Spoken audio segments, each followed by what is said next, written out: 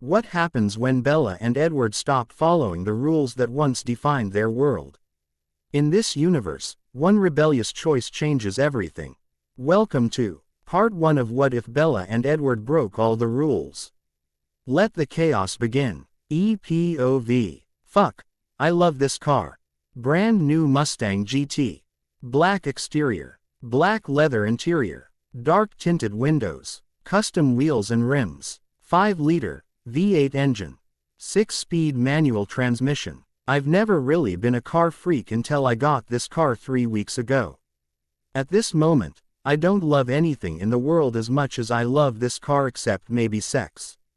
I have the windows down today, enjoying the warmth and the summer sun, blaring classic Foo Fighters from my stereo. I love the rumble of the engine as I downshift to pull into the parking lot of the bar. My bar, the Full Moon. Formerly the Full Moon Saloon. It's a ridiculous name for a bar and a little too cat in the hat for me.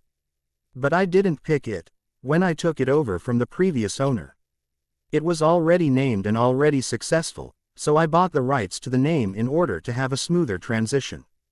I did change the name to the Full Moon Tavern, but everyone just calls it the Full Moon anyway.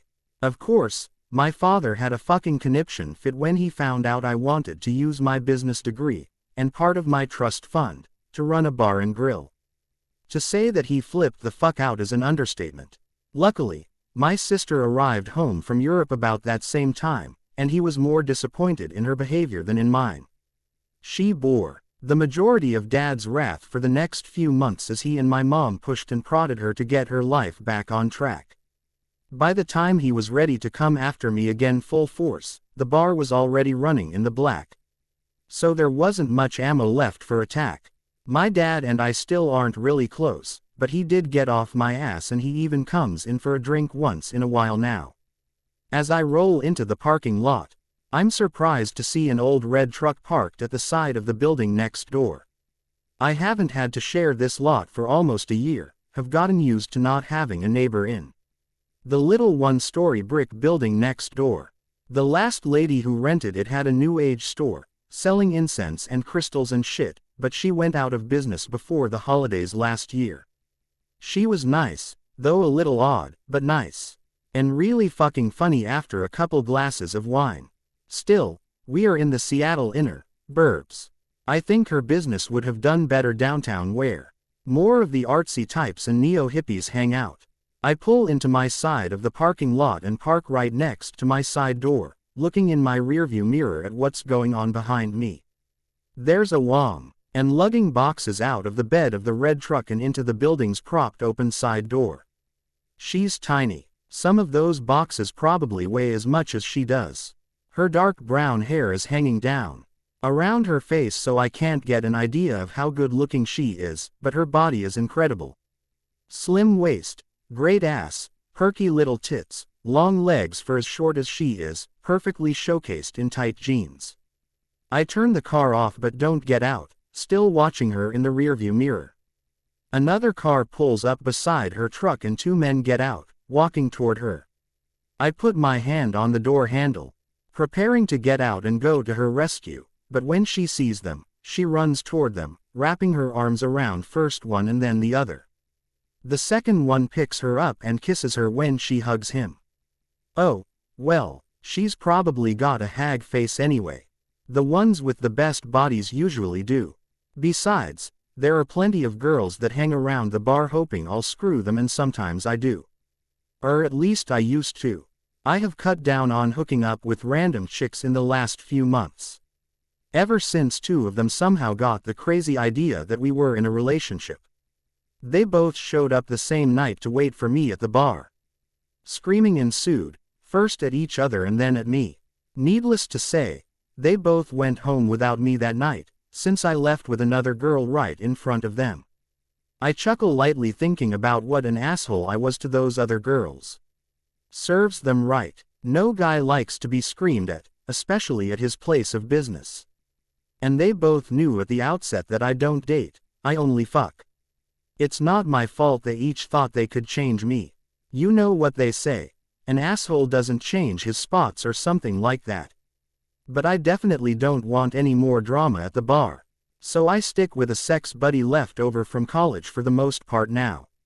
After checking my hair in the rearview mirror, I roll the windows up and get out of my car. I lock the car with the remote. Then walk to the side door of the bar without looking back at the hot body next door. Inside the bar, I check stock and wait for the daily deliveries. I usually come in alone early on Fridays, giving everyone else a chance to recover since Thursday is normally such a late night. I didn't stay until close last night, but judging by the receipts Emmett left in my office safe, they were busy all night. I pull together all the July receipts and grab my laptop, then head back out front. As I'm sitting at the bar working on financials for the accountant, I hear someone come in through the side door. I look up from my laptop to check the reflection in the back bar mirror. It's Arrow. Goddamn dickhead. I knew I should have locked that door behind myself. Not open yet, Arrow, I say, briefly looking over my shoulder at him. It's only a little after 9. I'm not here for a drink. Just came by to check on the new tenant next door and thought I'd pick up your rent. Check while I was here instead of coming back later. Can't believe it's August 1st already. Don't know where the summer went, he says. I get up and go behind the bar to get the envelope for him. I think he knows I don't much care for him, so the first of the month is about the only time he comes around. I refuse to pay him even one day early. I hand the envelope across the bar to him and lean back against the back bar. Arms folded across my chest. Who is the new renter next door? I thought you'd never get anyone in there after Renata shut down her holistic voodoo store last year, I say. Just a little neighborly curiosity. Nothing more. Her name's Bella Swan. She works for me at the law office 4 days a week. She's opening a dance studio. Hot piece of ass, that one. I've been trying to talk my way into her pants since she started working for me 3 months ago. When she found out I had this vacant property perfect for her studio, she jumped at it. Maybe I should have given her a break on the rent in exchange for sexual favors, he laughs. I laugh with him because he's my landlord and it makes my life easier to get along, but he makes me sick. I saw 2 brawny guys helping her move stuff in earlier. So you might want to steer clear of that. They looked like they could kick both of our asses for sure, I remark, trying to sound casual, like I don't really fucking care. And I guess I don't care. Except that Arrow is such a piece of shit that I wouldn't wish him on anyone. I don't care if she has a boyfriend. I have a wife. What they don't know won't hurt them, he laughs. My stomach can't take much more of him. I may be a dickhead to women now, but I'd never cheat on my wife if I am ever stupid enough to get married. I'll be faithful. Time to show Arrow the door. I've got a lot to do here. So if you don't need anything else, I start. Don't let the door hit my ass on the way out. He chuckles. You're still a prick, Cullen. You're still an asshole, Volturi, I answer, not looking up as he exits. Blank, _ blank. Several times over the next few days, I catch glimpses of her, Bella. Saturday, she wears a baseball hat, shading her face so I still don't get a good look at her face. She must have been painting that day. She had on short jean shorts and a paint-splattered t-shirt that was tied on the side, exposing some skin between it and the shorts. My dick noticed the creamy skin revealed in between. She's pretty fucking pale for summertime, even in Seattle. She must never go out in the sun. She disappears into her building, and I don't see her again that day. I normally don't come in on Sunday at all. We're not open on Sunday except during football season. But I have some stuff to do, and if I happen to get a look at her amazing ass again in some short shorts, all the better. When I finally see her out my office window carrying a mop and broom inside her place, I'm disappointed that she's wearing longer shorts this time. They come all the way down to her knees. But she has on one of those tank tops with the really skinny straps and her tits look fantastic, even from this far away. I bet she isn't even wearing a bra.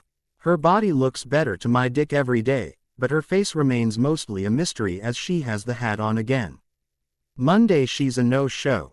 Oh, wait, Arrow said she works for him at his law office, so she's probably there during the day. Why am I so obsessed with seeing what this girl looks like? It's sure to be a disappointment. But I still fucking find excuses to go outside that evening and see if she ever shows up. After 4 smoke breaks and 2 times pretending to go look for something in my car, I decide she's probably not coming today. I'm not sure why I feel such a letdown at the thought of going a day without seeing her. I'm pleasantly surprised when I go out to smoke at 9, the red truck is there. I lean back against the brick wall of my 2-story building and light a cigarette. Propping one foot against the wall behind me. As I'm smoking, a light turns on in the room that faces where I'm standing, the only room I can see into from my side of the parking lot. The blinds are open so I see her walk into the room. She turns a sound system on, and I vaguely hear the beat of music. She adjusts the placement of the speakers and then stands by herself in the middle of the room. I still can't really fucking see her face from this far away, but her hair is up in a ponytail tonight. As I watch, she starts to dance, turning in circles like a ballerina or some shit. Well, fuck, she's opening a dance studio. So I guess she is a ballerina or some shit. My face involuntarily breaks into a smile as I watch her dance. She's graceful, tiny, her fucking stellar body moving and twirling easily across the floor. Tossing my cigarette to the ground and stepping on it, I decide I'd better get my ass back inside my own place before I turn into a pussy-whipped peeping Tom watching my new neighbor through her window. I decide to fucking ignore her for the next week. I will myself to pay no attention to whether or not the red truck is parked outside. I can't really help it if I happen to see workers there installing mirrors and hanging signs, Studio B Dance Company. They are parked on her side of our parking lot, so every time I go to my car to get something out of it, I can see who's there. Actually, I think it's pretty fucking rude that she hasn't even come by to introduce herself. I'm complaining about this to my sister, Rosalie, 9 days later. Rosalie is my older sister. But she spent the better part of her early 20s roaming around Europe with some older rich dude, mostly because she knew it would piss our parents off. So, she's still in college and working for her baby brother part-time since our parents have greatly reduced her cash flow. That is, they changed the terms of her trust fund so only her tuition and room and board are paid for. She has to earn all her spending money. Ouch. That was a blow to Princess Rosalie. I met her, Rose says nonchalantly from her seat on a barstool in front of me. She shrugs as she continues. She seemed nice enough, kind of shy. That's probably why she hasn't come by. When did you meet her? I ask, filling the garnish station, trying to sound nonchalant myself. I am fucking nonchalant just because my DCK likes it when we get a look at her body doesn't mean that I have some fundamental need to meet her or something. I don't know, she says, tilting her head to the side slightly, studying me.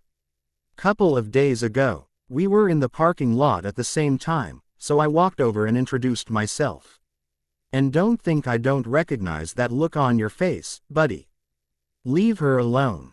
Don't fuck the ballerina. Jesus, Rosalie. All I said was it's weird she hasn't come by to say hi anytime during the last 3 weeks.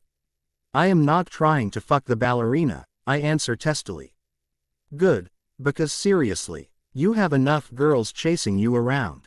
Don't make it awkward with the neighbor by screwing her and then ignoring her like you do all the other girls, mister. Bed 'em and shed 'em, she says tersely. I don't ignore all of them, I say, smirking. Yeah, you let some of them hang around a week or 2 until you get tired of banging the same chick. Face it, Edward, you don't do relationships, she says. I don't need some woman I barely know bossing me around. I already have a bossy older sister to do that, I retort, laughing and ducking when she throws her crumpled up napkin at me across the bar. Blank, underscore, blank. 2 nights later, I'm smoking outside again when the ballerina drives into the parking lot in her red truck. It's late enough that it's dark outside, so I think she sees me leaning against the side of my building. But she parks right under a huge light, so I can see her very well. She's wearing the tiny jean shorts again. She climbs into the bed of the truck and struggles to move a big box to the tailgate. Jesus, the muscle definition in her thighs is amazing. Her quads are lean and defined, but not in a bodybuilder kind of way. Just in a hot, holy mother of God, look at those wheels kind of way. The backs of her legs look smooth and shapely. The sides have a deep indentation that disappears beneath the bottom of her shorts. I get hard immediately just thinking about what she could do to me with those thighs. She hops down from the tailgate and manages to get the box off the truck, then tries to scoot it along the asphalt toward the side door to her studio. I attempt to control my lust as I push off the wall and walk toward her. "Hi," I call out. When she turns, she looks a little alarmed. I hold my hands up in the surrender gesture, still holding my burning cig, and say, "I'm Edward, Rosalie's brother. I own the bar. I saw you struggling with the box and thought you might like some help getting it inside." I stop a few feet away from her so she doesn't feel threatened. This is the closest I've been to her, and even though she's standing in the shadows now, it's the best look I've gotten at her face. She's fucking beautiful, of course. Because that's the kind of luck I have. My dick, which I talked halfway down, stands back up immediately. She smiles tentatively at me. "I'm Bella. It's okay. I've got it. Thanks anyway." "Fine. Suit yourself. Just trying to be a good neighbor," I say coolly, pausing to take a drag of my cig.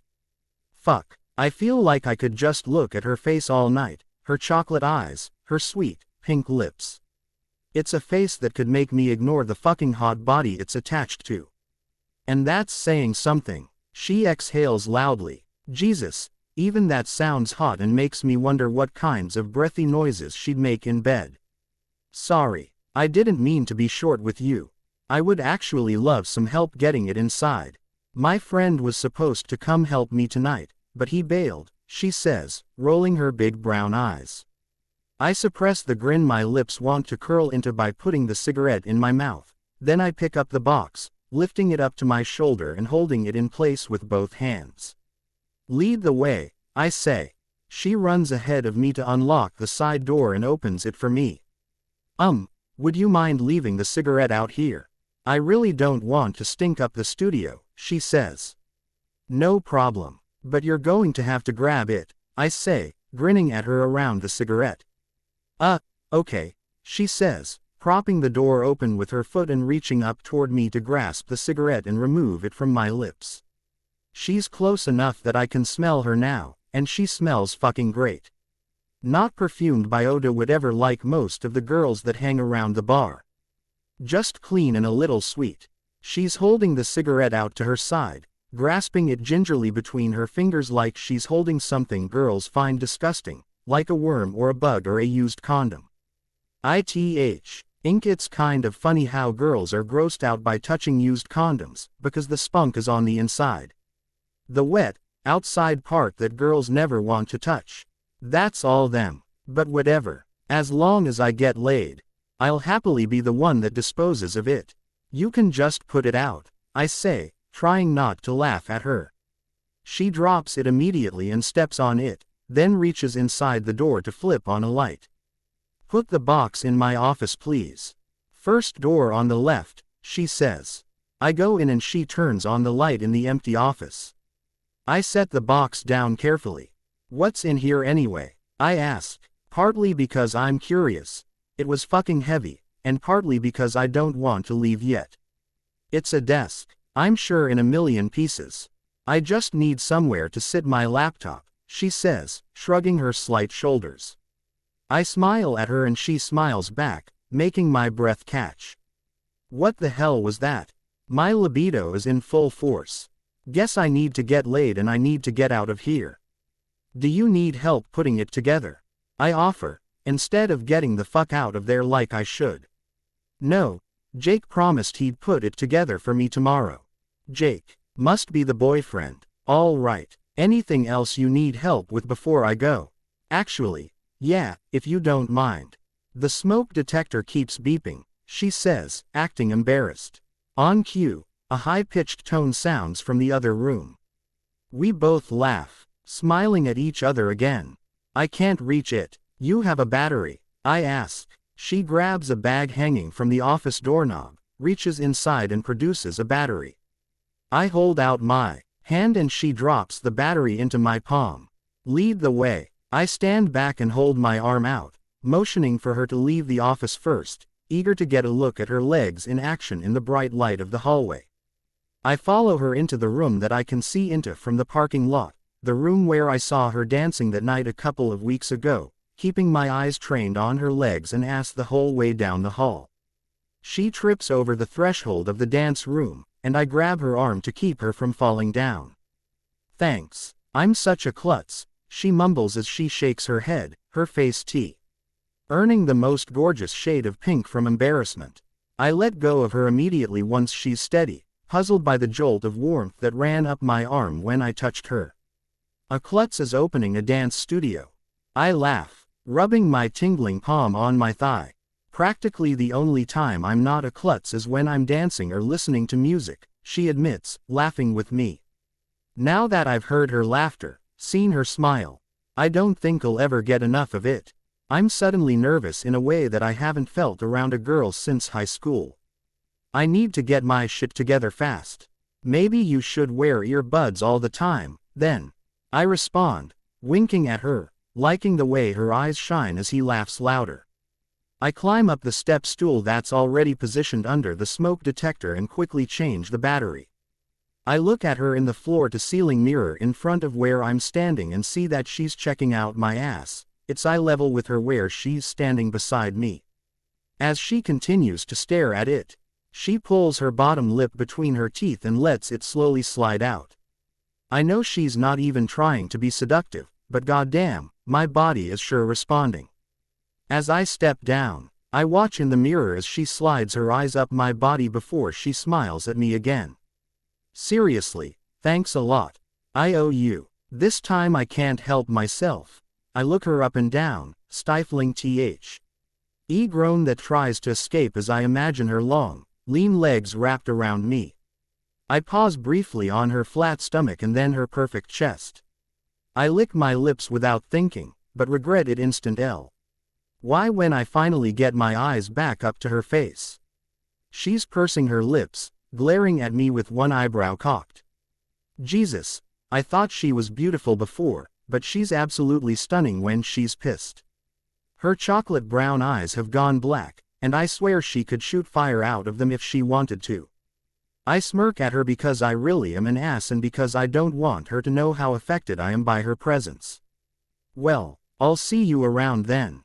You just holler if you ever need anything, I say suggestively. I'm good, thanks, she says, looking at me like she was looking at the cigarette earlier. Curling her upper lip a little in disgust. Oh, honey, I can just imagine how good you are.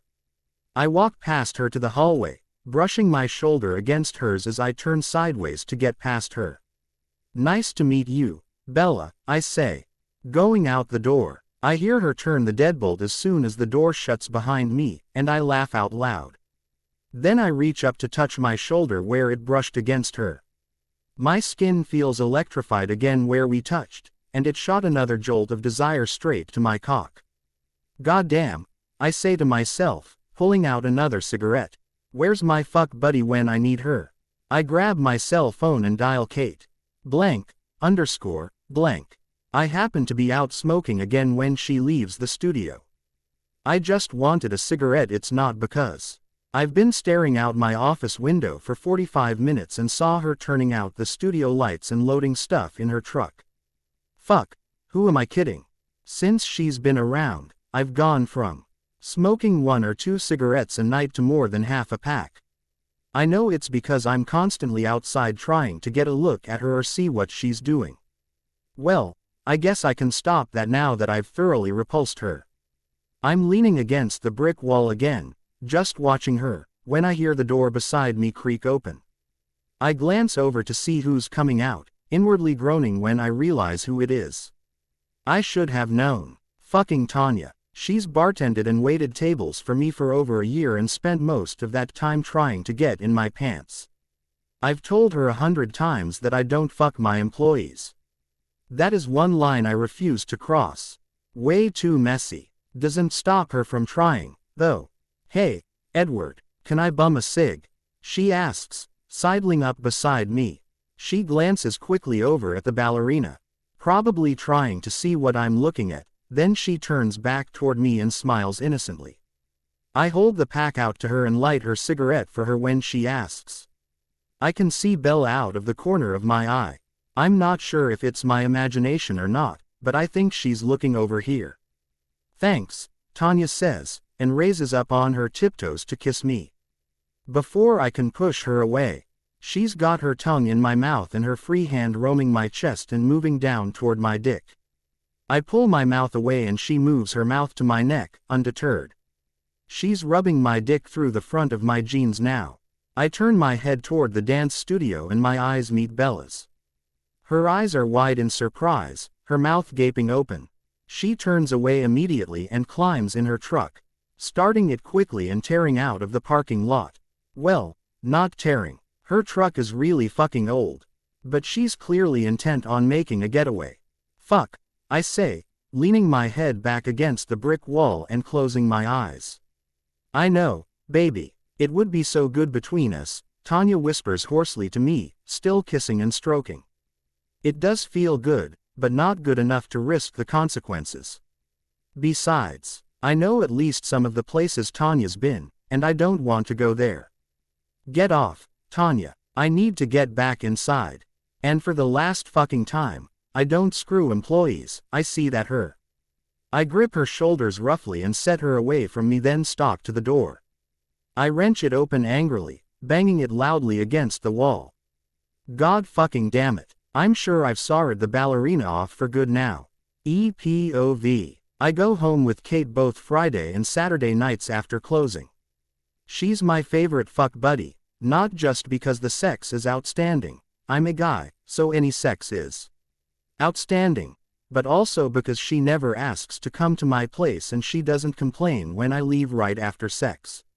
She knows that I don't spend the night, and the last time I took a girl home me was during my sophomore year in college, 6 years ago.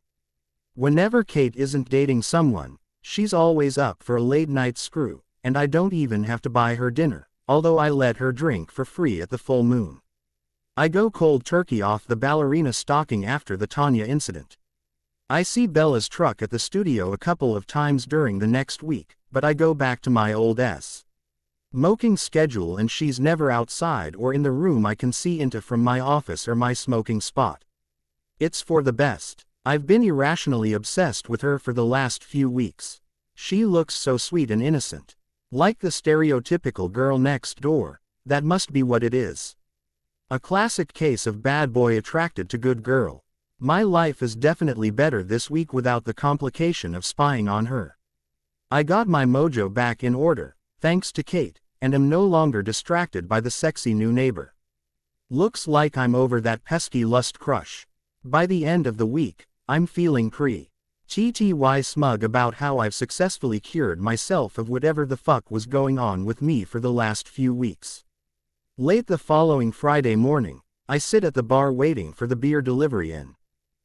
Sorting through bills to go to the accountant. I twist all the way around when the front door to the bar opens. It's the ballerina. She stops inside the door, blinking, letting her eyes adjust to bar's dim lighting after being outside. Oh, fuck, she's beautiful. I stand up from the bar stool so fast my papers scatter, some of them floating to the floor on the other side of the bar. Hey, Bella, I say, hoping I don't sound too anxious. Hi, is Emmett here? She asks. Emmett, my bartender, I ask. Then I feel like a dumbass. What a stupid question. Yeah, I guess. I'm here, Emmett booms, coming out of the back room. Followed by Rosalie. Gross. I can guess what they've been doing back there. They've been dating since last New Year's, but they still can't keep their hands off each other. Hello, tiny dancer. What can I do for you? Hold up. Emmett has a fucking nickname for my ballerina. Hold up again. My ballerina. Shit, why did I automatically think that? Staggered, I sit back down on the bar stool. What the hell is wrong with me? I'm not sure, but I have no time to deal with that. I need to pay attention right the fuck now to what Emmett has going on with the ballerina.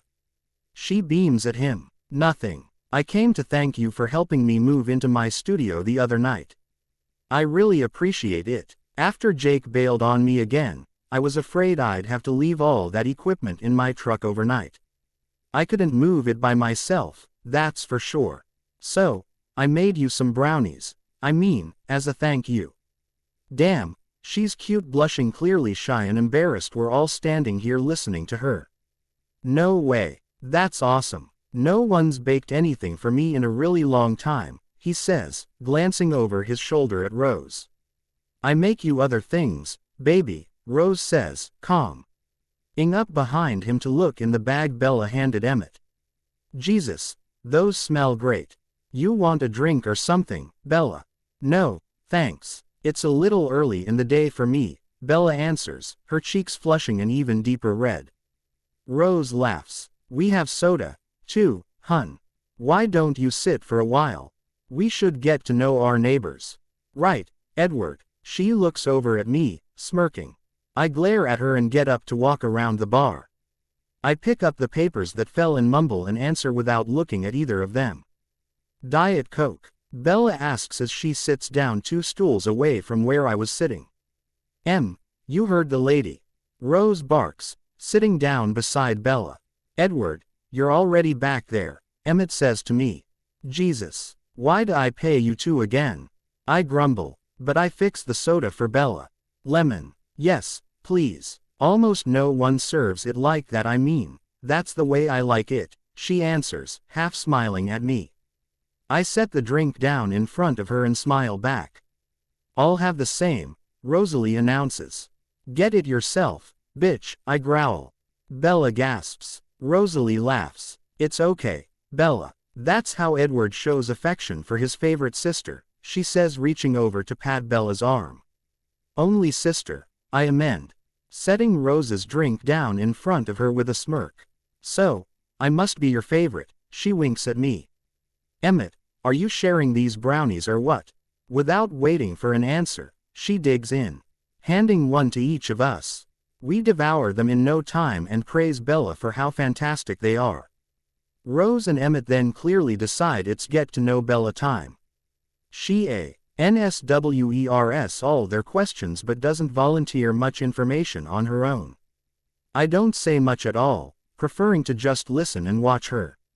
But thanks to Rose, I find out that she's opening her studio in a couple of weeks. She left a teaching job at another studio to go out on her own. She still works for Arrow 4 days a week, and she doesn't have a boyfriend. That last part is the only part one remotely fucking care about. The coast is clear. Someone bangs on the side door and Emmett goes to answer it. Beer man's here, he says. Can you handle it, Em? I've got to get these papers sort. D out for the accountant by this afternoon, I answer. It's kind of a lie, but he won't know. Rose must have caught on, though, because she offers to go help Emmett. Help Emmett watch James roll the cases of beer in, I guess. As soon as they're both gone, I lean over the bar toward Bella, resting my hands on the bar top on either side of where she's sitting. No brownies for me, ballerina. I helped you one night, too, I remind her. Smirking slightly. This look usually melts the lady's panties right off for me. I barely have to lift a finger. Sometimes I throw a pout in, too. They always fall for that look. She leans a little closer to me before she answers. It looked to me like you got a different kind of reward that night. I didn't think brownies would compare, she says in a sweet tone, but it's pure ice underneath. I'm impressed but won't let her see that. I stand up a little straighter, then I'm immediately irritated with myself that I was the one who backed off first. It wasn't what you thought. She works here. She comes onto me all the time, but she's not my girlfriend and I've never slept with her. My reflexes were impaired. I usually get her off me a lot faster than I did that night, I explain. Jesus, I sound like a tool. I'm completely oversharing and talking fast like a fucking moron. Why are you telling me all this? She asks incredulously. The look on her face CE tells me that she agrees with my conclusion that I sound like a tool. I don't want you to think badly of me, I shrug, startled at how easily the truthful answer springs from my lips. I contemplate trying the smirk again to cover. But she cuts me off. She laughs loudly before answering, raising one hand to press against her chest like it's the funniest thing she's ever heard. Think badly of you. No need to worry, Edward. I don't think of you at all. She spins the barstool around and hops down, walking away without looking back. Thanks for the coke. See you around. I'm so fucked, I think. Watching her incredible ass walk out my door. An hour later, I head to my car to go run a few errands. I'm surprised to see the beer truck still blocking my car in. James was done unloading at least 15 minutes ago. Then I see him standing beside the red truck, chatting up the ballerina. She looks relaxed, laughing easily at something he said. Fury overtakes me. I'm not usually a jealous person. But seeing the ballerina standing there with James, who I know is a serial dickhead, makes my blood boil. I take a couple of deep breaths, make sure that I can talk like a normal person and not a craze. Why psycho one and walk casually over to them. I stuff my hands into my front pockets so Bella and James can't see they are fisted, white-knuckled. Hey, James, I need to get out, amigo, I call when I get close enough. Sorry, Edward, I'm ready to go, he says to me. Then he turns back to her, maybe I'll see you again next week. I'm always here around this same time, every Friday. She smiles up at him. Yeah, I'm sure I'll see you again soon. It was really nice to meet you, James, she says, saccharine sweetness dripping from her tone. I think the extra, really, was for my benefit. I roll my lips together to keep from saying something sarcastic and turn to walk away. James rushes to catch up with me. How well do you know Bella? He asks, falling into step beside me. Not really at all, I say. Why? Well, she was in your place when I first came in, so I thought maybe you too, he replies, not needing to finish the sentence for me to understand what he's implying. Nope, I think she has a boyfriend, I lie. There's a fucking huge Native American guy that's always hanging around. That part's true, but thanks to Rose and all her questions, I know now that he's Jake, her childhood friend. And he and his brother have been helping her move into the studio. Oh, well, maybe I can find out next week. Christ, have you noticed the tits and ass on her? Jesus, look who I'm asking. Of course you have. You're the #1 Lothario around these parts, he says, laughing. Don't be an asshole, James. You've screwed almost all my waitresses. Don't start on my neighbors, too, I say, fighting to sound calm instead of pissed. Plus, she's getting friendly with Rose. You really don't want to bring the wrath of Rosalie down on yourself. Trust, I'm not scared of your big sister, he asserts arrogantly. Then you're an asshole and an idiot, I say. There's the second brutally honest statement I've made today. My sister is fierce. Get on her good side, she'll do anything for you. Get on her bad side. She'll do anything to take you down. Laughing like he thinks I'm joking, James gets in his truck without saying another word to me, but waves as he pulls out of the parking lot. When I back out, I can't help glancing over toward the red truck. I almost back into Rose's car when I see Bella standing inside the open driver's side door and leaning all the way across to get something on the passenger side. Fuck, my imagination did not need the visual of her bent over the front seat, ass up, in her tiny shorts. I'm having enough trouble keeping her off my mind. I drive uncomfortably to Jenks' office and drop off the paperwork he asked for, then go home for a while to shower, whack off, and get ready for the Friday night crowd. Later that night, I come out of the B.A.C room of the bar and stop dead in my tracks when I see Bella sitting in a booth with James. What the fuck? She's smiling at him as he hands her a beer. I swallow audibly as I see her take the long neck and tip it back, drinking a third of the bottle before setting it back down. She blushes and giggles at whatever James says to her while wiping her mouth with the back of her hand. I know I'm scowling as I walk behind the bar. I didn't know anyone else noticed until Rose comes up beside me. Dude, we discussed. Leave the ballerina alone. What? I didn't fucking do anything. I say quietly through clenched teeth. You're shooting daggers at James, bro. That's because he's an asshole. He's just trying to fuck her. He's screwed every woman who works for me except you, I say, adding the la. Saint part when Rose glares at me with a cocked fist. She will definitely clock me if I piss her off. She's done it before. Well, if you went after her, you'd just be trying to fuck her, too, she states, then looks at me expectantly. I turn away without answering.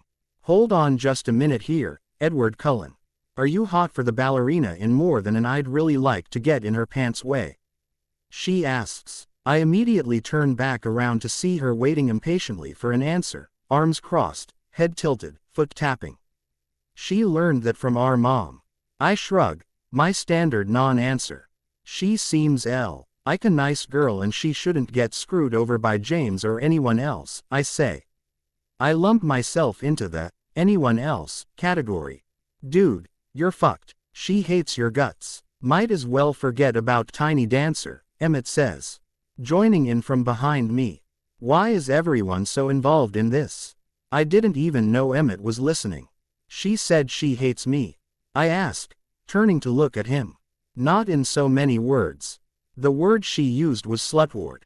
What? I ask, confused. I went over to say hi to her when James was ordering at the bar and she asked where slutward was.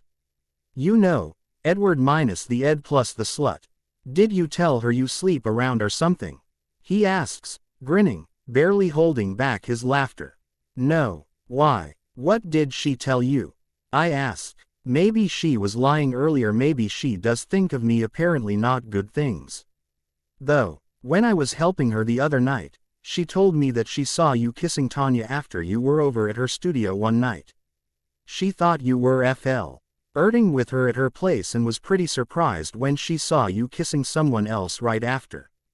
I told Tiny that you've never been interested in Tanya, but I don't think she believed me. I also told her you don't date. If I was a chick, I'd roll my eyes. Thanks for all the help, Em. I look over at her. Shit, Em, please just tell her the truth about James. I don't even care what she thinks of me right now. I don't want James talking her into bed tonight. She's drinking fast, I say as I see James hand her another beer. All right, when he hits the John, I'll sit down and talk to her, Emmett says. You keep James away from the table for a few minutes. I don't have to wait long as James gets up just a few minutes later. Emmett heads straight for Bella's table and sits down across from her. I watch for James, but I don't even have to try to get his attention on his way back. He heads straight for me after leaving the restroom. Hey, man, I got put on a new route today. I won't be delivering for you anymore. At least not for a while, he begins, watching me intently. I assume to gauge my reaction. Huh, really? Where'd they move you to? I ask, raising my eyebrows, letting my mouth gape a bit trying to look surprised. Way downtown. Boss said this is a step up for me, but, man, I was really liking this route, especially now with the hot chick next door to you, he says, still watching me closely. Yeah, you're moving in fast on her, I observe, glancing quickly over at the table where Emmett is still sitting across from Bella. She's nodding at whatever Emmett is saying and sipping her beer. Well, who knows when I'll see her again, so I might as well try to separate her from her clothes tonight, he says, turning to look at her over his shoulder. And she is one fine piece of woman.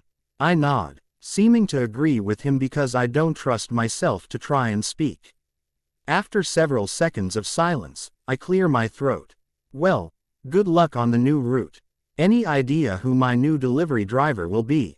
I ask, tamping down my temper and disgust, fighting my urge to punch James's square jaw. Yeah, some new kid. Riley. I don't know him, James answers. Well, anyone will be better than James. I see Emmett getting up, so I cut James loose, telling him his next round's on me and I'll see him around. Then I turn to wait on someone standing at the bar.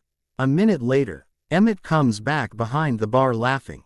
What? I ask. She's pissed. She said to tell you that she's not, and I quote, a fucking imbecile, she can see through James.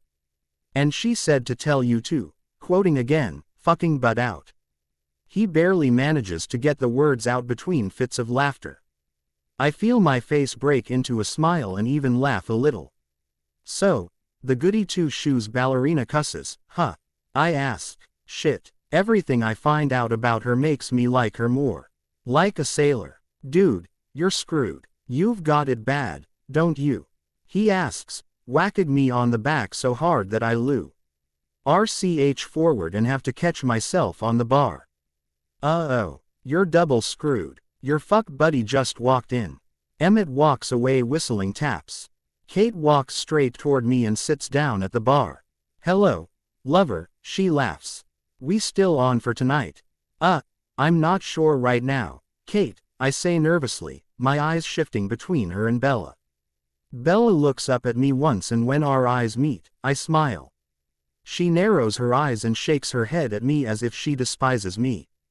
Then she turns back to James with a smile. Well, fuck her, then. I get Kate a bottle of her favorite beer and reach across the bar to touch her hand. Actually, Kate, yeah, we're still on, I say, smiling at her in the way that I know by now turns her on. In fact, I don't want to wait until closing. Drink your beer, eh? And I'll get someone to cover for me for the rest of the night. Kate's answering smile makes me feel like even more of an ass. We use each other, but normally, I'm not using her against someone. Tonight I am. I want Bella to see me leave with someone else. I spare one final look at Bella. She seems to be ignoring me, but I think I see her peek at me out of the corner of her eye. I sigh and tear my eyes away. Rose, I need you to close for me tonight, I say, walking up beside her. Okay, wait, why? She asks, looking at me. She turns to see Kate sitting at the bar and understanding dawns on her. Rose and Kate are not friendly. She turns back to face me and rolls her eyes. Hey, you know anything about James getting the boot off our delivery route? Emmett asks, butting in as usual to a conversation that didn't include him. I shrug noncommittally, non-answering again. Rose narrows her eyes at me. You do know something, don't you? I know you saw him talking to Bella earlier today. Now he's here with her. And he's also mysteriously gotten a new delivery route. What the fuck is going on with you, Edward? She asks softly. She doesn't sound mad, just curious and possibly concerned. Rug again and then head over to the cash register to make sure they're okay on change before I go. Rosalie follows me. Edward, don't do this. Don't leave with Kate right in front of her, not if you ever want to have a chance with her. She pleads quietly. Who says I want a fucking chance with her? What is she to me? I say, irritated, as I slam the cash register drawer. But my stomach is in knots. I pull out my wallet and hand Rose a couple of 20s. Look, just get her a cab or Uber or something, okay? Don't let her leave with James and don't let her drive. She's sucked down 4 beers in about an hour. I'm out of here. Edward, she starts again. I close my eyes and press the heels of my hands to them. This whole night is giving me a headache. Rose, fucking leave it alone. I never stood a chance with someone like her anyway. Let me be, I plead. She puts her arms around my waist and hugs me tightly. I love you, baby bro, she says. I squeeze her with one arm and kiss the top of her head. You, too. Thanks for closing for me. Night, I say, walking around the bar to Kate. Ready. She gets down from the bar stool and latches onto my arm. I force myself to smile at her and try really fucking hard not to look over at Bella on my way out. I almost make it, but at the last possible second, I turn my head her way and our eyes meet again. She looks away from me immediately and raises her beer to her mouth. I turn back toward Kate and keep walking out the door. BPOV. I slam what's left of my beer, feeling the cold liquid hit my stomach and slosh around heavily. I've had a pit in my stomach for the last few minutes, ever since Edward left the bar with a tall, beautiful woman attached to his arm. When I saw him leaving out of the corner of my eye, I turned to look at him. Not expecting him to be looking back at me. He was. When our eyes met, I looked for arrogance and triumph in his striking green eyes, but that's not what I saw. He looked hurt, sad, angry. Immediately, I averted my eyes as I felt those same emotions begin swirling in me, making me feel like crying and throwing up. Since I first laid eyes on the beautiful one over 3 weeks ago, his face has haunted my nights and most of my days. 2. He's amazingly good looking, almost too good to be true, with a body to match. Too bad he knows it. Twice before tonight he has smirked at me like he thought that's all it would take for me to fall down on my knees and beg for some Edward lovin'. Honestly, it might have worked the first time if I hadn't seen him making out with someone else an hour after he was flirting with me at my studio. That night, he was so nice to me at first, helping me with the desk and the smoke detector, joking around with me. Then he ruined it by blatantly ogling my body before he left, making me feel self-conscious and objectified. After he left, though, I realized how hypocritical I was acting. I was doing the same thing to him a few minutes earlier. I was just sneakier about my leering. I decided to get over myself, go over to the bar and have a beer, intending to flirt a little with him. I was excited as I walked out of the studio, but there he was, leaning against his building with that waitress draped all over him. I was so embarrassed that he saw me gawking while she groped him that I avoided him for the entire week that followed. Until today, inexplicably, I couldn't stand not seeing him anymore. After what I witnessed last week, I'm not sure why.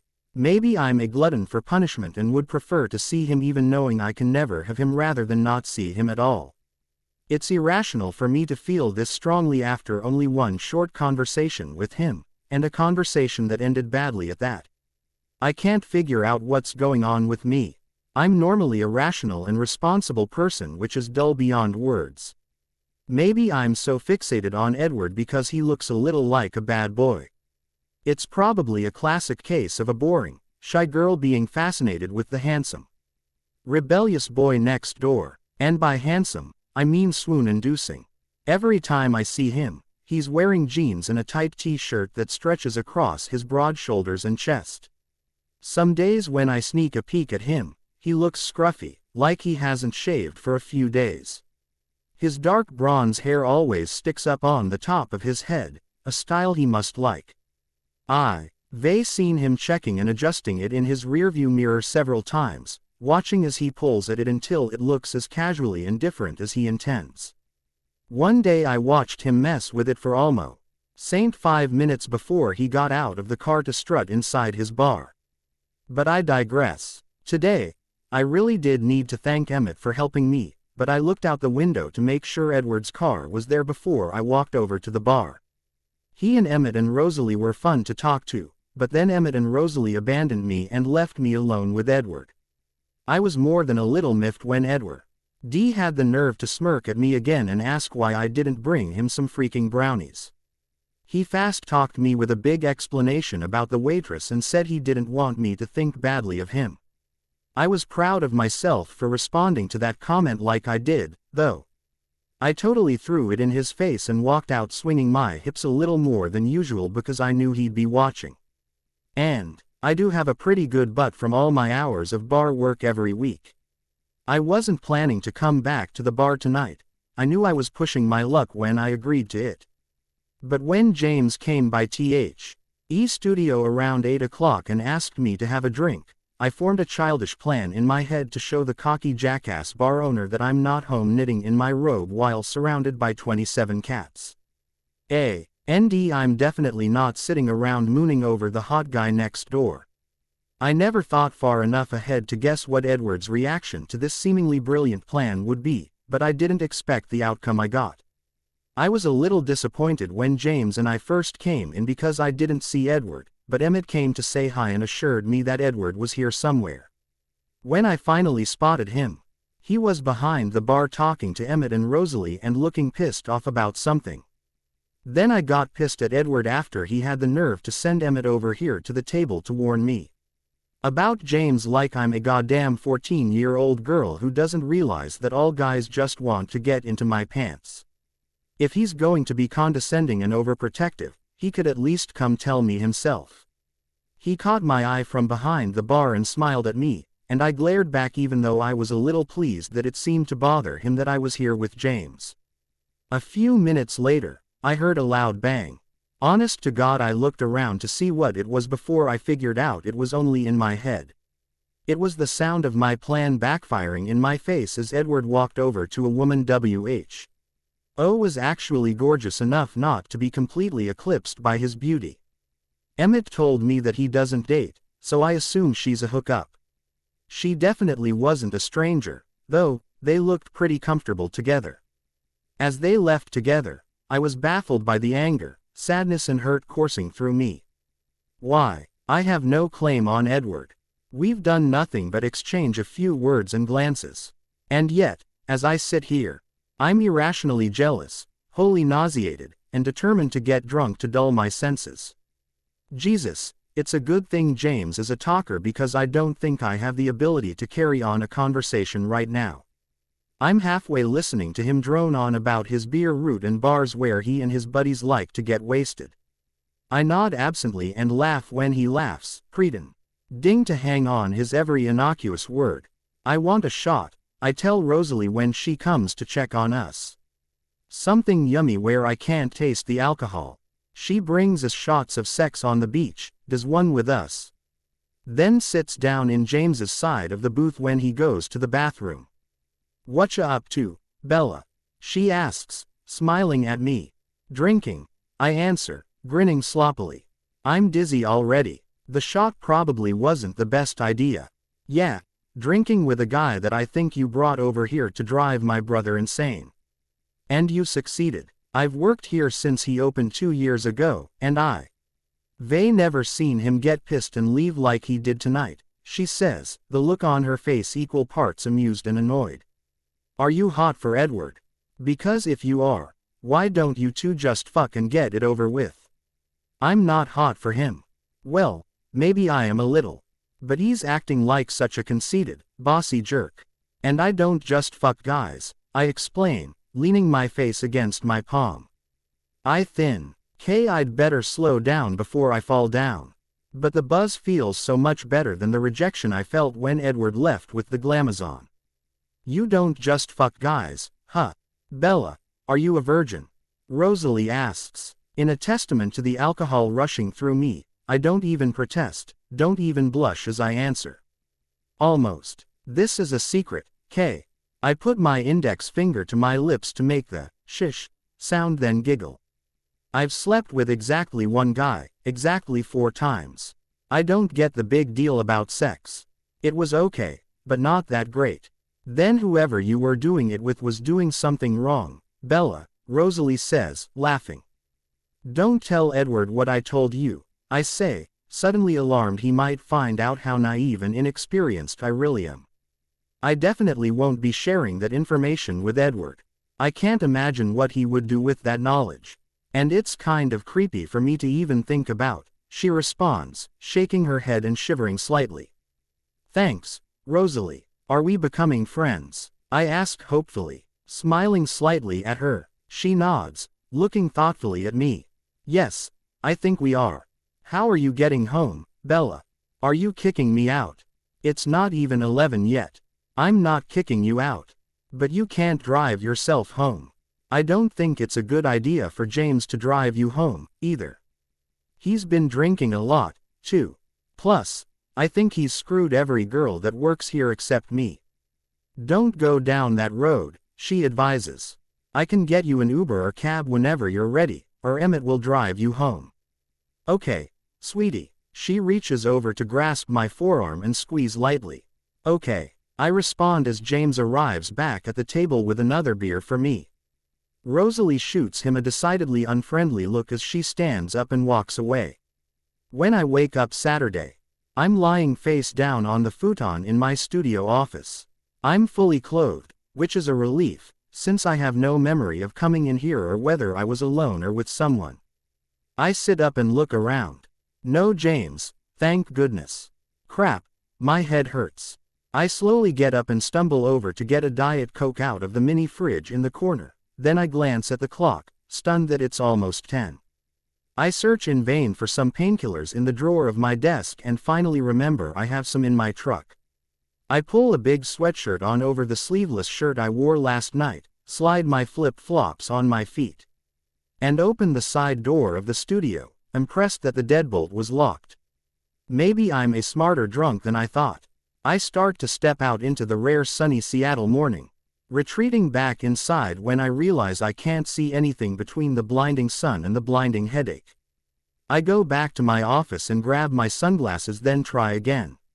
I unlock the truck and lean across the bench seat to rummage around in my glove box. Finally, I find the bottle of ibuprofen and dump enough into my hand to hopefully put a dent in the headache. After I wash them down with the Diet Coke I'm holding, I have to sit back down. Bits and pieces of last night are starting to resurface. I remember James smiled his smarmy, toothy grin at me as he suggested we go back to his place. My place. I tried to be polite when I turned him down, but he was pretty pissed. Emmett stood at the table and told James he and Rosalie would get me home. I told Rosalie I would sleep in my office. I didn't have to get a ride back to my truck the next day. Rosalie walked me out, pushed me through the side door of the studio and yelled at me from outside until I locked it. Edward left the bar with a tall, gorgeous strawberry blonde. Oh, yeah, that's the part one was trying to forget. Sheesh. Why'd I have to remember it now? That memory makes my stomach churn and threaten to reject the Diet Coke I've been sipping. And that, of course, is when the beautiful one makes his first appearance of the day, rolling into the parking lot with his windows down and Radiohead blaring from his speakers. Now my suck-ass morning is complete. I groan and hope he doesn't notice me sitting here for a host of reasons, not the least of which is the way I'm sure I look and smell. Tangled hair, smeared makeup, and stale beer stench, all time-tested repellents of the opposite sex. He gets out and saunters toward my truck, running his hand through his messy, sexy hair and then waving at me. I don't wave back from where I'm sitting, perched sideways on the driver's seat of my truck, leaning my head against the cool glass of the back window. The too familiar smirk twists his lips and the sunglasses he's wearing make him look even more beautiful than usual, serving as another painful reminder that someone like him belongs with someone like that model he left with last night, not with someone plain and boring like me. Rough night, ballerina? He asks, clearly trying not to laugh. Does he not know my name, or does he think it's cute when he calls me ballerina? He's called me by my name before, so I guess it's not that. Ballerina, ballerina, ballerina. I can't decide if it annoys me or if I like it. No, the night was awesome. It's the morning that sucks, I say snottily. Did you drive yourself here from home? I think you're still drunk, he laughs. Never went home, I answer, waiting for his reaction in 3, 2, 1. Yes, there's the pissed off face. If I had the energy, I would be the smirker.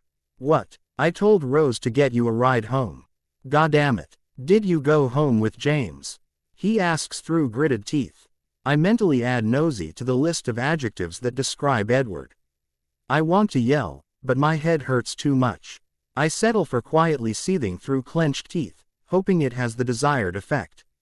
None of your business, asshole. Who the hell do you think you are? I get out of the truck, slam the door, then cringe when the reverberation causes a fresh wave of head pain, and stalk back into my studio, not realizing he's following until I'm face down on the futon again, looking at his giant feet beside me. What now? I groan, tossing my sunglasses to the floor before turning my head to face away from him. Do you want me to get you anything, Bella? I could bring you something to eat, he says softly. Trying to be nicer now, I guess. At least he used my name this time. Oh God, no, I moan. The thought of food makes my already queasy stomach start somersaulting in double time. No food. What I really want, Edward, is for you to leave me alone. You and I don't get along. Let's just be the kind of neighbors who politely smile and wave but never talk, okay? It will be easier for both of us. He doesn't answer for so long that I'm startled when he finally speaks. Okay. See you around, ballerina, he says softly. I sigh after I hear the side door close gently. Crap, I think I do like it when he calls me ballerina. The next week is so hectic that I barely have time to think about Edward. Okay, that's a lie. I think about him a lot, alternately hot for him and annoyed with him. I don't see him, though. In fact, I don't see anyone from the bar at all. They're probably all pissed at me. But I have no time to wallow. My best friend Alice and her husband Jas are back from their month-long honeymoon spent in Italy and Texas. She demands my undivided attention every night during the week to give me details of their time away while Jasper is busy catching up at work. I begged until Alice agreed to teach some jazz classes at my studio, even though she has a regular full-time job as an interior designer. So, in exchange for my listening ears, she helps me finish prepping the studio for the open house on Sunday afternoon. We wash windows, scrub floors, print out class schedules and registration forms. I love her for so many reasons, not the least of which is how much she entertains me. All week, she talks and then talks some more. She talks about Venice. She talks about Rome. She talks about Florence. She extols the pleasures of married life, even though she spent 10 days of her honeymoon in Texas with her in-laws at her mother-in-law's insistence. We laugh so much my abs are sore by the end of the week, and I wonder how I survive. An entire month without hearing her voice. Finally, Sunday arrives. An hour before the open house, Rosalie comes through the front door of the studio with an enormous vase of fresh-cut flowers. For you, Bella. For good luck, she says. Handing them to me, I find a place on the refreshment table to put them and turn to hug her. They're from all of us, but Emmett's not here yet and Edward wouldn't come over. He was mumbling something about only being allowed to wave at you from a distance now. Did you get a restraining order or something? She laughs. After I introduce her to Alice, I fill both of them in on the conversation Edward and I had last weekend. Oh. My God, wait until I tell Emmett. That's 2 days in a row you put the cocky bastard in his place. Good for you. Someone has to take the boy down a peg. Rosalie enthuses. I really wasn't trying to do that, although he does seem a little vain, I say, a smile slowly creeping across my lips. Rosalie laughs loudly. A little vain. Bella, have you seen how long it takes him to perfect that ridiculous hair? Jesus. He'll sit in the car forever doing it. He's constantly checking it out in the back bar mirror, too. She mimics his facial expression perfectly as she uses her hand to pretend to pull at her hair. I know. I've seen him sitting in the parking lot messing with it.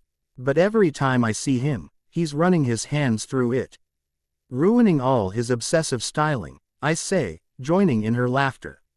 Yeah, he does that when he's nervous or uncomfortable. I don't think he even realizes he's doing it, destroying his flawless style. Rosalie informs us with a grin. Okay, now I have to meet this boy, Alice says, shaking her head. We're making him sound bad. He was nice to me when we met. And I think he had good intions when he sent Emmett to warn me about James, I say, feeling bad for making fun of him.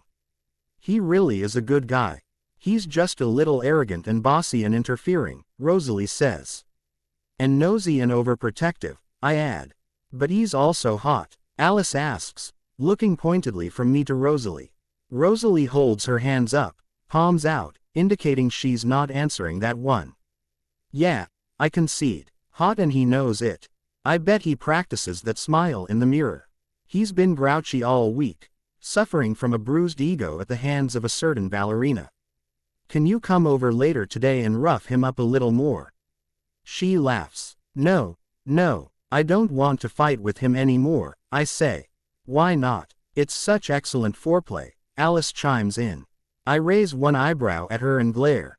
She was PPOSED to keep her mouth shut about my crush on the hot boy next door. Rosalie smiles knowingly at me, like this is old news, but thankfully lets the subject drop. Then she offers to stay and help finish setting up. Thanks, Rosalie. Now I'm going to owe you, too, just like Emmett. Well, I already owe you for getting me safely to bed in the studio last week and getting me away from James.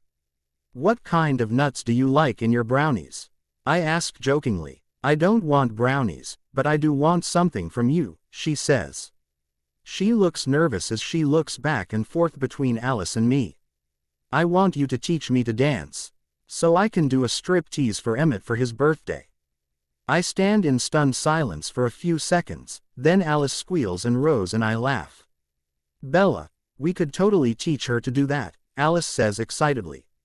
I don't know how to dance for a striptease, I argue, feeling my face heat up. We could go to a strip club. Or just watch some porn, Alice suggests. We can figure it out. Good God, Alice, we've got little girls coming through those doors in less than an hour. Quit talking about porn, I say loudly. Who has porn? Seth asks, walking in the door. Seth is my friend, my studio's hip-hop teacher and my partner in the apparently bad, 4-time sex. We dated at the very end of college for a few months and I felt ridiculous still being a virgin, so I decided to sleep with him. It was not the greatest decision I've ever made. I didn't love him. I never felt about him the way Alice feels about Jasper. We were good friends, though, and we've managed to stay close despite the bad sex we had together. I hug Seth and he kisses me on the lips like he used to when we dated, but there's no spark at all between us. Nothing like the night Edward grabbed my arm and brushed his shoulder against mine at the studio. I swear I could feel it tingling the rest of the night. Or at least until I saw that waitress rubbing all over him. I kinda lost my zing then. Jasper shows up next, letting Alice put him to work. And then the crowd comes. Lots of girls and their parents from the studio where I used to teach attend my open house. I'm not surprised in the least. Jane, the studio owner, is a major bitch who seems to enjoy inflicting pain on others, even children. There are several new faces, too, and by the end of the open house, almost all of my classes are full. I'm thrilled with the turnout. Once it's over, Rose pleads with us to go have a celebratory drink. Come over to the bar for a drink, on me. We're not even officially open, so it'll be low-key, I promise. Everyone wants to go except me, so I give in, sending them ahead so I can lock up. By the time I get over to the bar, they're already on their second drink. When I sit down at the table, Rose brings me a fruity shot and a beer. I do the shot, and then I chug the beer, and they all applaud.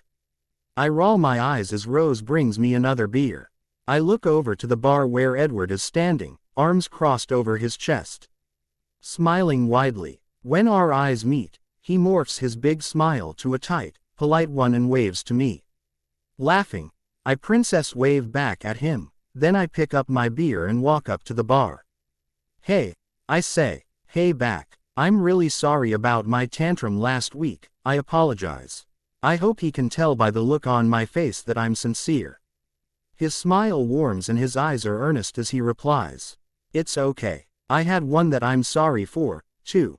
I didn't intend to butt into your life. I just didn't want you to get hurt, especially by someone associated with my bar. I appreciate that, Edward. But I'm not stupid enough to let someone like James hurt me. I know a hookup happy man whore when I see one, I say, smirking. Edward nods, but his smile slowly fades until it's replaced by a frown. Yeah, I guess you do. I gotta handle some stuff in the back. You guys stay as long as you want. Rose will take care of you. M's around here somewhere, too. Bye, Bella. Confusion sets in as he turns to walk away. What did I say wrong? Then I remember what I called him when I was talking to Emmett, which I'm guessing Emmett repeated to him.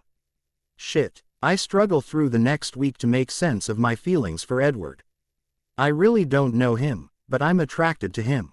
I really wanted to talk to him last Sunday at his bar.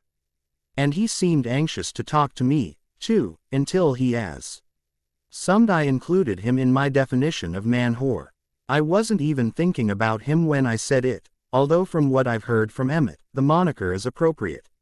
Still, I never would have saw it to his face, and the more I think about his behavior last Sunday in the bar, the more I think I must have really hurt his feelings. I see him across the parking lot a couple of times during the week, but even though I smile and wave, he barely acknowledges me, only nodding in my direction.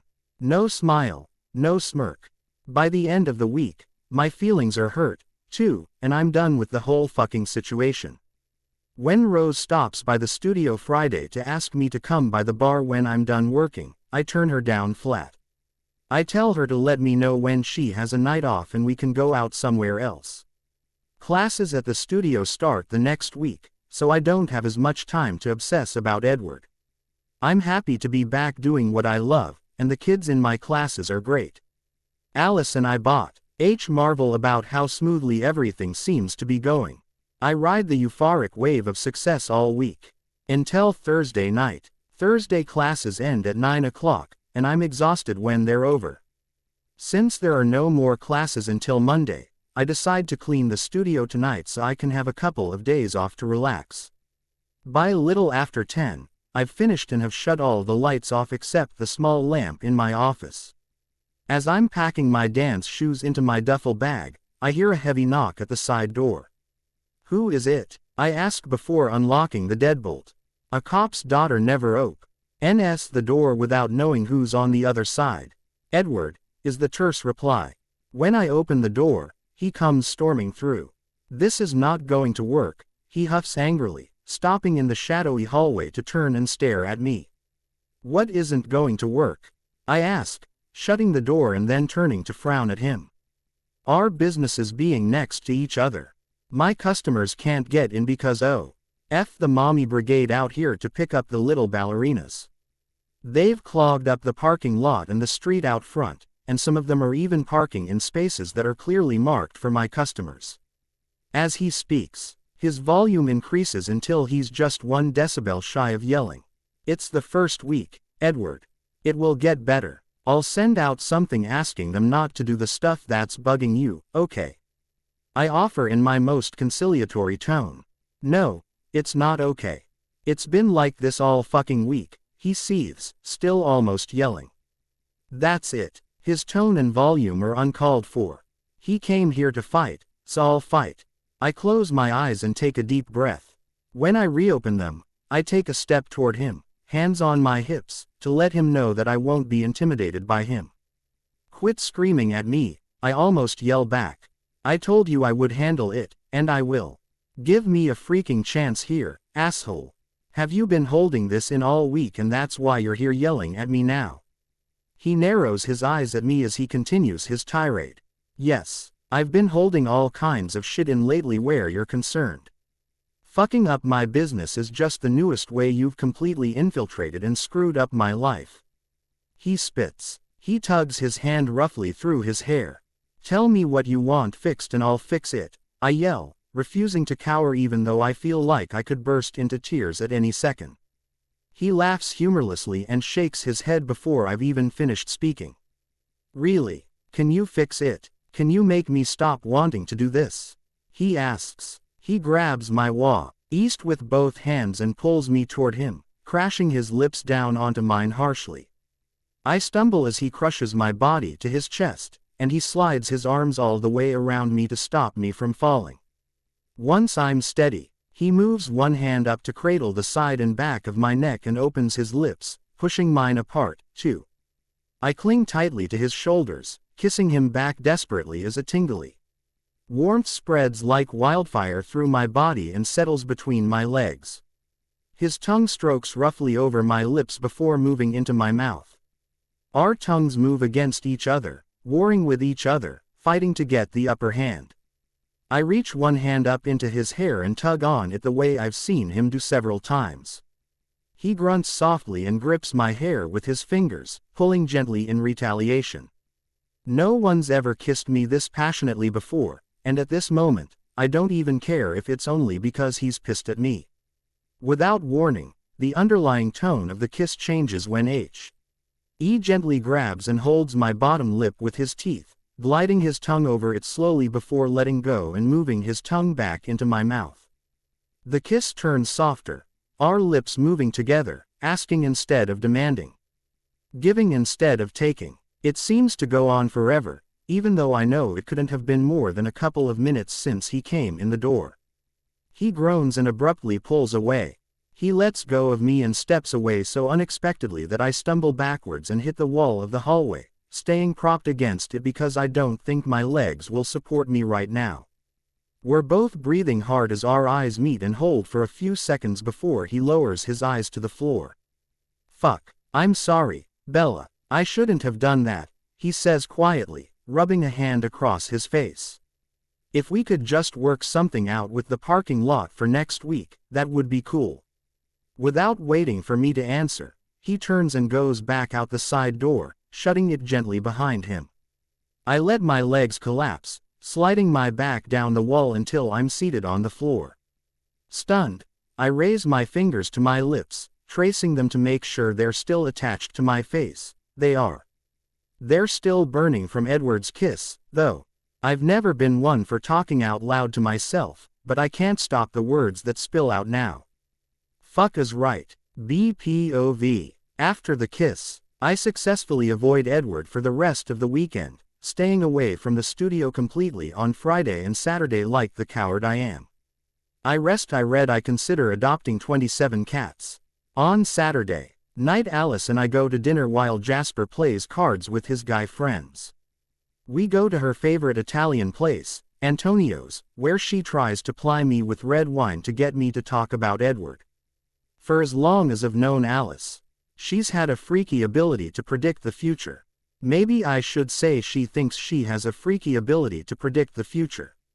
She's wrong as often as she's right, to be honest. I'm a good friend, though, and rarely point this out to her.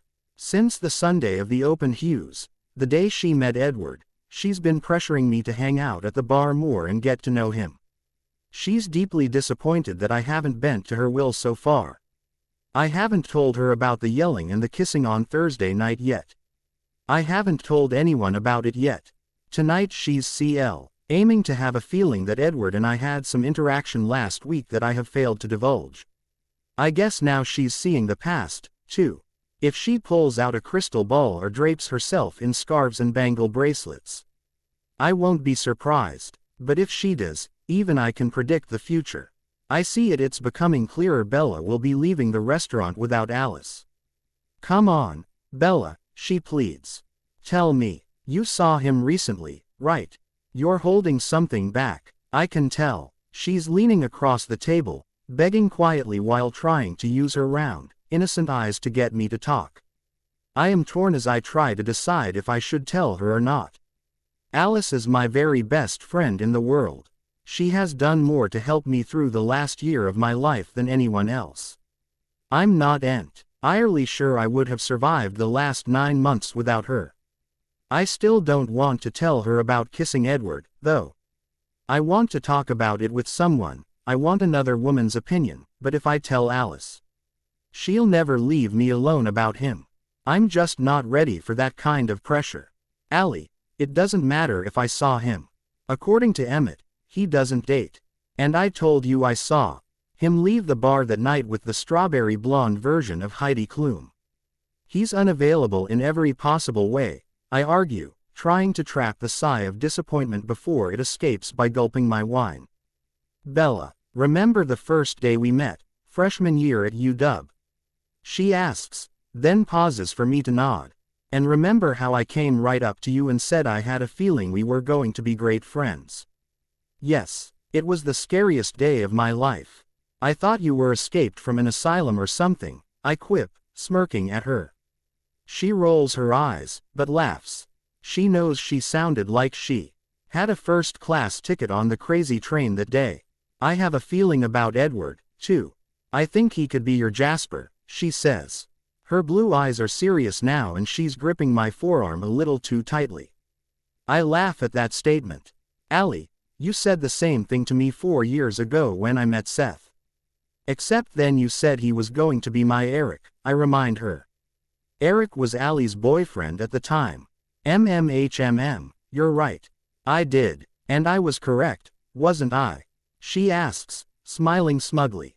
Oh, shit. I suddenly realize Seth was my Eric, the nice guy who I ended up dating and sleeping with but didn't love. And, just like Allie and Eric, we stayed friends but didn't stay together romantically. She met Jasper right after she and Eric decided just to be friends. But even if Edward is my Jasper, I know I would never be Edward's Alice. I shake my head slowly at her. Edward and I are not gonna happen, Allie. I don't fit with him. She rolls her eyes at me again. You mean because he's hot? You don't see yourself clearly, Bella. You're beautiful, too, without even trying. More importantly, you're beautiful on the inside. And Edward couldn't take his eyes off you that day we were in his bar. I shrug. Still, there's nothing to tell. Nothing between us. I'll let you know if that changes, okay? Now, can we please just order the damn creme brulee to share and talk about something else? He finally relents and we enjoy the rest of our dinner without mentioning the beautiful one. I know she's not giving up, though.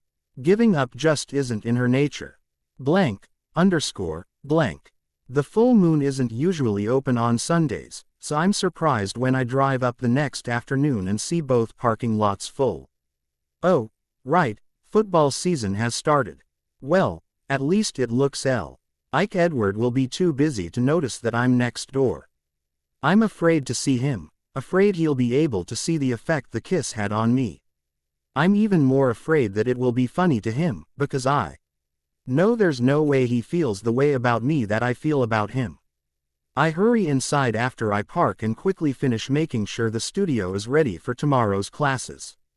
When I get back in my truck, without seeing anyone who works next door, I can't decide if I'm disappointed or relieved that I didn't see Edward. Before I leave the parking lot, I text Jake to see what he's doing. He calls me immediately and invites me to his apartment to watch the Seahawks game with him and his girlfriend, Leah. I agree since I don't have anything else to do and the thought of a quiet evening at home alone doesn't appeal to me the way it used to. When I get to Jake's, Leah immediately pulls me into the kitchen for girl talk, leaving Embry, Leah's brother, and Jake in the living room in front of the television. I don't know Leah that well, but the handful of times I've been around her, she's been nice. So, Bella, how are things at the studio?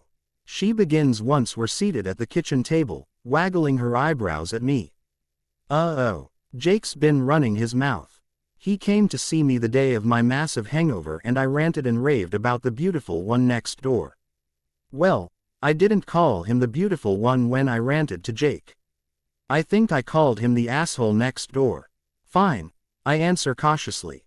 How are things with you? Fine. How's the barman next door? She asks, leaning forward on her elbows, her dark brown eyes shining with mischief. All right, I guess. I haven't seen him for a couple of days, I hedge, feeling my face heat from the bottom up. When Leah's lips twist into a knowing smile, I realize I'm about to get busted. I don't know you that well yet, Bella, but I know that when you start to blush, there's a story to be told. So tell me, she insists. I start to argue, but she cuts me off. I mean it. I want to know and I won't tell Jake.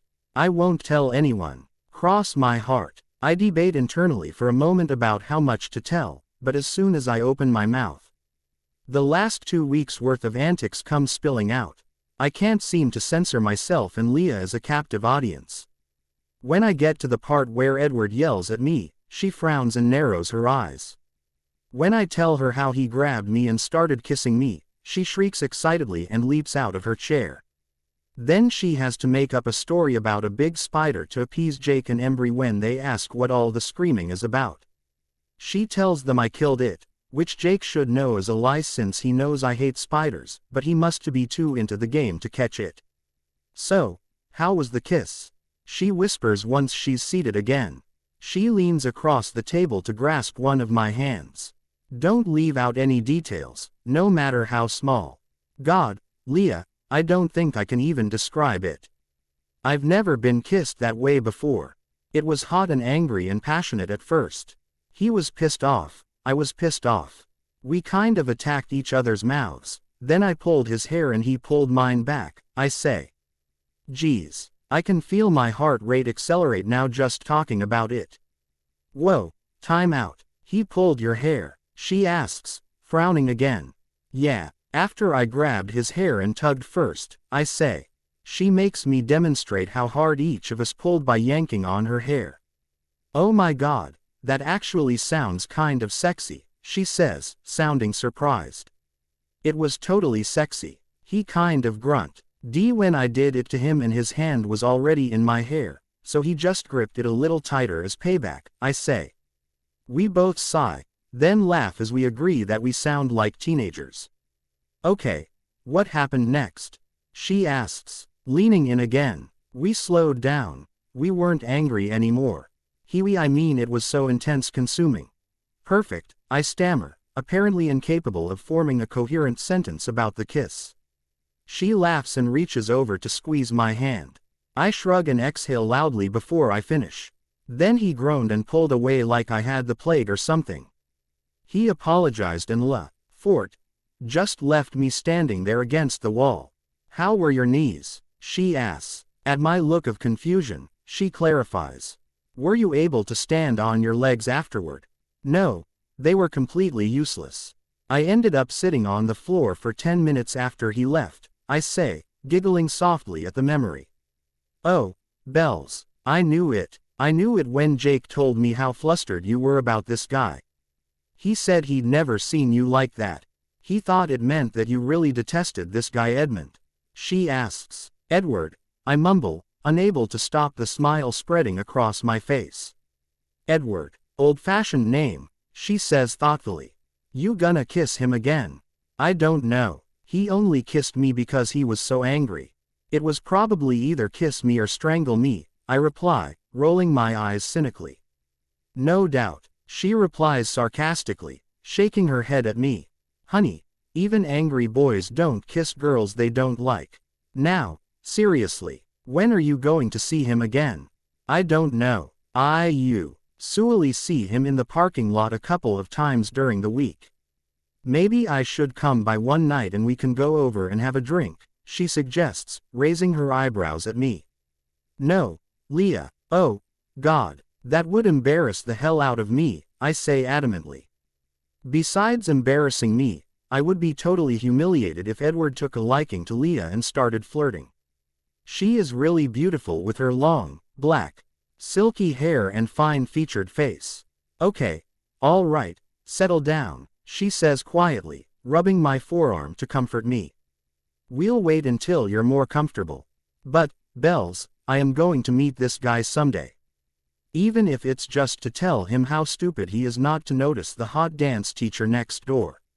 She winks at me as she stands and pulls me to stand, too. She hugs me lightly, then pulls me toward the living room.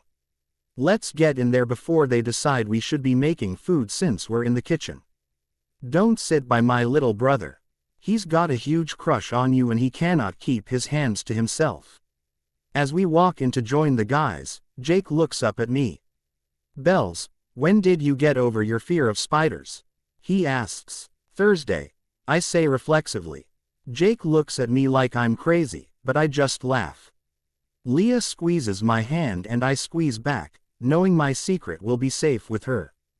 Blank. Late Monday morning I am working at my desk when my boss, Arrow, walks up. Leaning one hip on the edge of my desk. He's in his late 30s, okay looking and as slimy as they come. His dark hair is always slicked back from his forehead, his dark eyes are small and beady. And his Gucci loafers are a throwback to the yuppie years of the 1980s. He has a wife and kids, but has been flirting shamelessly with me since I started working here about 4 months ago. Constantly complimenting my work or my hair or my clothes. And I've overheard him on the phone numerous times sweet-talking women, none of whom he called by his wife's name. Bella, I'd like to take you to lunch today for your birthday, he says, smiling down at me from his perch. I'm slightly irritated that he thinks it's okay to halfway sit on my desk like I want someone's butt on a spot I touch all day long. I tamp down my irritation as I answer. It's not my birthday yet, Arrow, I answer politely. I know, but you don't work on Friday for your actual birthday and I'll be in court the rest of the week this week. Come on. It's a boss's prerogative to treat his employee in honor of her special day, he says, smiling a little more widely, turning on the charm. There's a gray-tea little bistro right down the street from your studio. Let's have lunch and then I'll give you the afternoon off as an extra gift. Maybe you can show me around your studio. I'm quite anxious to see what you've done with the space. He asks me so unexpectedly that I don't know how to turn him down. I reluctantly agree, trying to sound appreciative instead of apprehensive. The thought of being completely alone with him makes me uneasy. But there's no graceful way out now. When I look over at Jessica, the other secretary in the office, she gives me a look that clearly says, "What the hell are you thinking?" I shrug at her helplessly as I shut down my computer and grab my purse out of the bottom desk drawer. She holds her hand up to her ear, letting me know she wants me to call later. I nod and smile as I tell her goodbye. As we eat lunch, my level of comfort improves. The food is good and Arrow is surprisingly easy to talk to. He praises the work I do for him and asks how things are going at the studio. I excitedly tell him how many of my classes are completely full and how many students I have. He seems to listen intently and he asks questions which convey his interest in what I'm saying. I tell him how perfect the one-story brick building is for my purpose and thank him again for suggesting it to me when I mentioned in passing that I'd like to open my own dance studio but was having trouble finding the right space. Arrow is gracious and charismatic throughout lunch. I remind myself that he went to school to learn how to persuade others to do what he wants, and vow not to let my guard down around him just yet. After we eat, Arrow walks me to my truck, asking again if he can come see the studio. I agree. He is the landlord, after all. I'm not sure how to tell him he can't come inside the building he owns. He opens the door of my truck for me and puts his hand under my elbow as I'm getting in, I assume trying to be gentlemanly. I cringe as I see Edward drive by while Arrow's hand is still on my arm. Edward's head whips around toward me as he passes, so I know he sees us. My antique red truck is not exactly inconspicuous. Neither is his loud, shiny Batmobile. I sigh as I drive to the studio, Arrow following closely behind me. What a perfect way to see Edward for the first time since the kiss. I know Arrow is his landlord, too, but don't know if they like each other. Regardless, Edward probably knows Arrow is married, and it suddenly occurs to me that the intimate lunch at the romantic little bistro could easily be misconstrued by Edward. I can't worry about that right now, though. I'm nervous about being alone with Arrow in my building and need to focus so I can give him a quick tour and then get rid of him. Arrow pulls into the lot and parks beside me. As we walk toward the side door of the building, I glance over at Edward's side of the parking lot, noting that Edward's car and two others are there. Once inside my building, I take Arrow into the windowless studio first. To get it over with, then quickly move on. When we're in the studio with the front and side windows, I busy myself opening the blinds while he looks around. He stops in the middle of the room and makes eye contact with me in the mirror as I stand awkwardly off to his side. "Dance for me," he says, his raspy voice echoing in the empty room. Instead of sounding sexy, it sounds disgusting. I feel a prickle on the back of my neck. When I was a teenager, my dad told me repeatedly to trust my instincts in situations where I felt uncomfortable. Every instinct I have is screaming at me to get the hell out of here right now. I wring my clasped hands together, as the feeling of discomfort starts to spread through me. I have butterflies in my stomach and shift from foot to foot restlessly. No, I don't really dance outside of class anymore, I say in the most authoritative voice I can muster. It's not very authoritative sounding, even to me. He throws his head back and laughs. "Bullshit. I was driving by one night after you first rented from me and I saw you dancing through the window. I've thought about it a lot. I'd like to see it up close." He steps closer to me, never breaking eye contact in the mirror. "Please, Bella, dance for me," he says lowly, his eyes roving over the reflection of my body in the mirror. I wish I had worn pants today instead of this skirt and high heels. Arrow, I'm serious. I don't perform anymore. I just teach now, I say firmly, creeped the hell out by the thought of him watching me dance through the window. Thankfully, my voice sounds more definitive this time. He holds his hands up. All right. Don't get mad. H wanders into my office and sits down on the futon. Interesting choice for office furniture. Planning a little recreational activity. He actually winks at me when he asks that. I've passed uncomfortable and moved on to downright fearful and also pissed off that he's putting me in this position. I would like to punch him, but I need my day job. At least until the studio really starts making money. I know that the anger is the emotion I need to hang on to now, just in case I have to fight him. I plaster a generic smile on my face before I answer. No, just a leftover from college days. I don't really have room for it in my apartment and thought I'd keep it here. Are you dating anyone, Bella? He asks, patting the spot beside him on the futon for me to sit. I sit, but in the desk chair instead. No time for dating. I'm not much of a dater anyway. I answer, twisting my hands together anxiously again. He leans forward and smiles alluringly at me. I have the feeling he's used to charming his way into whatever, or whoever, he wants. Well, I'm sure you have certain physical needs. You're a beautiful woman, Bella. I think you know that I'm attracted to you. I can take care of you and your needs, think about it. We could have the perfect arrangement, he says. Arrow, I like working for you at the law office, but I'm not interested in anything else. I say. I am sure he can hear the quaver in my voice.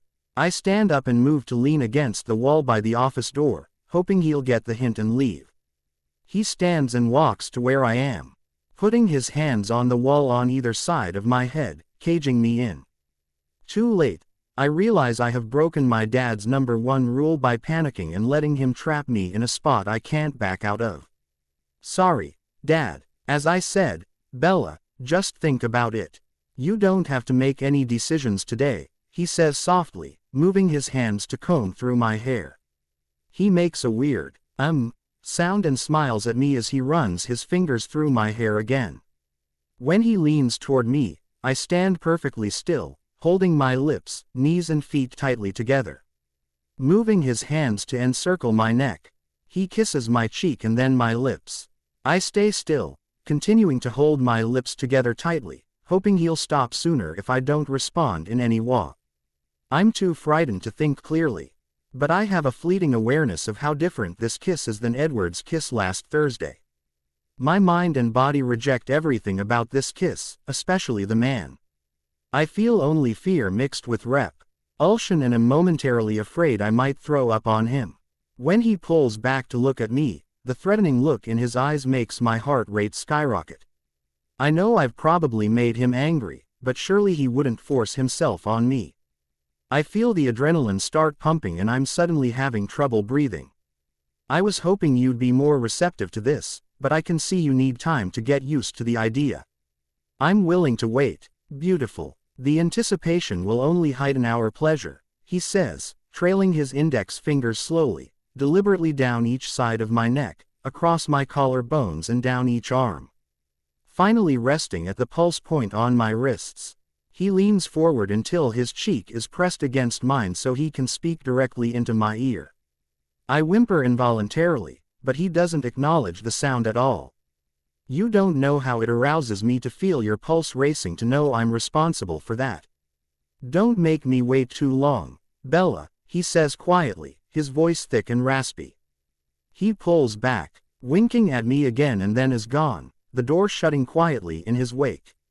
I stand completely still for a few minutes after he leaves, willing myself to hold the hysteria in.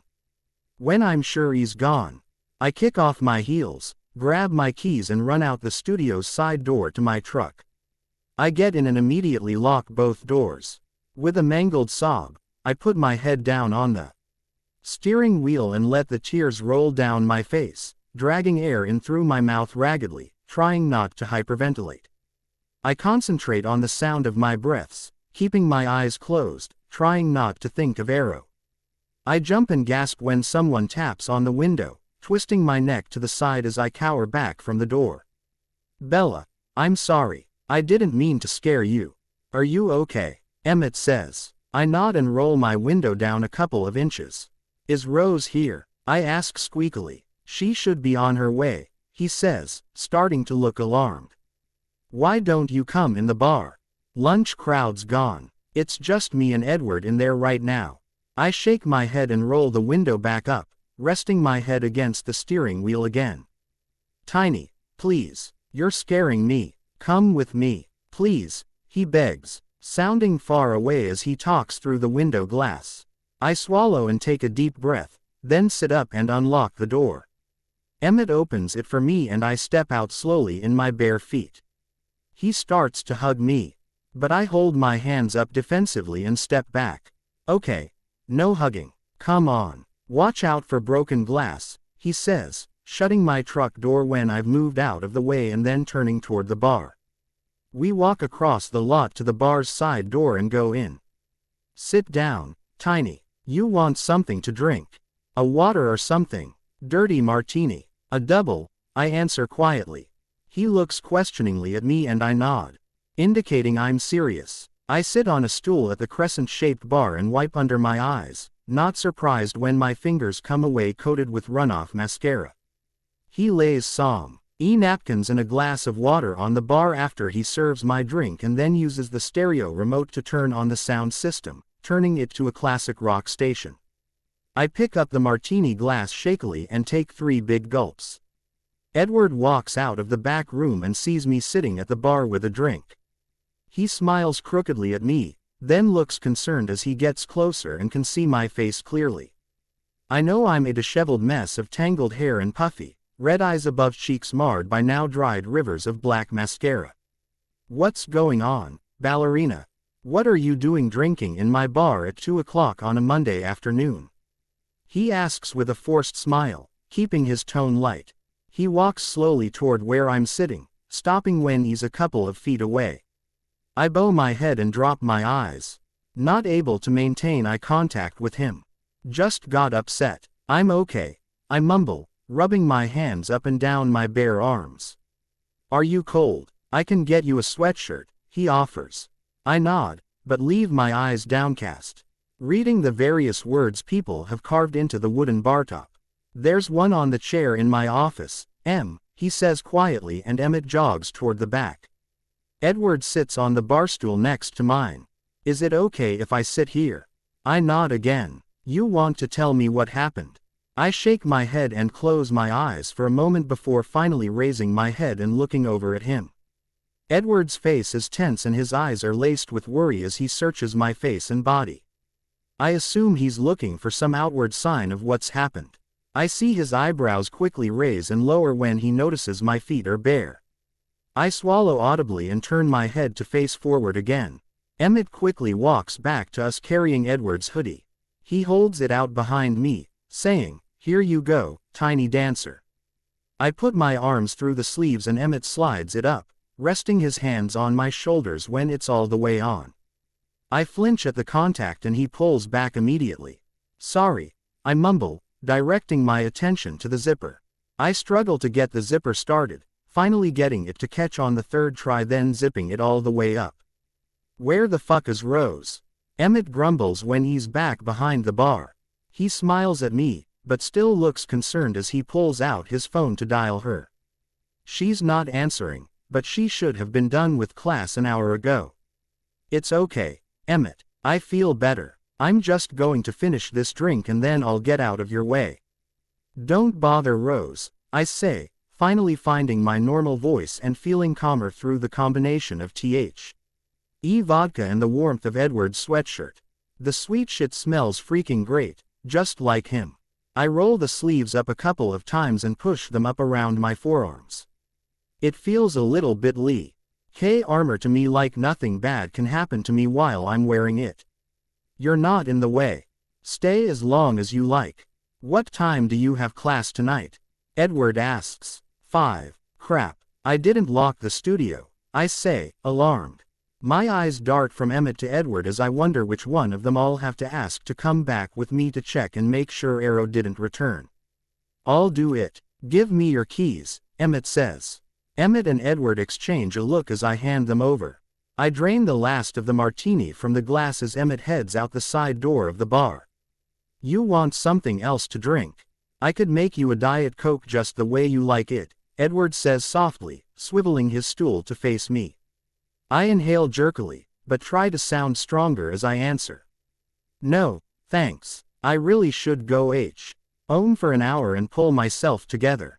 Bella, look at me, he pleads, not continuing until I look into his riveting green eyes. Was it Arrow? I nod. Did he hurt you? He asks gently, his eyes intense. I look down and shake my head as I whisper, no, not like you mean. Motherfucker, he says under his breath. He just said some stuff and I got freaked out. It's okay. I don't think he'll do it again. I sure as hell won't go anywhere alone with him again, I say quietly. It's not fucking okay, Bella, he growls, but I know he's not growling at me. He didn't touch you, not that way. He kissed me, and he touched my arms and my face and my hair and my neck. I shudder involuntarily remembering his touch, his kiss, the feel of his dry, rough lips against mine. Motherfucking son of a bitch. I could kill him, he mutters. Edward, please don't say anything to him. I need that job. Tears are leaking from my eyes again as I swivel my stool to face him. Fuck. Don't cry, ballerina. It's gonna be okay. I won't do anything you don't want me to, he says, reaching out tentatively toward my face to wipe away the tears. He stops before he touches me and looks at me for permission. I don't say anything but lean my face toward his hand, closing my eyes as he cups my face with both of his warm hands and uses his thumbs to wipe the fresh wetness under my eyes away. We sit like that for a minute, until I feel one of his hands leave my face, then return with a wet napkin that he must have dunked in the glass of water. He uses it to wipe under my eyes and down my face so tenderly that a few more tears leak out. Spurred by the sweetness of the gesture. No one except my dad has ever taken care of me like this. Until today, I've never let anyone except my dad take care of me like this. Edward, can I ask you for a favor? I ask, eyes still closed. Sure, anything, he replies throatily. He's blotting my cheeks with a dry napkin now. Well, will you kiss me? I don't want him to be the last guy who kissed me, I say. My voice cracking at the end. I keep my eyes closed tightly, too embarrassed to open them. I am relieved when he doesn't laugh. I feel his breath come out in a gust of peppermint-scented wind across my cheeks. He cradles my face in both hands again as he answers me. Yeah, ballerina, I'll kiss you.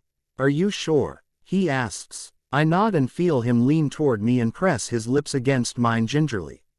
Chastely, I feel the same tingle on my lips that I felt the last time, but there's no spreading wildfire since he's kissing me like he would kiss his grandma. He holds his lips to mine for a moment and then he pulls back, dropping his hands from my face. I open my eyes and lift one side of my lips in a half-hearted smile. Better? He asks, his lips turned up slightly, but not really smiling. A little no, actually, not really at all. What the hell kind of pathetic kiss was that? I wanted a real kiss, so I don't have to think anymore about Arrow kissing me with his nasty, thin, chapped lips touching me with his stubby-fingered, hairy ape hands, I complain, frowning. Edward chuckles, smiling for real this time. Okay, feisty ballerina, that sounds more like you. Now where did he touch you? Here, he asks, gently stroking my face with his fingers as I nod and inhale shakily. Show me where else. I take his hands and move them to my hair. He drags his hands slowly through my hair several times, never breaking eye contact with me. Then where? I reach for his hands again, and move them back down my face, latching onto both of his index fingers. And using them to write over the imaginary lines Arrow drew down my neck and across my collarbones, then I straighten my arms and motion for him to continue down my arms. When he reaches my wrists, he wraps his whole hands around them before he slides his hands down to hold mine securely but not tightly. I'm going to really kiss you this time, okay? If you want me to stop, you just squeeze my hand, ballerina. I close my eyes as he leans toward me. I feel his lips hover in front of mine, almost touching, his warm breath tickling my skin, then he glides his lips back and forth over mine twice before settling in and moving his lips against mine, tracing my lips with his tongue until I open them and let him through. He moves his tongue and lips slowly, sweetly against mine, letting go of one hand after a minute to reach up and grasp the nape of my neck, stroking the skin under my hair softly with his thumb as he continues kissing me. He twists his other hand so that our fingers intertwine and he grips mine tightly. I revel in returning the kiss, letting the fire finally spreading through my body overtake the memory of the fear I felt during Arrow's kiss. I feel him scoot his body closer to mine and I reach up with my free hand to hang on to his neck, leaning toward him a little more. He pulls back for a second and my eyes pop open. His fiery green eyes are looking back at me. He leans toward me again, tilting his head to change the angle of our kiss. I let my eyes close when I feel the hand he has on my neck pulling me toward him. Our lips open immediately this time, eager to reconnect. Unlike earlier with Arrow, my adrenaline rush and rapid heartbeat are now driven by desire. Remembering what Edward did to me a few nights ago, I use my lips to pull at his bottom lip gently, lighting in the low moan that escapes from his mouth into mine. I let go of his lip and move my hand to his jaw as I kiss him hungrily again, gratified when he responds by pressing his lips more forcefully against mine. Just when I feel like I will have to pull away to catch my breath, the side door of the bar opens. Edward, what the fuck are you doing? Emmett said you were in here comforting her. Rosalie yells from right inside the door. Edward and I pull apart slowly, breathing rapidly, looking in each other's eyes. I smile at him and he grins right back, squeezing my hand quickly before letting go. Hey, Rose, we were just talking, weren't we, ballerina? He calls, never moving his eyes from mine. I chuckle once and see Edward's eyes light up before I answer. Yeah, talking. Well, I need to get going. I have classes starting in a couple of hours, I say, standing up and starting to unzip the hoodie. Edward places his hand over mine, stilling my movement. Keep it for now, Edward says quietly to me. I'll get it later. Quote, Bella, I'm going to hang out with you at the studio until classes start tonight. I'm sure my boss won't mind. In fact, he's so understanding, he probably won't even dock me. Rose says from her position by the door, laughing. Usually when I pay you for not working you're at least here, Edward says, turning his head and smirking at her. Fine. Go with Bella. As Rose and I head out the side door, I turn back around to look at him. He's still sitting at the bar, watching us leave. Edward, thanks for the favor, I say, smiling at him. Sure, Bella, anytime, he says, smiling back. EPOV. As the door shuts behind Bella and Rose, I get up from the bar stool and readjust myself. My dick has a mind of its own around the ballerina and reacts to her whether I want it or not. Goddamn, even I know that it's not appropriate for me to have a hard-on when Bella's just practically been assaulted by Arrow. Once I'm a little more comfortable, I move to the side windows to watch the girls walk across the parking lot to the studio. I exhale and try to let the anxiety go. My gut is twisted into knots again, like it is most of the time around Bella, but for a different reason today. I'm not sure why I feel so protective of this tiny person who I barely even know. I pacify myself with the knowledge that for right now she's fine. I know Rose will stay with her the rest of the afternoon and take care of her. When I first saw her sitting at the bar this afternoon, I was so fucking happy to see her here that it didn't register with me that something was wrong. Then I really looked at her. Her hair was messed up, there were black smudges under her eyes. Jesus, it scared the ever-loving shit out of me. And the blank, no, fucking vacant, look on her face almost stopped my heart. The way I feel about her confuses the hell out of me. She confuses the hell out of me. Every time I think I've figured her out, she surprises me again. I started off thinking she was just a shy little ballerina. But she's so much more. She was haughty and ballsy when I first met her, pissed off the night of the James incident and the night I yelled at her about the parking lot. Passionate and responsive the first time I kissed her, then scared to death this afternoon. She's fucking tough, though, and she pulled herself together quickly once she was in here with Emmett and me. I hope it's because she knows she's safe with us. The fact that she was brave enough to ask for what she wanted, what she needed, makes me like her even more. Jesus, now my chest hurts. Why do just thinking about her make me feel like I can't catch my breath?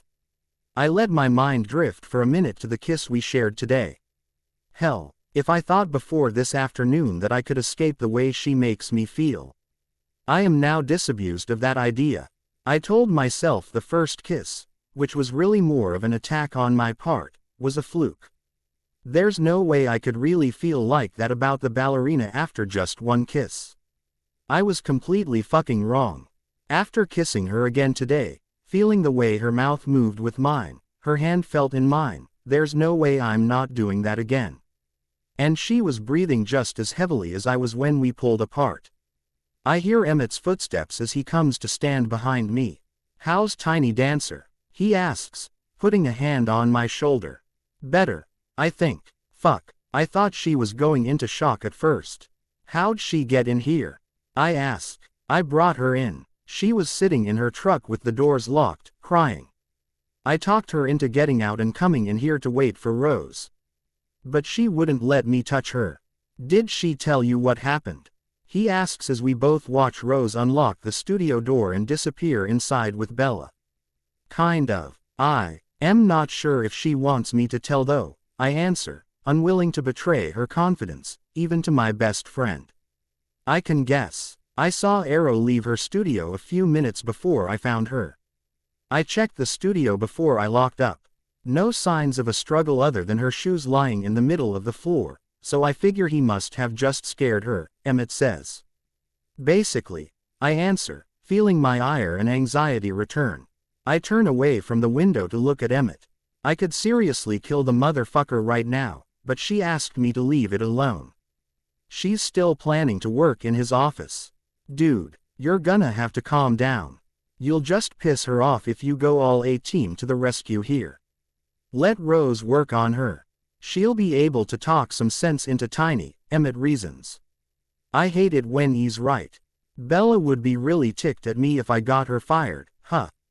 I ask. "Yep, it looked like you were making another kind of progress with her today, though," he says, making kissing noises and laughing. "Shut up, dickhead," I say, but I can't help laughing with him. "Come on, we need to finish stocking the coolers before happy hour. Blank. Blank. When Rose comes back from Bella's studio. The bar is fairly crowded with people watching Monday Night Football. She comes behind the bar to tell me that Bella's doing okay and that we'll talk when the bar's not so busy.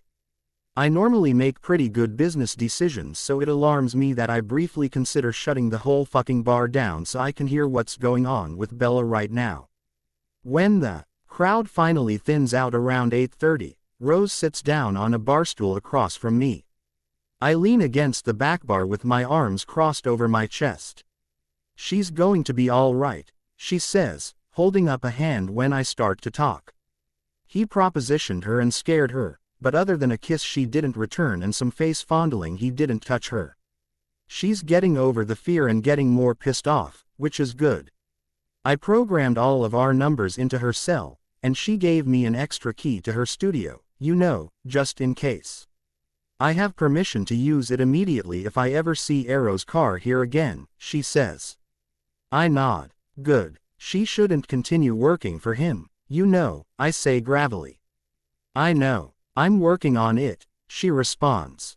I nod again. Rose takes a deep breath and suddenly looks like she might start crying.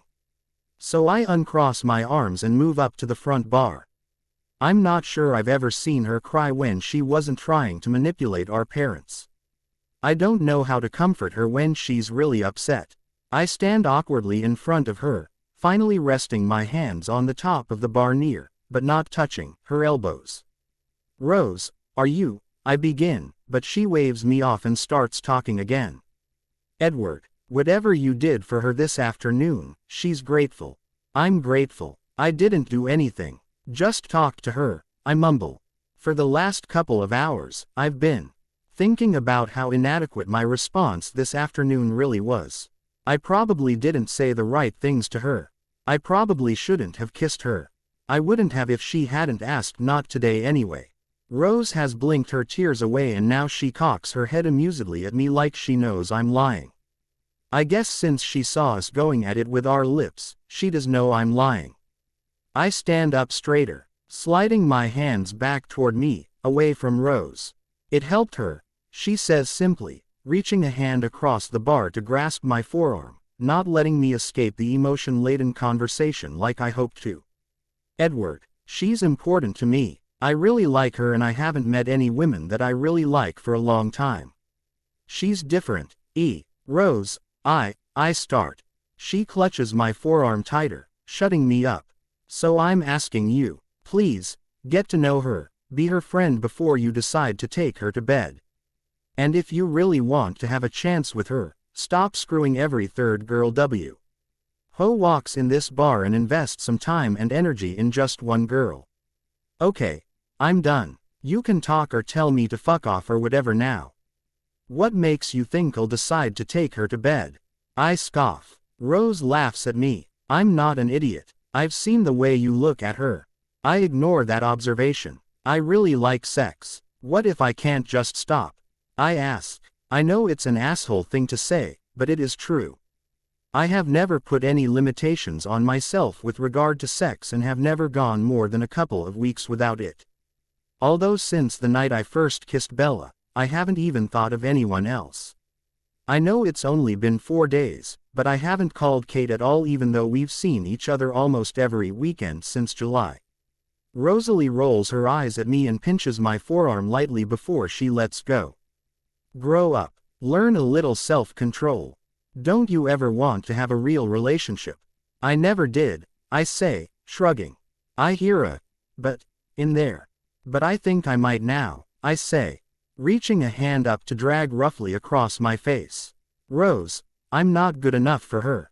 Quit whining. You're a great fucking person. You're just a great fucking person who happened to sleep with a lot of women on his way to his first adult relationship, she laughs. She's always amused by herself. Spend some time with her, date her even. Just don't sleep with her. Not yet. Yes, Mom, I say sarcastically. I mean it. Promise me, she says.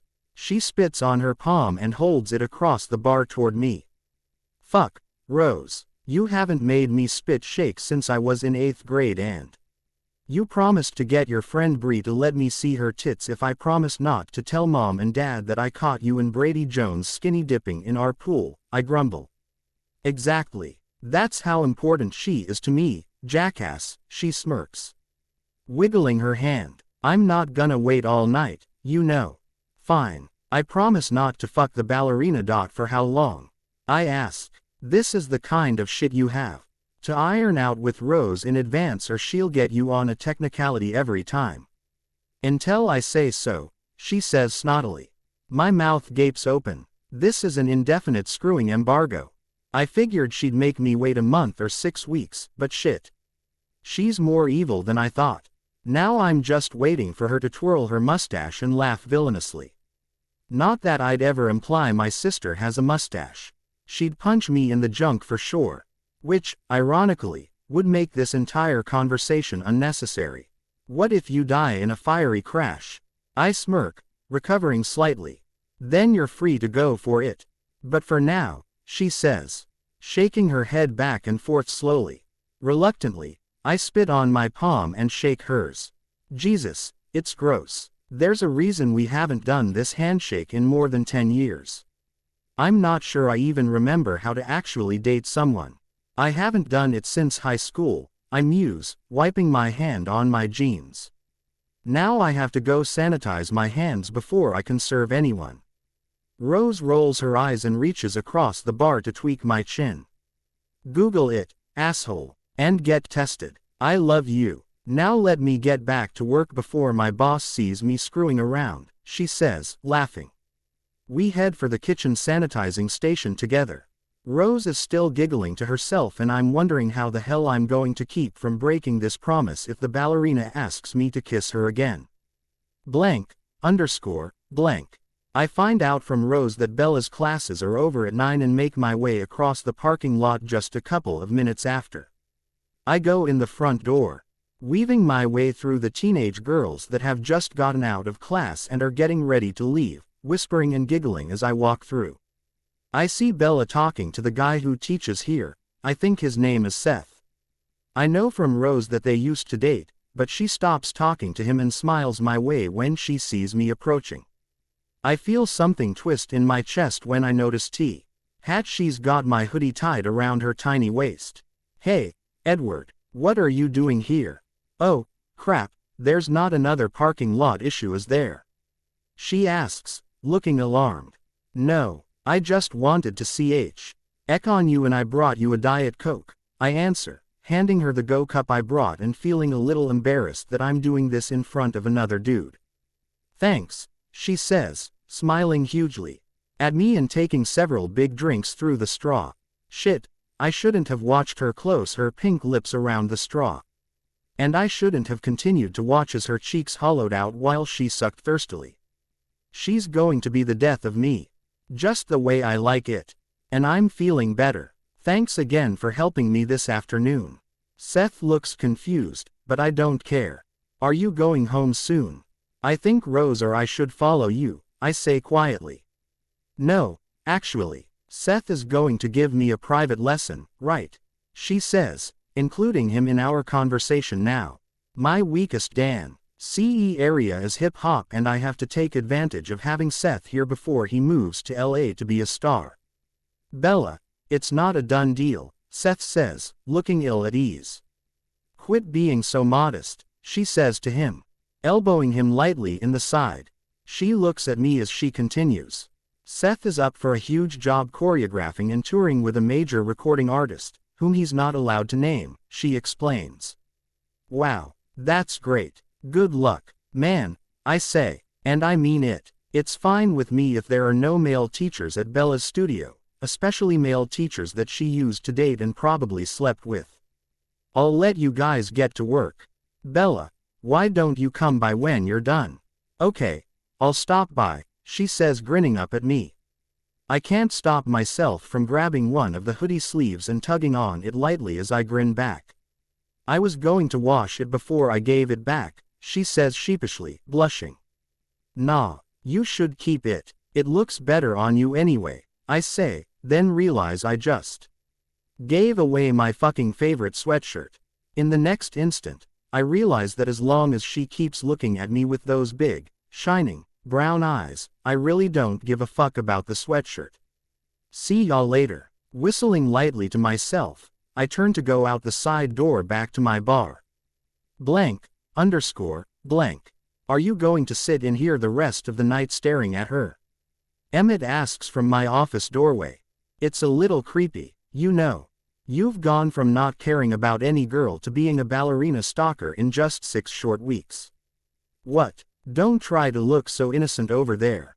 Do you think I wasn't wise to you when you started smoking every half hour right after she moved in? When you had to go to your car 5 or 6 times a night for some reason? You're as transparent as glass to me, You've had a crush on her from the beginning. I have not, I protest, not taking my eyes off of the window. Sitting here in my desk chair, I can see straight into the studio where Bella and Seth are dancing. I wanted to screw her from the beginning. I still want to, but I think that's not all I want from her. It's all right, dude. It happens to the best of us, he says, chuckling. I don't even know if she'll go on a date with me, I admit, turning to look at Emmett where he's leaning against the doorjamb and grinning at me. She will. You're too good looking for your own good, he laughs. She's going to come by when she's done tonight. I think one of us should follow her home and make sure she gets there all right. Make sure Arrow's not lurking around. I turn back to the window. Want me to run interference with Rose so you can be the one to follow? Yeah, thanks. No problem. I have another little nugget for you, too. I just happen to know that Tiny's birthday is Friday. And I haven't told Rose that yet, he says, nodding at me when I turn back around to look at him. Where'd you hear that? When I was inside her studio this afternoon, Jake guy called and left a message on her recorder saying they should go out Friday since it's her birthday. Well, then she definitely won't want to go out with me Friday, I say sullenly. Start using your head, E. You own a fucking bar. Talk to Rose and that little Alice chick and have a party for her here on Friday. Jesus, you are backward at dating and doing shit for girls, aren't you? Emmett asks incredulously. Yes, asshole, I am. How do you know what to do for girls? Oh, that's right. You date my sister so she just fucking tells you what to do, I say, acting like an asshole myself. Emmett raises his eyebrows at me. Little defensive, aren't you? Well, that's a good sign. It'll come to you. If you really like her, you'll start wanting to do stuff for her on your own. And just for the record, I think she likes you, too. Why do you think that? I ask, frowning at him. He shrugs. She wouldn't let me touch her this afternoon. She let you touch her and kiss her. Don't screw her over, E, he warns. Motherfuck. How come everyone assumes I'm going to screw her over? I say angrily. Because that's what you've been doing to girls for the 5 years that I've known you. He remarks, laughing again as he turns and heads back out front. I know he's right, and for the first time in my life I wish I hadn't always been such a dick to women. It makes me feel like I don't deserve a chance with the girl next door. She's not just any girl, I say quietly to myself, watching her through the window again, my jealousy flaring when I see Seth pick her up and swing her around. She laughs and jumps up and down when he sets her back down and I smile at that. I smile even wider when I see her retrieve my sweatshirt from the chair at the front of the room and tie it around her waist again. Then she puts one foot up on the bar and stretches down over it, holding onto the bar with both hands and pressing her upper body against her raised leg. Fuck, she's limber. Okay, me to close the shades before I break my promise to Rosalie by talking the ballerina into bed tonight. Blank. I am back behind the bar when she comes in, beaming, and sits down in front of me and Emmett. Well, hello, Tiny. Want a drink? And what's with the big smile? Emmett asks her, smiling back at her. I'd love a water with lime. And I'm smiling because I finally got the 6th step. I mean, I knew it, but I couldn't really do it all put together. But tonight I got it. I was so excited that I was jumping up and down and Seth was twirling me around, she says. Giggling as Em sets her water in front of her. She picks it up to take a drink. She looks so fucking beautiful, all excited like she is and so completely different from the shocked and scared girl she was this afternoon. I just stand and stare at her until Emmett elbows my arm as he walks away to snap me out of my stupor. You want to hang out here for a while? I'll follow you home whenever you're ready, I say. Edward, I don't think that's really necessary. I don't think Arrow will bother me again today. I can just call you or Rose to let you guys know I'm home, she says, pulling my hoodie from around her waist and putting it on. I've never let any girl except Rose wear any of my clothes and I never really got the whole thing where guys would think it was sexy for a girl to wear their stuff. I always thought it would annoy me until now. Now I want to announce to every motherfucker in the bar that Bella is wearing my sweatshirt. I think we'd all feel better if you just let M.E. follow you and make sure you get in safely, I argue, hoping I can get a few more minutes alone with her. Okay, I'll let you follow. Is this bugging you, me wearing this here? She asks, pointing to the hoodie. No, why would it bug me? I gave it to you. You can wear it in here whenever you want, I answer. Well, you keep staring at it at me. I mean, that one girl or the girl who works H.R. I'm sure you don't want them to see me wearing your stuff getting the wrong idea about me, she stammers, her cheeks turning rosy as she averts her eyes. I am going to give it back. But I got kinda sweaty teaching tap in it tonight. So I'm going to wash it first. It probably smells. She laughs, finally sliding her eyes back to mine. I meant it when I said you could keep it, I say, slightly irritated. Bella, I already told you there's nothing going on with me and Tanya. And the other girl is just a friend, I say, leaning on my elbows on the bar so I don't have to talk too loudly. Yeah, you two definitely looked friendly. She nods, smirking a little at me and quirking one eyebrow. It's really fucking cute. I smirk back before answering. I'm serious, though, Bella. I don't like her that way, I answer, looking in her big brown eyes. Now she raises both eyebrows, making me laugh. I don't know what you expect me to say. I'm trying to reform my slutward ways. She blushes furiously at that and says, Emmett is dead. Under her breath. I laugh harder and refill her water. Want something stronger? I ask. I could make you something that will put you to sleep when you get home. I'll drive you myself. No, thanks. I've got to go to work in the morning. I need my truck. I should be going anyway. Bella, about work. Do you want me or Em to go with you in the morning? I ask, hesitant to bring it up, but wanting her to know she has backup if she needs it. No, but thanks for offering. That means a lot to me. Arrow will be in court the rest of the week, though, so I probably won't even see him. And I do know some self-defense. I was taken off guard today, but I won't be so stupid if he ever tries anything like this again, she says. She nods at me, and although I search her face for signs of distress, I don't see any. She's calm and steady. You weren't stupid, I tell her, looking in her eyes. I see her swallow. She opens her mouth to say something else, but Tanya oyers at me from down the bar with an order. It's okay. Go ahead. I'll just wait until you're ready to go, she says. I'll fill this order and tell Emmett I'm leaving. I'll be ready in 2 minutes, I say, smiling at her.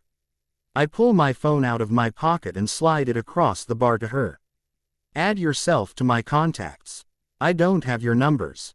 You're not going to start drunk texting me, are you? She asks, smiling as she picks up my phone. Probably. And, Bella, I'm a dirty boy when I've been drinking, I say, leaning across the bar toward her again and watching her blush start to appear. I laugh and go to fill Tanya's order. 10 minutes later, I'm following Bella to her apartment. I follow her into the parking lot of a newer apartment complex and park next to her. You don't have to walk me in, she says, getting out and standing on her tiptoes to reach into the truck bed for her giant duffel. I come up beside her and grab the bag before she can stop me. I'm walking you in, ballerina. No arguments, I say, smirking at her. She starts walking and I follow her up one flight of stairs. Edward, I want to say something, she says quietly. This afternoon, you and Emmett were so kind to me, but especially you. What you did for me, how much better you made me feel. I appreciate it. Thank you. She stops in front of what I assume is her door and looks in my eyes. You don't need to thank me, we're neighbors.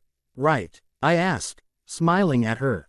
Right, she agrees with a laugh, unlocking her door and pushing it open. She reaches inside to turn on the lights, then takes the FFEL from me and tosses it inside the door. Before I know what she's doing, she's wrapped her arms around my waist and is hugging me. Thanks again, Edward. Good night. Before I can even really enjoy the feel of her little body pressed up against mine or get my arms around her to hug her back, she's pulled away. She smiles up at me from the inside of the doorway and starts to shut the door. I'm staying until I hear you lock the door, I announce. She nods, then shuts the door and I hear the deadbolt slide into place. Good night, ballerina, I say, touching the door, then turning to walk away. On the way back to my car, I glance through my phone contacts to make sure she added herself. She did. Ballerina cell, studio and work. I smile at the moniker she gave herself and decide to test it out. Ballerina, she replies pretty quickly. Yes. I smile as I type my response. You spelled it wrong. It's ballerina. Didn't want you to confuse me with someone else. Not possible. There's only one ballerina. Thanks, Edward. Good night. I put my phone down on the passenger seat and start my car, knowing she can probably hear my engine roar to life from inside her apartment. I smile the entire drive back to the bar, only working my face back into neutral as I'm walking in the door. If I go back in grinning like an imbecile, Emmett will be all over my ass and Rose will assume I've already broken my promise. I can take the heat from Emmett, but Rose has a tendency to hit first and ask questions second. My balls can't take any more punishment today.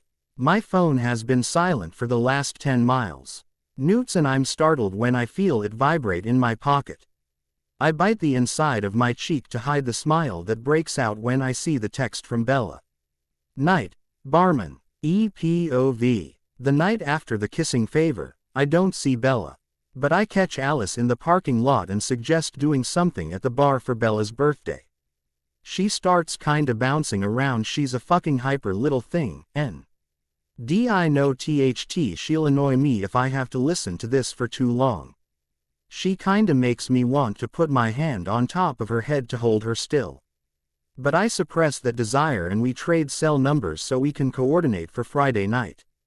Then I go back inside the bar and smugly tell Rose what I've done. She raises her eyebrows. Well, she says, nodding. Someone sure is trying hard to impress the ballerina. Knock it off, Rosalie. You're the one who told me to be her friend. That's what I'm trying to do, I say, irritated. Oh, don't get your cranky pants all in a bunch. That's actually a good idea, Edward. I have noticed the absence of Kate lately, too. So unless you're meeting up with her somewhere else, allow me to congratulate you on your newfound maturity, she laughs. What are you now? My fucking life coach? I ask testily. She's pissing me off with her constant need to comment on every single thing I do. I mean, she's usually right, but it's still fucking aggravating. Now that you mention it, yeah, I guess I fucking am, she replies impudently with a smile. Kate, I huff before I answer her, knowing that silence is useless. She'll keep after me until I say something. I've been avoiding Kate. I guess I'm going to have to talk to her, tell her we can't be fuck buddies anymore. I tell Rose, noting the look of approval on her face before she turns to walk away. But as the week goes by, I don't give Kate another thought. __. Friday evening, I get the job of sending the text to Bella to get her over to the bar. It's a job I don't want and I immediately tell Alice I won't do it. You have to, Edward. She'll come if she thinks you're pissed off about the parking lot again, Alice reasons. I feel kind of bad for tricking her, but I text her anyway. Bella, can you come by? Need to talk apt package lot again. Thanks. Be there in 10K. Okay. Alice, Jasper, Rose, Emmett, and Seth are all assembled at the table where Rose has tied balloons to all the chairs. When the door opens, they all tense up, but it's Jacob, his girlfriend, Leah, and his brother, Jared, who come in, not Bella. They relax again and continue decorating the table with party hats and horns. Rose also brought confetti they're planning to throw on Bella when she arrives. That shit is a mess to clean up, but Rose is so excited that I keep my complaints to myself. Tanya, however, doesn't. She's being a major bitch about the whole thing.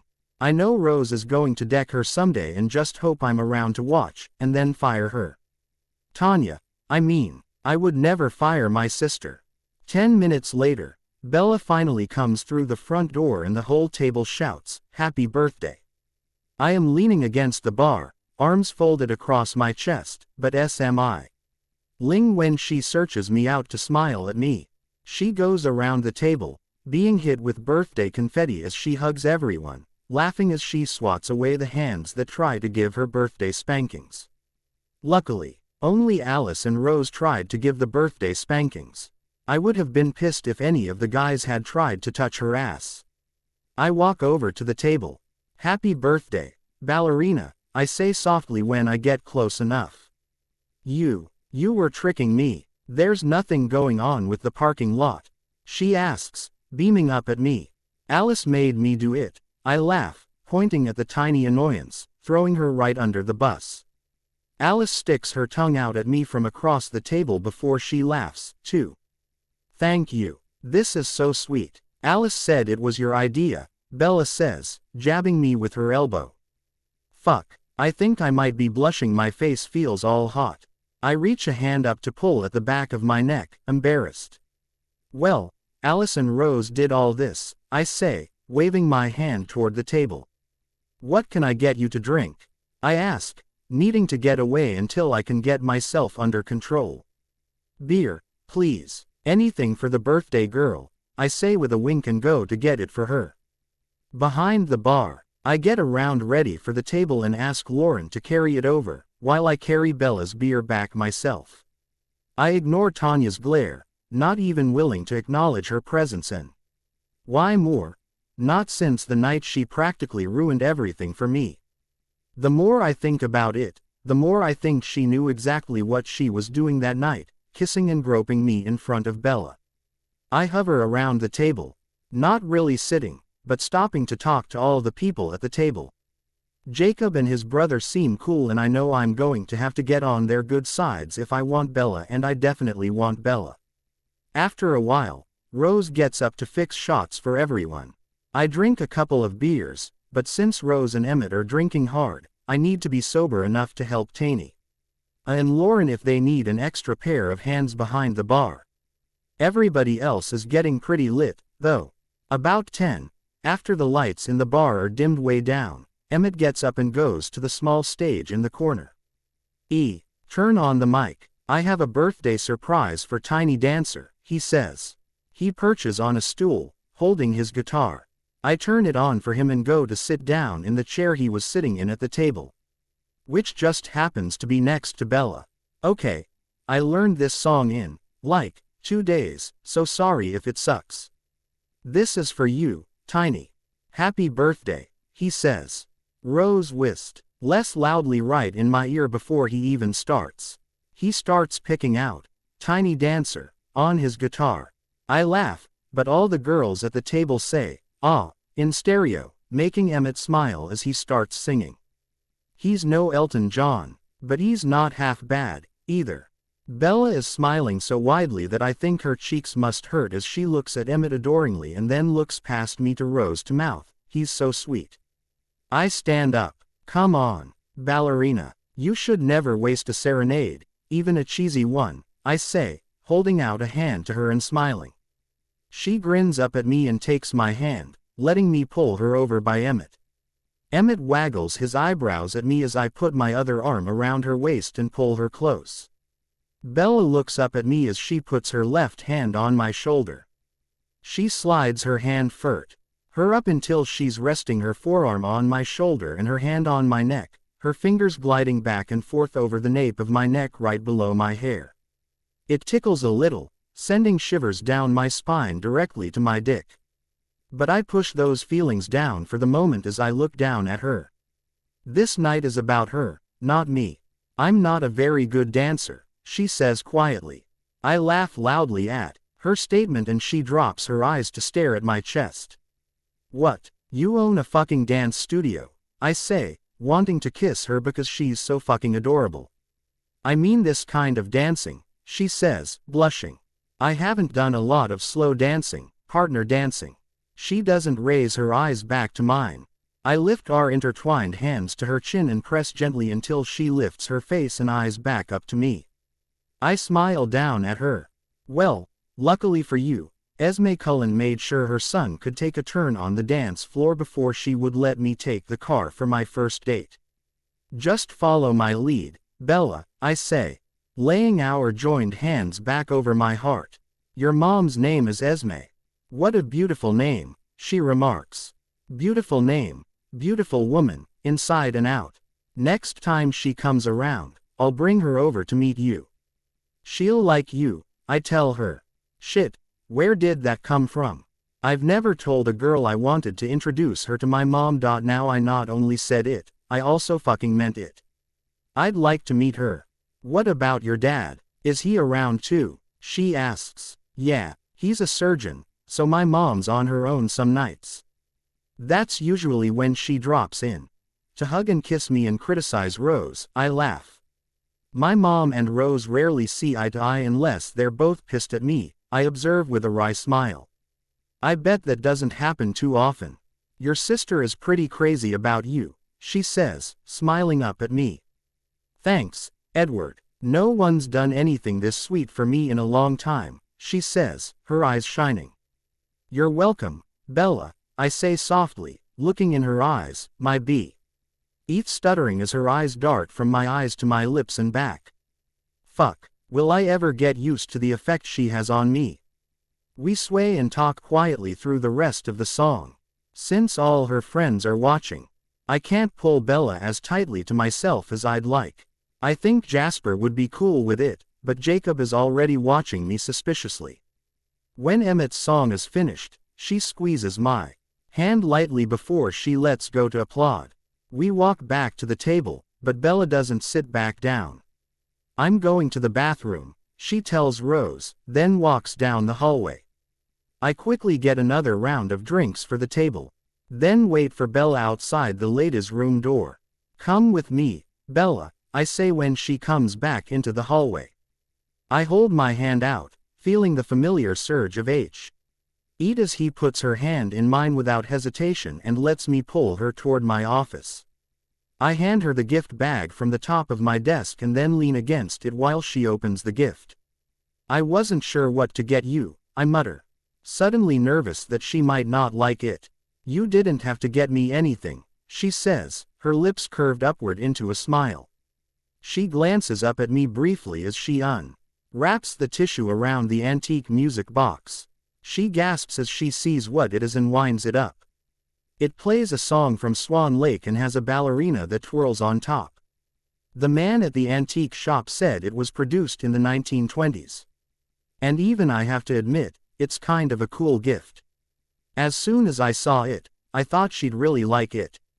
Oh my God, Edward, it's beautiful. I love it. Thank you, she gushes, looking at me excitedly and moving closer. She sets it down on the desk and wraps her arms around my shoulders to hug me. This time I am fast enough to put my arms around her, too, and hug her back. She leans back a little to kiss my cheek. I chuckle. You're welcome, ballerina. Happy birthday. It's been a really long time since I've had a birthday this good, she says, hugging me tightly. Again for a moment before letting go and stepping back.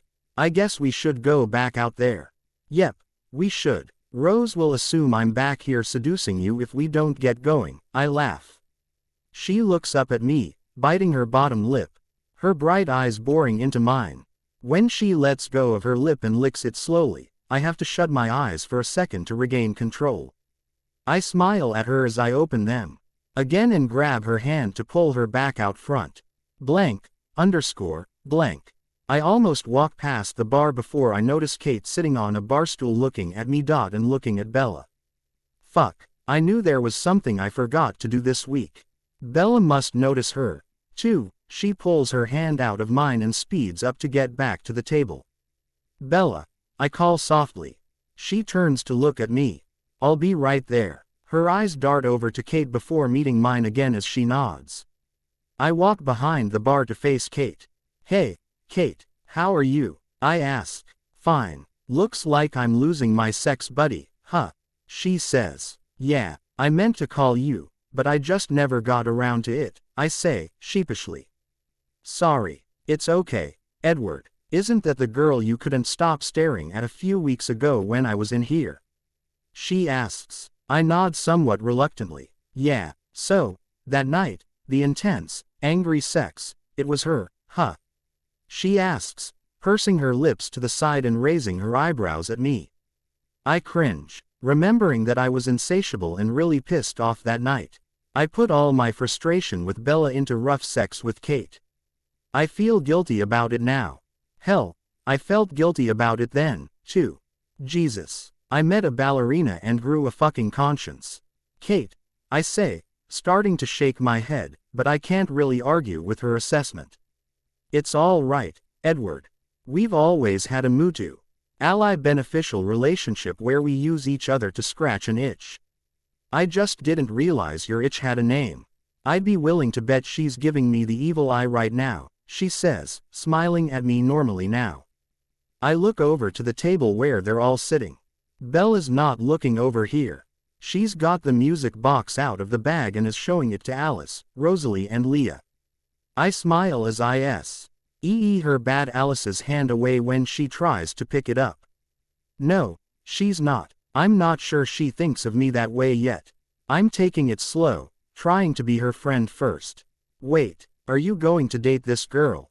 She asks incredulously. Eventually. If she will, she thinks I'm a man-whore, I answer, grimacing. Kate laughs and says, then you better clean up your act, Edward. I'm trying, I answer, exasperated. Does everyone have to constantly tell me what an ass I've been the last several years? She holds her hands up, palms facing me. Sorry. Well, I'll be going now. I guess I'll have to find a new hangout to look for hot bartenders. Don't be a stranger, we can pick up where we left off if things don't work out with Bella. See you around, Edward. Kate smiles at me as she gets up and walks out. I'm a little amazed that I don't feel sad at all to see her go. She's very talented, after all. But before she's even out the door, my eyes are on Bella as I grab beers first and head back to the table. Blank. I pull a chair over from another table and wedge myself in between Emmett and Bella. I set her beer down in front of her and take a drink of mine. What? I say to Rosalie, who's smirking at me. Who went shopping with you, Edward? I know you didn't scour the antique shops downtown alone, she says, leaning across the table. Bella is talking to Jasper. So I don't think she's listening to us. I shrug carelessly, or what I hope looks carelessly. I asked Mom for some ideas. I don't know what to get girls. She drugged me to some of her favorite shops Wednesday morning. Made me keep going until we found this old music box, I answer, feeling my face heat and hoping I'm not turning completely red. I figured. You did good, baby brother, she says, winking at me. She really likes it. Good. Can't have been cheap, she remarks. I shake my head, but don't answer her out loud. I don't care about the fucking money. I just want Ed to get her something she'd like, something no one else would get her. Don't tell her how much you spent. She'd be pissed. Understood, Coach. I won't. Can you stop talking about it now? Talking about what? Bella asks, turning toward me curiously. Where'd your buddy go? She looks at me with her round, innocent eyes and I can tell she's trying to hold the laughter in. She left. I don't think she's Edward's buddy anymore. Right, Edward? Rose asks, trying to rescue me.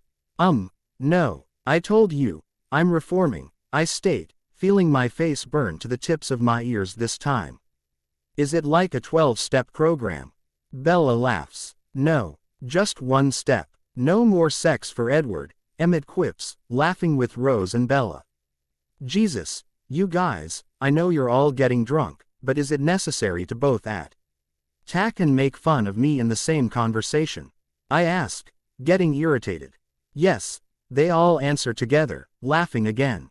I pick up my beer and take a big drink.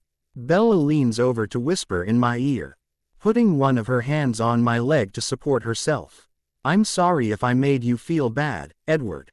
I think it's great that you're. I don't know, what are you doing?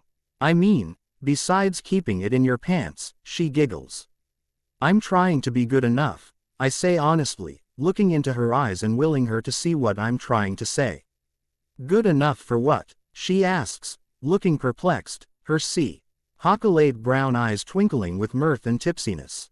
Good enough for the right girl when she comes along, I answer, covering her hand with mine.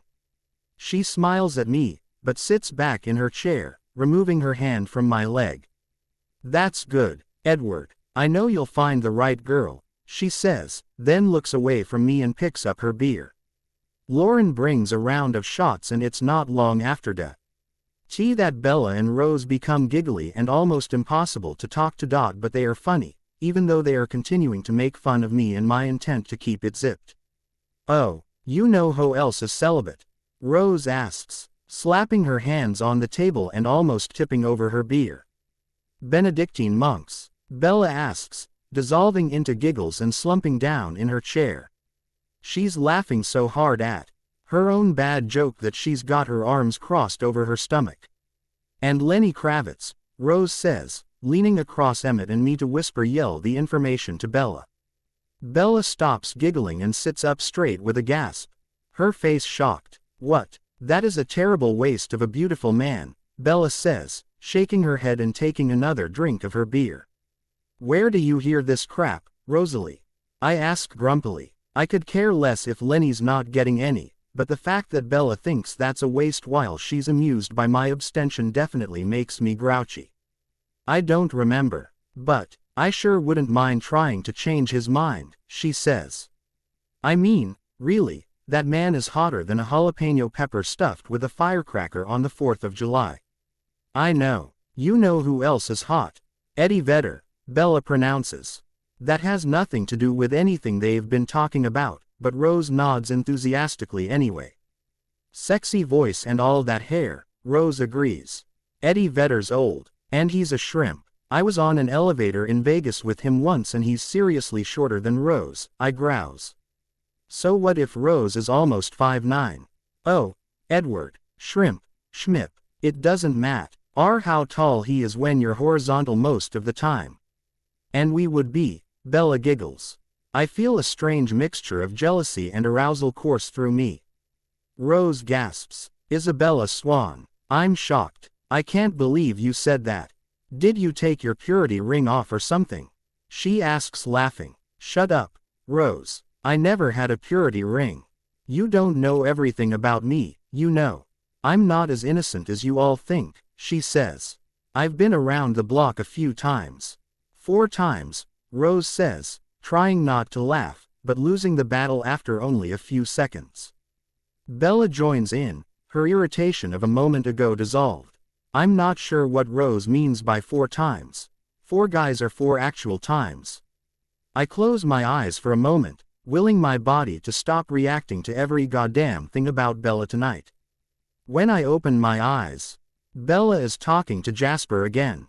I notice that she has her hand wrapped around her beer bottle where it's sitting on the table and is slowly sliding it up and down, up and down, up and down.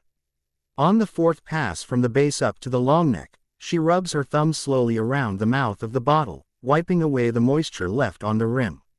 I groan quietly and pull at the denim covering my thighs, attempting to pull the material away from my dick. I pick my beer up and drink what's left quickly. I catch Lauren's eye and signal her to bring another round for the table. Emmett claps a hand on my shoulder and leans in to talk quietly in my ear. I see how you're looking at Tiny. Don't forget what you promised Rose, he says. Groaning again, I arch my neck, letting my head hang backwards for a moment. When I raise back up, I answer him. I won't. The last time I broke a promise I made to Rose, I had to take her to dinner at an expensive restaurant and to a concert. And she still pulled out some of my chest hair, just to amuse herself, I say. I'm not risking that again.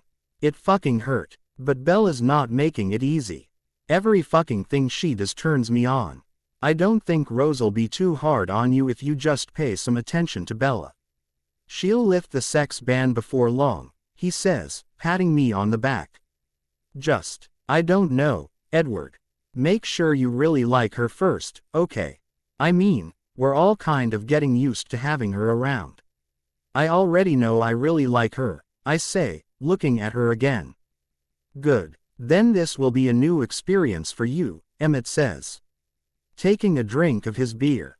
Newsflash, sex will not be a new experience for me, I laugh, having no idea what the hell he's talking about. No shit, dumbass. I mean sex with emotions involved. It's different, he replies. You mean it feels even better? I ask cheekily. He thumps the back of my head lightly before he answers. God, you're an ass. I'm trying to be all deep here and you're being shallow. Sorry, you're right. In my experience, it's always better to be deep than shallow, I snicker, picking up the new beer Lauren set in front of me and taking a drink. I barely get the beer swallowed before Emmett smacks the back of my head hard. "What the fuck?" I ask.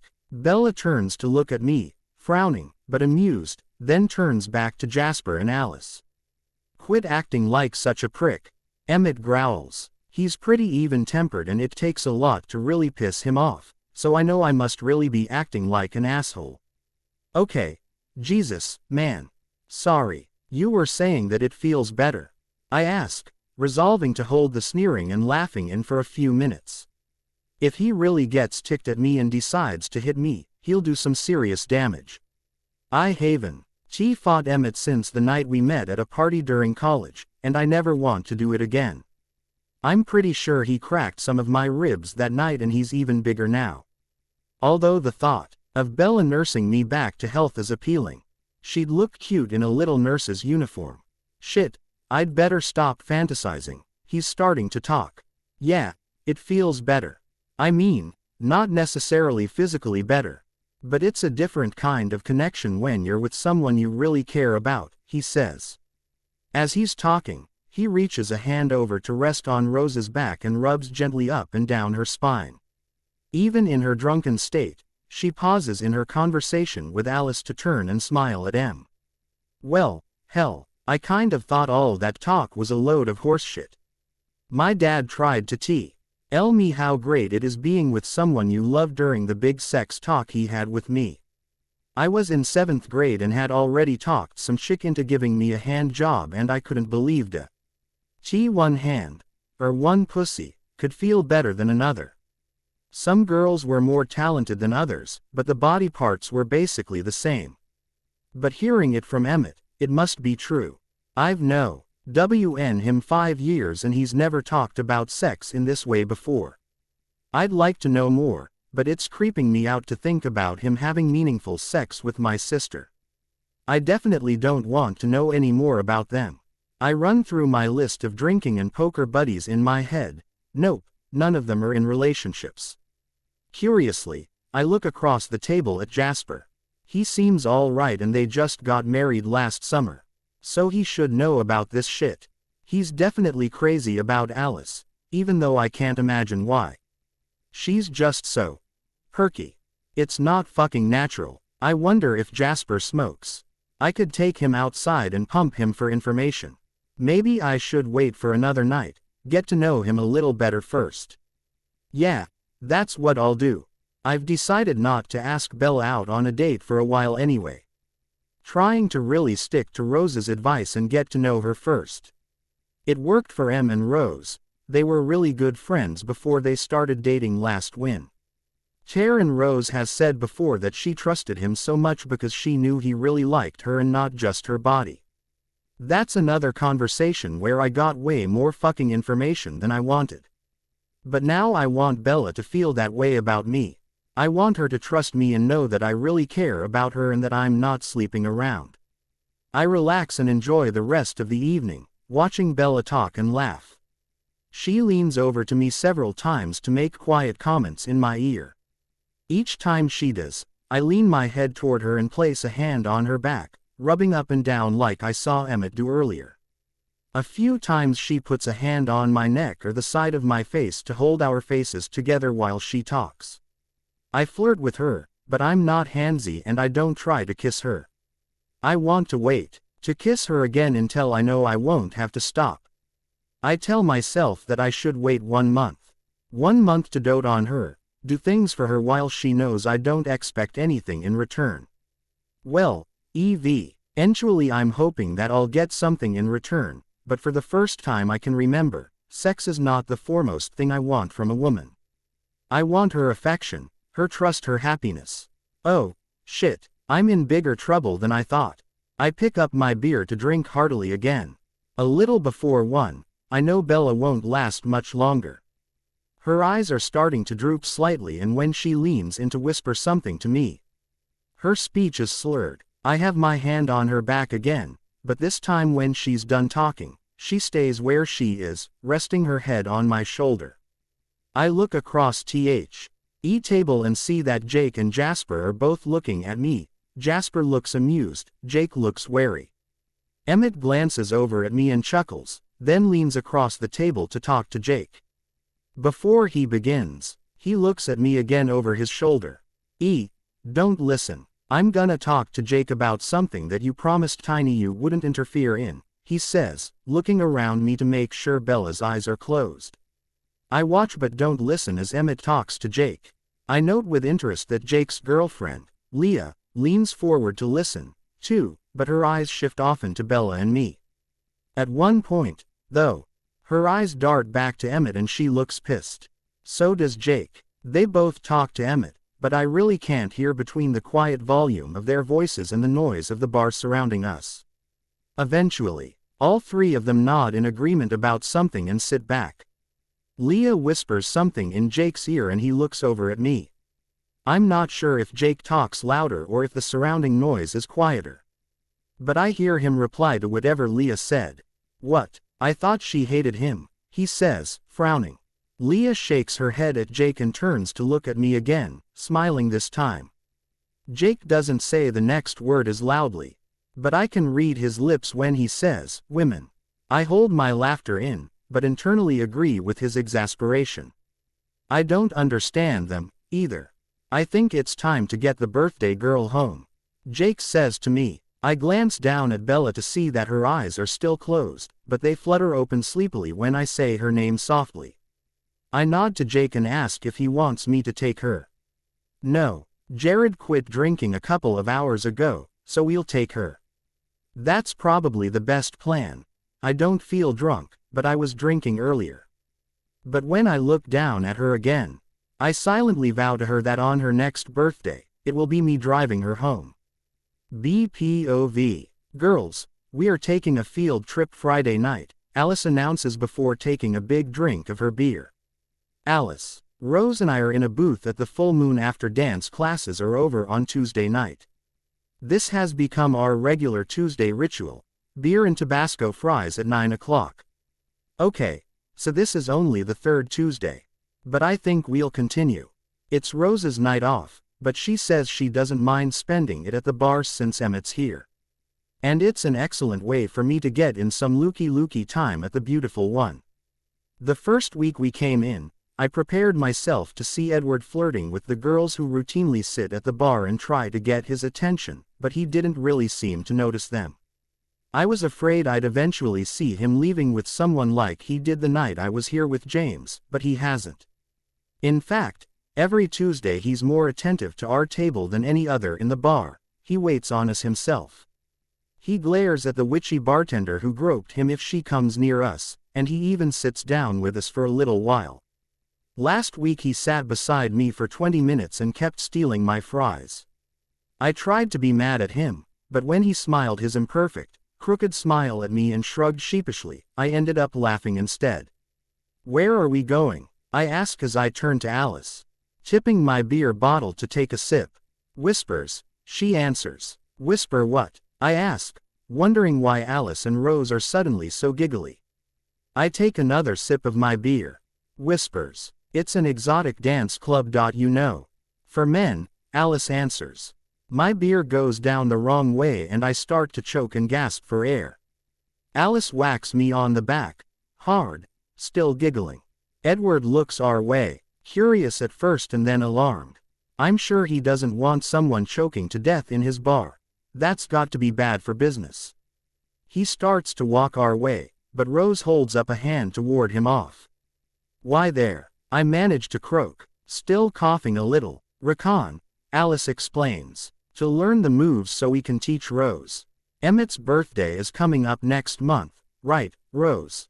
Alice says in her exasperated, get a clue Bella tone. She uses that tone with me a lot. To be honest, she uses that tone with everyone, though. It frustrates Alice that everyone else can't keep up with her twisty path thought process. Rosalie nods and looks amusedly at me, clearly enjoying my obvious discomfort. Oh, you think that's necessary? We could just make some stuff up, I say, trying to get out of it. I shift around in the booth, already nervous, and this field trip is still 3 days away. Bella, don't be such a prude, seriously. It'll be fun, Alice says. And quit twitching. Fuck. Hide me, Rosalie says. All amusement gone from her face as she tries to sink down in the booth. My mother just walked in. As I turn around to look at the beautiful one's mother, I hear Alice and Rose cussing why Rose would need to hide from her, but I'm not really absorbing what they're saying. I'm too busy looking at the attractive woman standing just inside the door. It's immediately apparent that she's Edward's mom. She has the same sparkly green eyes, the same bronze-colored hair. She's shorter than Rose, but taller than me. She hasn't spotted Rose yet, but it's clear from the beaming smile on her face that she sees Edward. "Hello, sweetheart," I hear her say as Edward comes around from behind the bar to hug her and kiss her cheek. I can't hear what he says back to her, but he's smiling adoringly at her. He puts an arm around her shoulders and heads toward us. Rose is muttering under her breath about doing bodily harm to her brother. "Rose, look, Mom's here," Edward says cheerily, with a smirk. "Hi, Mom," Rose answers.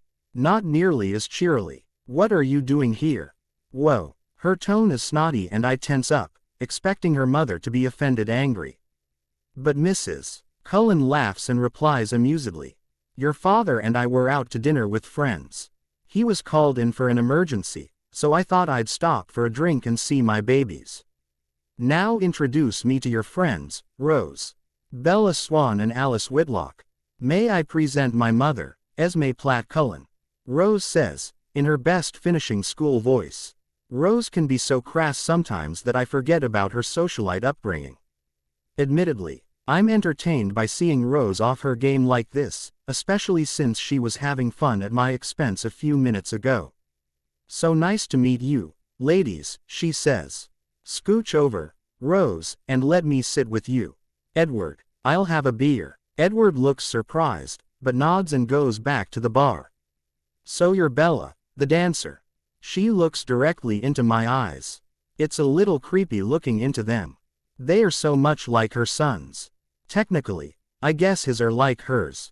"Yes, Mrs. Cullen," I reply nervously.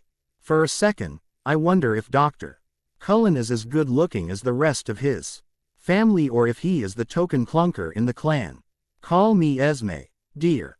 I've heard a lot about you from my children." Edward reappears with her beer and fresh beers for the rest of us, then pulls a chair from the table next to us. He leaves it turned around backwards and straddles it at the end of our table, accidentally bumping his knee against mine when he sits down. The touch of his denim-clad knee against mine sends a blast of electricity up my leg, continuing all the way up my spine.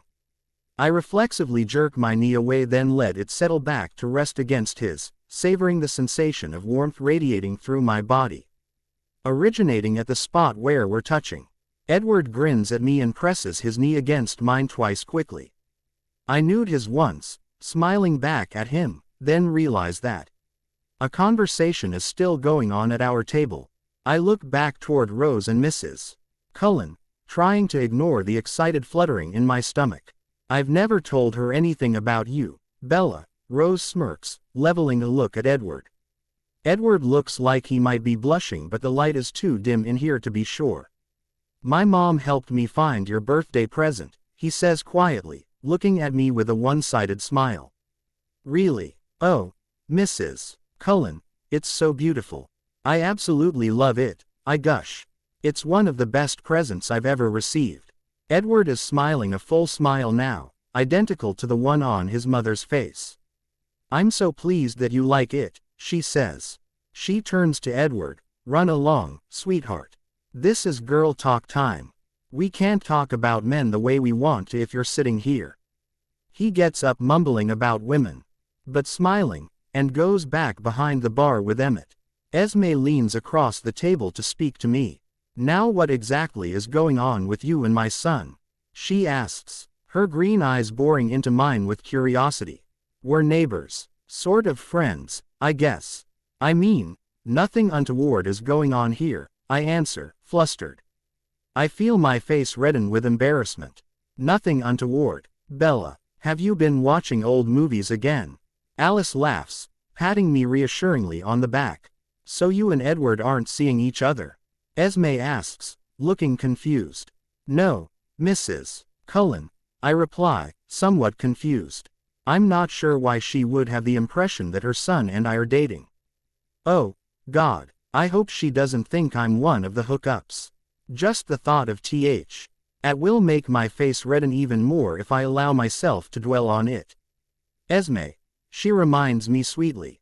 Esme, he's done several favors for me, helping me move in and stuff. And he and Rose and Alice threw me a great birthday party here.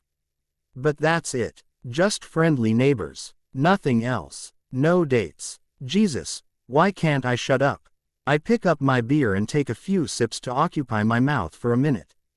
Before I blurt out how much I'd really like to date her son and do dirty things with him. She frowns, studying my face. She shakes her head slowly, still just as confused as I was a moment ago. Huh, I really thought. Well, we'll just let him get there on his own, now, won't we? Slower than his father, that boy. And Carlisle was slow enough. I aged 10 years waiting for him to ask me out our second year at Dartmouth. She says and laughs to herself, clearly reminiscing about her own romance. How is Daddy? Rose asks, her face lighting up. Oh, he's fine. The practice is short a doctor right now, so he'll be on call a lot more for the next couple of months. I'll have more evenings to spend with you and your brother, she says, laughing loudly as Rose grimaces, giving her mother the exact reaction I'm sure she was going for. After a moment, Rose ends up laughing, too. Esme reaches over to pat her shoulder and Rose leans in to kiss her mother's cheek in an uncharacteristic show of affection. I inhale sharply, but quietly, as tears prick my eyes. Excuse me, please. I'll be right back, I say, getting up and heading toward the bathroom quickly before anyone can see the evidence of my poorly controlled reactions. In the bathroom, I pad my cheeks with cool water and fight to get myself under control so I can return to the table.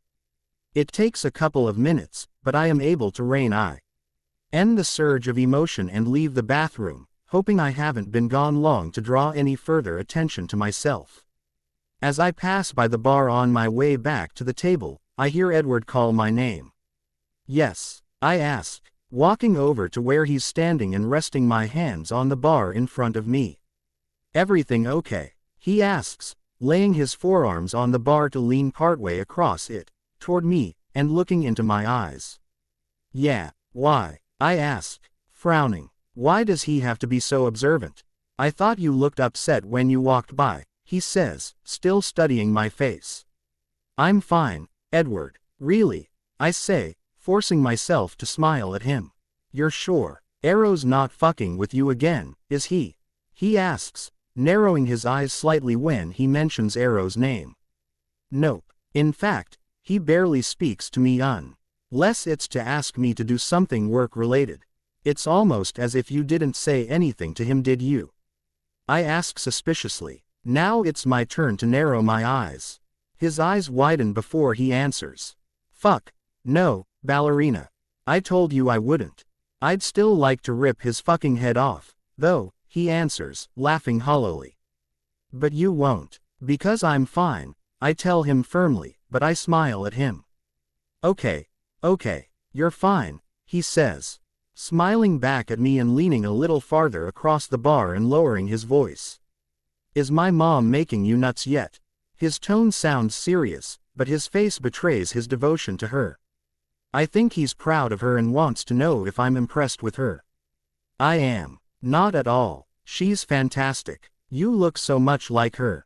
It's amazing, I say, propping my forearms on the bar, mirroring him. And leaning in so our faces are only a few inches apart even though we're standing on opposite sides of the bar. Yeah, Rose and I are each kind of carbon copies of one parent. It's fucking weird, he says, shrugging. And there's the answer to my earlier question. If Rose is a carbon copy of Dr. Cullen, then he must be gorgeous, too. Geez, it doesn't seem fair for the entire family to be so beautiful. They probably even had a beautiful dog. Have you ever had a dog? I ask before I can stop myself. Too late. I realize how out of left field that question sounded. Edward laughs, dropping his head down until it almost touches the bar. When he looks back up at me, his green eyes are shining. Yeah, we had a mutt that my mom found by the side of the road when I was 8 or 9. Moose, that's what we named him. Big, dumb and ugly, but, Jesus, he was the best dog. He went almost everywhere I went until I left for college. Why? I smile happily at him, feeling better although I couldn't say why. I don't know. I just wondered. You seem like the kind of guy who would love dogs. Yeah, I'd have one now if I didn't spend so many fucking hours a week here. Eldn't be fair to leave a dog home alone this much. Maybe someday, he finishes, shrugging one shoulder. Edward glances over to the table where I was sitting and suddenly straightens up, pushing away from me abruptly. Jesus, they're all looking over here. He's definitely blushing a little now and he laughs lightly as he shakes his head at me. Nosy bitches. I laugh with him. Don't tell my mom I said that. I won't. I really have to get going anyway. See you later, I say, turning to walk away. Hey, Bella, water or Diet Coke tomorrow? He calls softly before I've taken more than 2 steps away from him. For the last 3 weeks, Edward has shown up after my classes are over on Mondays and Wednesdays with one of the 2 drinks for me. He always says he's just checking on me, being neighborly. I thought at first that Rosalie was sending him to make sure I wasn't afraid to be at the studio by myself after what happened with Arrow, but I found out last week that she didn't even know he was stopping by. She thought he was outside smoking when he was actually spending a few minutes next door with me. It's sweet that he's trying so hard to make me feel comfortable in a space where I was so scared a few weeks ago, and I hope it means that we are becoming friends, not just neighbors. I turn around and smile widely back at him. Surprise me, I reply, then turn back around to walk to the booth. I slide back into my spot beside Alice and reach for my keys on top of the table. Bella, what did my son want? Esme asks me eagerly, looking at me with those freaky Edward eyes again. He was just saying hi, I hedge. Very interesting, she says, trading a look with Rose. Rose nods as if this confirms something. I look at Alice, but she just shrugs at me and smiles. Suddenly, Avenue a horrible feeling that Alice and Rose have been filling Edward's mom in on my unrequited crush on him. Terrific. Time for me to get the heck out of here before they get a chance to really embarrass me. I have to go. It was very nice to meet you, Esme. I hope to see you again soon. Good night, girls, I say with a smile. They all watch me as I get up from the table. When I look over at the bar, Edward is staring at me, too. Nice to meet you, too, dear, Esme answers. Alice and Rose both say goodbye, but I've already turned and am hightailing it out the door. Behind me, I hear Rose say, I told you, Mom. Followed by all 3 of them giggling. I don't turn around. I already know they'll all still be looking. Thursday afternoon, I'm working at M.Y. desk at the law office when the door opens and a man in a suit walks in. He smiles at me after he closes the door and starts to walk toward me, I assume since my desk is closer to the door than Jessica's. The other secretary in the office. I would guess he's a little older than me, with sandy blonde hair and light green eyes. He starts speaking as he approaches my desk. Hi, I'm Tyler Crowley from the prosecutor's office. I have an appointment with Arrow, he says, smiling down at me. Yes, Mr. Crowley. I'll let Arrow know you're here, I say, smiling back at him. I call Arrow and he tells me to ask Tyler to wait a few minutes, typical Arrow power play to make the opposing attorney wait for him. Somehow I manage to keep my face and voice neutral. He'll be with you in just a few minutes. You can have a seat if you'd like, I say to Tyler as I hang up the phone. Instead of sitting in the waiting area, he continues to stand at my desk, talking to me, asking me questions. My name, how long I've worked here, where I worked before, where I went to college. By the time Arrow comes out of his office, Tyler knows a whole heck of a lot about me. With a final smile aimed at me, he heads into Arrow's office. I continue to work, wondering if it was my imagination or if Tyler was flirting with me. Jessica comes to talk to me as soon as Arrow's office door is shut. She definitely thinks he's interested. You should flirt back, Bella. When he comes back out, she says quietly. Jessica is a newlywed and constantly badgers me about my love life, or lack of one. She wants everyone to be happy and in love. Tyler is cute, and he might help get my mind off Edward. I sigh. Edward's nice to me, and he's slightly flirty, but he has barely touched me since my birthday 3 weeks ago. He probably NKS. I don't remember the way he sat with his arm around the back of my chair that night, slid his hand slowly up and down my back, leaned toward me every time I spoke to him. I'm really not complaining about how Edward is acting now. He seems to genuinely like me. He does sweet things for me, talks to me, occasionally touches me, but not like he did on my birthday. Right after my birthday, I was hopeful that something was happening between us, but now, I think that the flirting might just be part of his personality and that it isn't necessarily directed at me. Oh well, at least he didn't ask me to hook up. Because I wouldn't have probably. Maybe I should flirt back with Tyler. I haven't been on a date for over a year, if I don't count the night out with James, which I don't. That wasn't about wanting to go out with James. That was about wanting to wipe the ever-present smirk off the beautiful one's face. I succeeded, but ended up unhappy anyway. I'm so lost in my thoughts that I don't notice that Arrow and Tyler have emerged from Arrow's office until they are practically standing in front of me. Tyler hesitates beside my desk and Arrow hesitates with him. Jessica reminds Arrow that he wants her to make some revisions to a contract she prepared for him, and the two of them go into his office together, leaving Tyler and me alone. So, Bella, I'd like to buy you a drink after work tonight, Tyler says, smiling at me. He has nice pale green eyes, not as striking as Edward's deep green ones, though. But he has a great smile. I'd like to, Tyler, but I teach dance classes from 5 until 9 tonight, I reply honestly. Really? Where do you teach? At Studio B. I think that's where my little sister goes, he muses. Angela Weber. Sound familiar? Yes, she's in my ballet class tonight, I answer, smiling. Small world. She's your sister. He laughs. Yeah, my mom's second marriage. I was 18 when she was born. Kinda embarrassing, you know.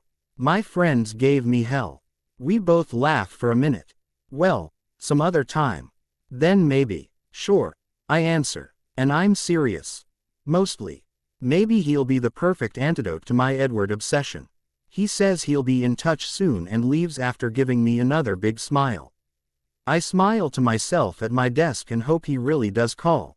Mostly. Blank. When ballet class is over that night, I'm surprised to see Tyler in the lobby area of the studio. Angela runs up to him to hug him as he tells her that he's picking her up because their mom had something else to do. Still, it's flattering. And he looks really good wearing jeans and a t-shirt. While Angela's getting her stuff together, I walk up to him. Fancy meeting you here, I say, smiling up at him and hoping my hair is not a mess. I can feel a few pieces that have fallen out of the bun resting against the side of my face and neck, though. I have to take Angela home, but I could come back when you're done and take you next door for that drink, he says. I contemplate the outcome of that scenario. It doesn't end well. Even though I don't think Edward's interested in me in that way, I think it would still tick him off if I brought another guy to his bar. He's unreasonably invested in my life for some reason. I make a face, scrunching up my nose a bit before I answer. Tyler, I know the bartenders next door and I really don't want to take a guy over there. They'll never leave us alone, I laugh. He nods understandingly. Well, hey, we'll just leave it like we did earlier. I'll call you, okay? I nod, telling him that I won't be back at the office until Monday and turn to go back into the studio room for my next class. He didn't ask me for my cell phone number today and I don't offer it now. Once classes are done and I've cleaned up the studio rooms a little, I pack up my big duffel bag with all my dance shoes and sling it over my shoulder. I switch off the lights and open the side door. When I see Tyler leaning against the side of my truck, holding a bouquet of flowers, my face breaks into a smile. Bella, I promise I'm not a psycho stalker. I just couldn't stand to think that I wouldn't get to talk to you until Monday, he says. I'll give the boy this. He's persistent. I laugh and put my duffel in the truck bed before taking the flowers from him. Thank you, Tyler. They're beautiful, I say. I'm suddenly aware that I'm standing here in sheer black footless tights, black booty shorts and a red tank top. I have Edward's hoodie tied around my waist, but it doesn't provide much coverage. And I swear I'm giving it back to him. Really? So can I have your phone number? He asks, looking down at me. Yeah, I have a bottle of wine inside the studio. You could come in and share it with me, I say, emboldened by his obvious interest. I'd like that, he says, smiling and nodding at me. We turn and go back to the side door. I unlock it and we go in, flipping on lights as we walk through. I go into my office. ND get the wine Alice brought me from the mini fridge, 2 plastic cups, and the corkscrew. Let's go into the studio. Music, I say. Really? I'm thinking there's no way I'm sitting in my windowless office with a guy the first don't really know. It's the studio, blinds open, or nothing. I turn on the lights and the music and open the blinds. Will you open the wine while I get us something to sit on? I'm also totally putting some sweats on before I sit cross-legged on the floor and flash him my hoo-ha by accident. When I get back with my old comforter from college that I keep in my office, Tyler's got the wine open and poured. He helps me spread out the comforter and we sit down. We talk easily about inconsequential topics as we drink our wine. I find out a little about him.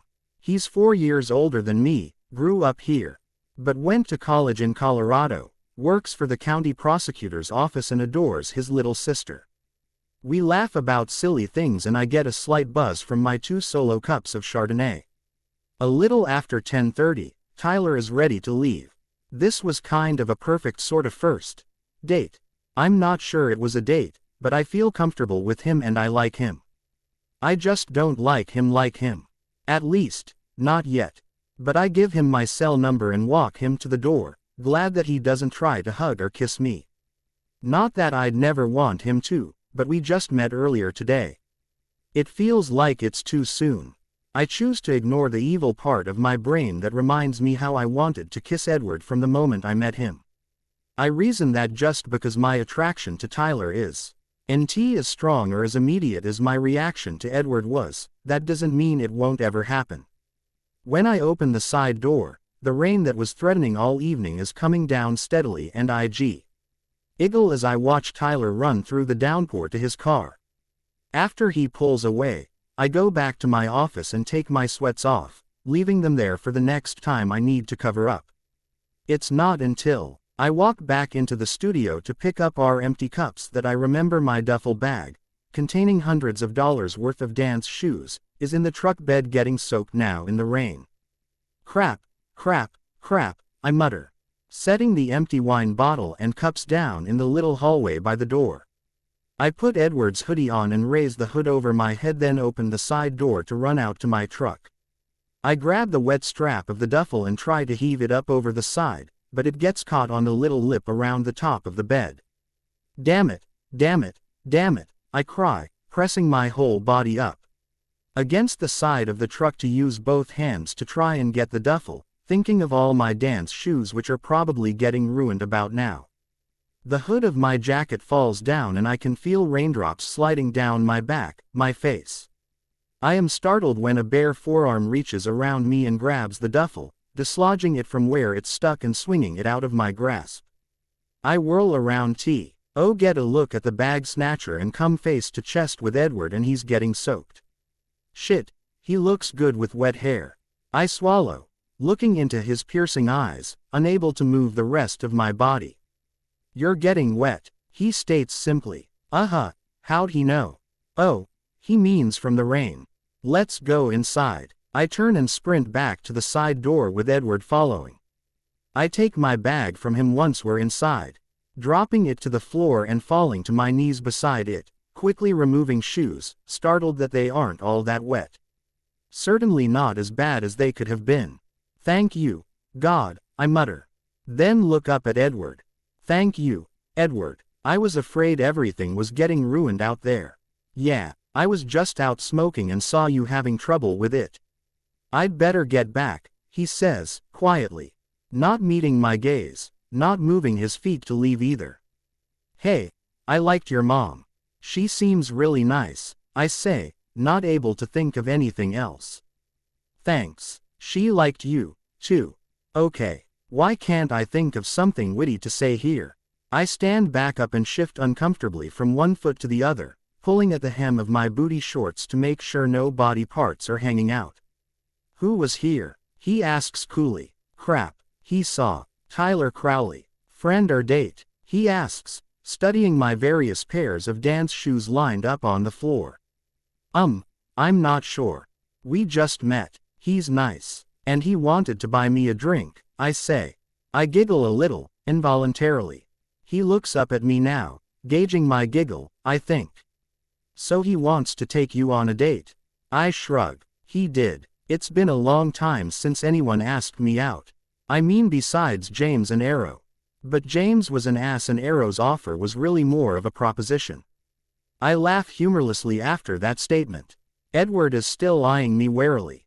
His eyes slide to the door, to the floor by the door, to the empty wine bottle and 2 used cups. He turns back toward me. Bella, lots of guys would like to ask you out, he says. Looking intently at me and shoving his hands into his front pockets. You just met this guy. He asks this like he's just catching up to what I said 2 minutes ago. I nod. You don't know him, but you let him come in here.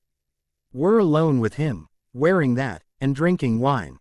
He looks at my legs, and at the booty shorts that don't cover any more skin than boy short underwear.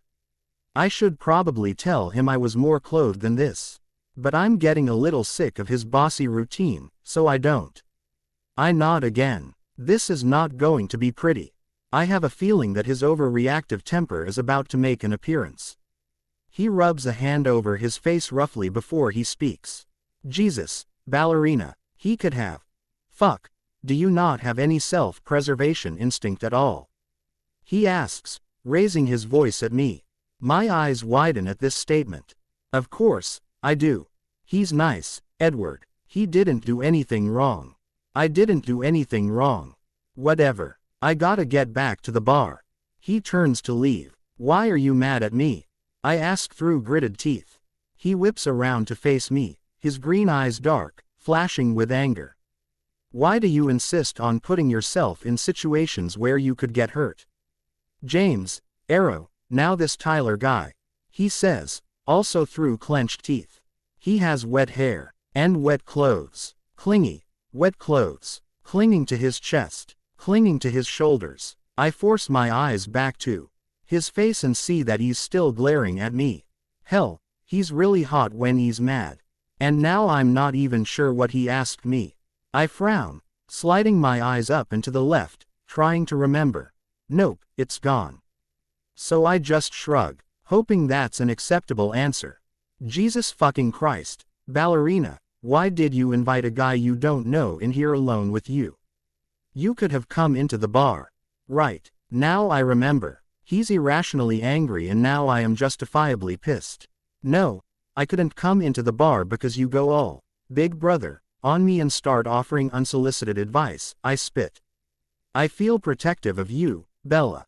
But make no mistake, I'm not your brother, he says, stepping toward me, and his green eyes are so intense, so full of fire now that I think maybe, could he possibly feel like I do?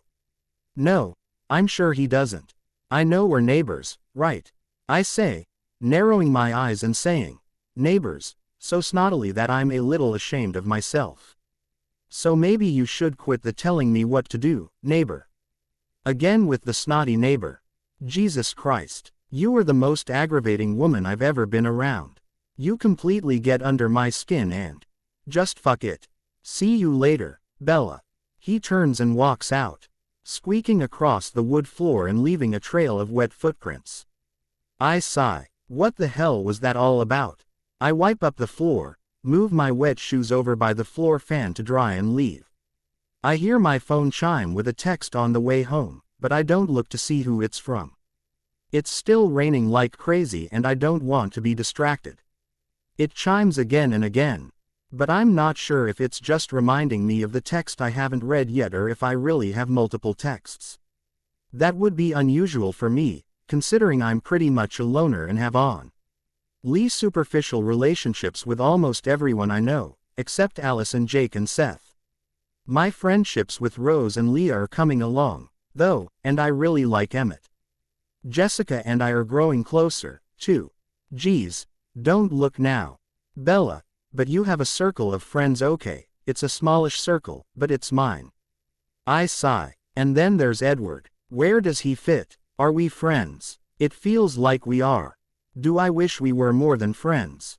I don't know. Okay, I do know. I definitely like him. I definitely like kissing him, looking at him, fantasizing about him.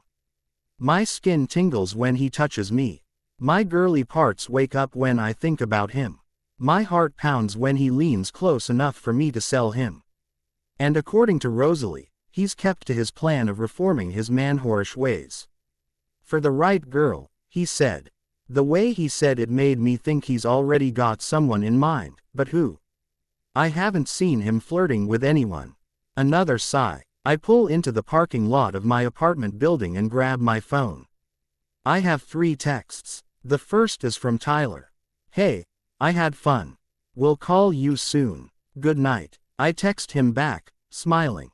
Me too. Talk to you soon. Good night yourself. The next one is from Edward. Sorry, ballerina, can we talk? I decide not to answer him.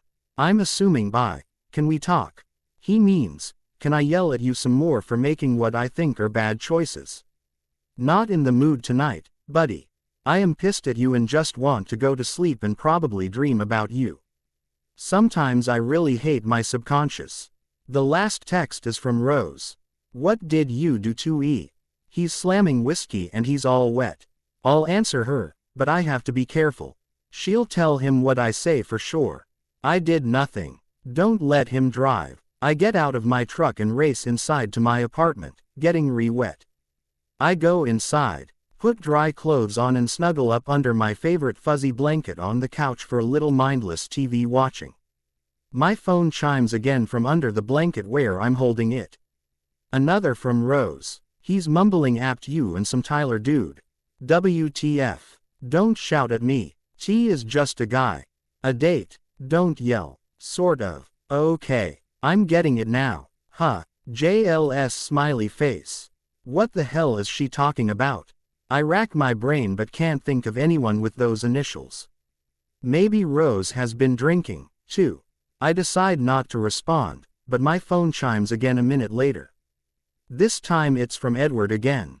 Speaking to my sister but not me. I knew Rose would tell him I answered her. I don't respond to Edward, though. He sends another text a minute later. I have a feeling they'll keep coming until I answer. I don't suppose there's any point in pretending that I'm not a little thrilled by this. Still pissed, but a little thrilled. Warning you, I've been drinking. Dirty texts will follow. I laugh at that one. Damn it, I'm supposed to stay pissed at him. I wait anxiously, biting my bottom lip. I get 3 texts from him in quick succession. You were so wet tonight. Can I see you wet again sometime? Are you still wet? Yes. Thanks for asking. Also really fucking liked your shorts. I giggle and wonder how long I should let this continue. I decide to respond now, just to shut him up. Turning phone off. Annoying neighbor drunk texting me. Oh, you mean me? Yes. Goodnight, barman. I don't wait for a reply, although I'm sure he'll send one. I turn the phone off and head to bed. And, of course, I do dream about him. BPOV. Friday morning when I wake up, I stretch my arms above my head and inhale deeply. I relax back down into the pillows and try to decide if I should get up or stay in bed a little longer. Yawning. I decide bed. Definitely bed. Now if I can just go back to sleep. After 15 minutes, I admit defeat. I'm lying here thinking about Edward instead of falling back asleep. Frowning. I think of his behavior inside my studio last night. I don't understand why he was so pissed. I've already told him I won't make the mistakes I made with Arrow, and Tyler is nothing like Arrow. But that didn't stop Edward. He blew the whole thing completely out of proportion and stomped away like an angry little boy. I smile when I think about all the texting he did later, even though I cut him off and didn't respond the way I'm sure he thought I would. And Rosalie's ambiguous texting was even more confusing. I have no idea what the hell she was talking about or who JLS is. God, thinking about this makes my head hurt. I get up and start a load of laundry, then dust and vacuum my apartment while I'm waiting for it to finish. Mindless chores allow my mind to wander again. This time it wanders to Tyler. He's cute. He's funny. He seems really nice, easy to talk to. He has a good job. He didn't try to kiss me. That could be seen as sweet, or it could mean he's not that into me. Not that I've ever read that stupid book. I have common sense and I don't need one guy to tell me that another guy is just not that into you.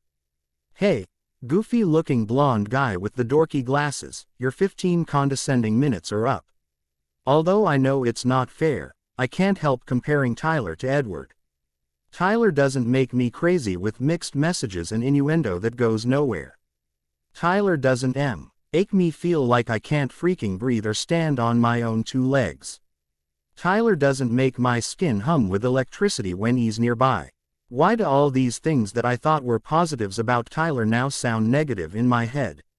It's not right to judge Tyler after only one day anyway. Now if I could just shut off the part of my brain that reminds me that I felt all those things with Edward AF. Tear the first 10 minutes I spent with him. Stupid freaking beautiful one. It's just like him to refuse to get out of my head, consequently ruining any chance I have with the cute, nice boy who seems to like me. That's not necessarily his fault, but I don't care. If he can be irrationally pissed, so can I. Tired of thinking about all of this, I take a shower and decide to run some errands that I've been putting off. Finally, around 11 o'clock, I drive into the studio parking lot so I can get a little work done there and check to see if my shoes are drying out well. I don't look for Edward's car when I pull into the lot. But since it's parked right next to my side door, I can't miss it. I park my truck, get out and head for the studio door, then notice that Edward is in his car. I almost didn't see him through the dark tinted windows. He has sunglasses on even though it's not sunny today, and his seat is reclined all the way back. It looks like he's sleeping. I creep past his car and unlock the door to the studio. I hear his car door open behind me and stiffen reflexively. I'd be willing to bet I'm in trouble again. Bella, hey, slow down. Where the hell have you been? He asks grumpily. I turn around to see him standing beside his car, wearing a wrinkled button-down shirt over his t-shirt and jeans. He's unshaven and his hair is even messier than usual. Legitimately messy, not carefully styled messy. None of your business, big brother, I retort saucily.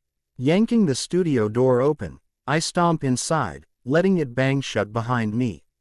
I hear the hinges squeak as he ends it right back up and exhale loudly in exasperation. I turn around to face him, clenching my hands into tight fists and putting them on my hips. I told you last night, I do not feel like your fucking brother, he growls. His voice raspy with sleep. I have a sister and this is definitely not how I feel about her. I roll my eyes. I've really had enough of his nonsensical bullshit. What is your damn problem with me anyway? I demand. You won't talk to me, you won't text me back, you won't answer or return my calls, he complains. I thought something happened to you. He takes his sunglasses off now, his eyes are bloodshot. He's definitely hungover. If I wasn't so mad at him, I would laugh at him. All right, that's it. Now I'm insulted. I can barely contain my ire as I reply to him. Let me get this straight. You thought that because I didn't hang on your every word, I must be injured or dead. Awfully high opinion you have of yourself. Or low of me, I guess. I don't have a low opinion of you at all. But you've never flat out ignored me, he replies, sounding surprised by my outburst. Get over yourself, Edward. My life doesn't revolve around your phone calls and texts. Not that I owe you an explanation.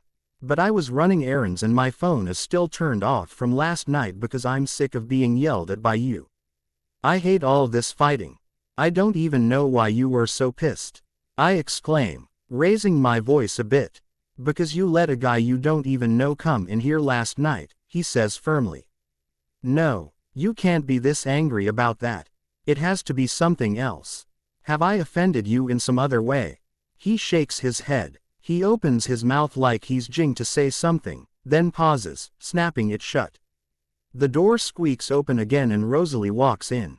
Great, she'll definitely be helpful in this situation. Geez, even my thoughts are sarcastic today. There's Bella, safe and sound. See, Edward, she can take care of herself after all, she says laughingly.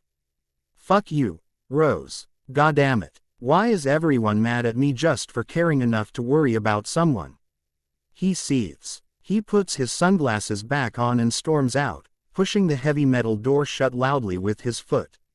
As soon as he's gone, Rose throws her head back and laughs. What's so funny? I ask her, transferring my irritation to her since Edward didn't stick around for me to take it out on him. You two, this dance you're doing around each other, trying to figure out if you're gonna get down to it or not, she says, still laughing. There's no way I'm touching that statement. I shake my head at her. She blows me a kiss and walks out the door, leaving me standing in the hallway alone, pissed off and confused. I lock the door to avoid any more uninvited guests and decide to put my frustration to good use by cleaning the bathroom. I have a feeling it will be cleaner than it's ever been before my anger subsides. Blank, underscore, blank. An hour later, I've finished head with the bathroom and have calmed down enough to work at my desk. I sort through mail, bills, and tuition payments, pleased that the studio is already making a profit. A small profit, but still a profit. I'm startled when I hear a soft knock at the side door. Who is it? I call as I approach it. Edward, he responds. I crack the door and look at him with one eyebrow raised. Round 3. I ask sarcastically, smiling sweetly at him. No, ballerina. Peace offering, he says, holding up a bag from the Chinese restaurant down the street. I narrow my eyes as I eye the bag and then him. He's still a disheveled mess. Still wearing sunglasses. You have crab rangoon in there? I ask, pointing to the sack. When he nods, I break into a smile and open the door to let him in. I step into my office and grab 2 sodas from the mini fridge. Then lead him into the studio and sit down on the comforter that's still spread out from my semi-date with Tyler last night. So, how you feeling today, slugger? I ask, smiling slightly at him as he takes out Chinese food cartons. He takes his sunglasses off and hooks them onto the neck of his t-shirt. I almost wince when he lifts his eyes to meet mine, his look so tired and bloodshot. He's got to be hurting. I've had better mornings, but I'll be all right. How about you? He replies, smiling back at me a little and taking the soda I hold out to him. I'm good, I respond, laughing lightly. He hands me a set of chopsticks and then grabs my wrist gently. Look, Bella, I owe you an apology. I know I was out of line last night and this morning and I'm sorry. I have no right to ask you all the stuff I was asking. Apology accepted. Edward, I appreciate that you're trying to look out for me. But I am capable of deciding who I'm going to hang out with, who I'm going to trust. I have trust issues for reasons I'm not explaining to you right now, but I refuse to distrust everyone just because I've been screwed over before. I'm afraid you trust too easily, ballerina. You trusted Arrow, he says lowly, looking down at my wrist where it's cradled in his palm. No, I didn't. I just wasn't brave enough to tell my boss/landlord that he couldn't come in his own building. Lesson learned. I haven't been alone with him since. And you trust this Tyler guy? I nod. So far. And you're going to date him? He asks, looking up at me through his lowered lashes. His bloodshot eyes searching mine. I don't know. I'll probably go out with him if he asks me. It's been a long time since anyone asked me out. It feels good, you know. But you like him? He asks, trying again. Jesus. He's like a dog after a bone today. I don't know him, Edward. We talked for a while last night and that's it. He seems nice, but it takes more than one night for me to judge someone. He nods, letting go of my wrist, and passes me the crab rangoon. We eat in silence for a moment, both of us moaning a little at the delicious food from Dao Dao. So can we still be friends? He asks after a few minutes. Friends? I thought you said we were neighbors, I answer with a smirk. I think we're more like friends now, don't you? Yes, Edward, I do. I would really like for us to be friends. I say sincerely, I would like for us to be way more than friends, I think to myself, but if friendship is what I can have, it's better than nothing. I do really like him as a person. He smiles then and looks down to dig shrimp out of the fried rice. When he sees my mock glare, he feeds me a couple of shrimp from his chopsticks. They're the best shrimp I've ever eaten. While we're eating lunch, we talk. Getting to know each other without being surrounded by prying eyes and eavesdropping ears for once. We trade a few college stories. He tells me how he met Emmett at AP. Artie and immediately got into a fist fight with him. I tell him how I met Alice. I'm surprised when he says that his dad really wanted him to become a doctor and was not happy with the bar owner option. But he's mostly come around in the 2 years since Edward's owned his own place. Edward's lying down on the comforter now with his eyes closed as he talks a little more about his family, allowing me to study him intently. When he asks about my family, I gloss over by telling him that I grew up in a small town with my police chief dad. I also tell him that Jake lived next door and that we've been good friends as long as I can remember. He turns onto his side, propping his head on the hand of a bent arm and asks more questions. So, you and Jake, were you always just friends? He asks, looking at me. Yeah, we were probably more like siblings in some ways. We fought like crazy, but always made up by the next day. And he beat the crap out of a guy who was an asshole to me in high school, I say with a laugh.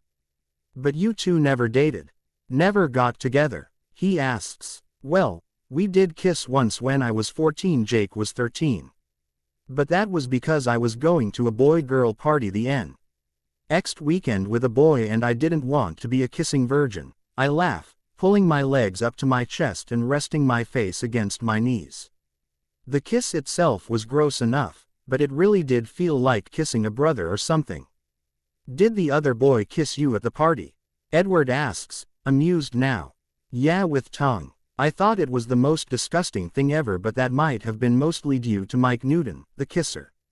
I say, amused, too, at the memory. Was he your first boyfriend?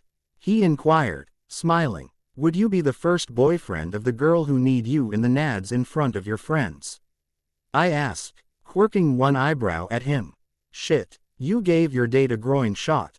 He asks, lying flat again and laughing. I sure as hell did.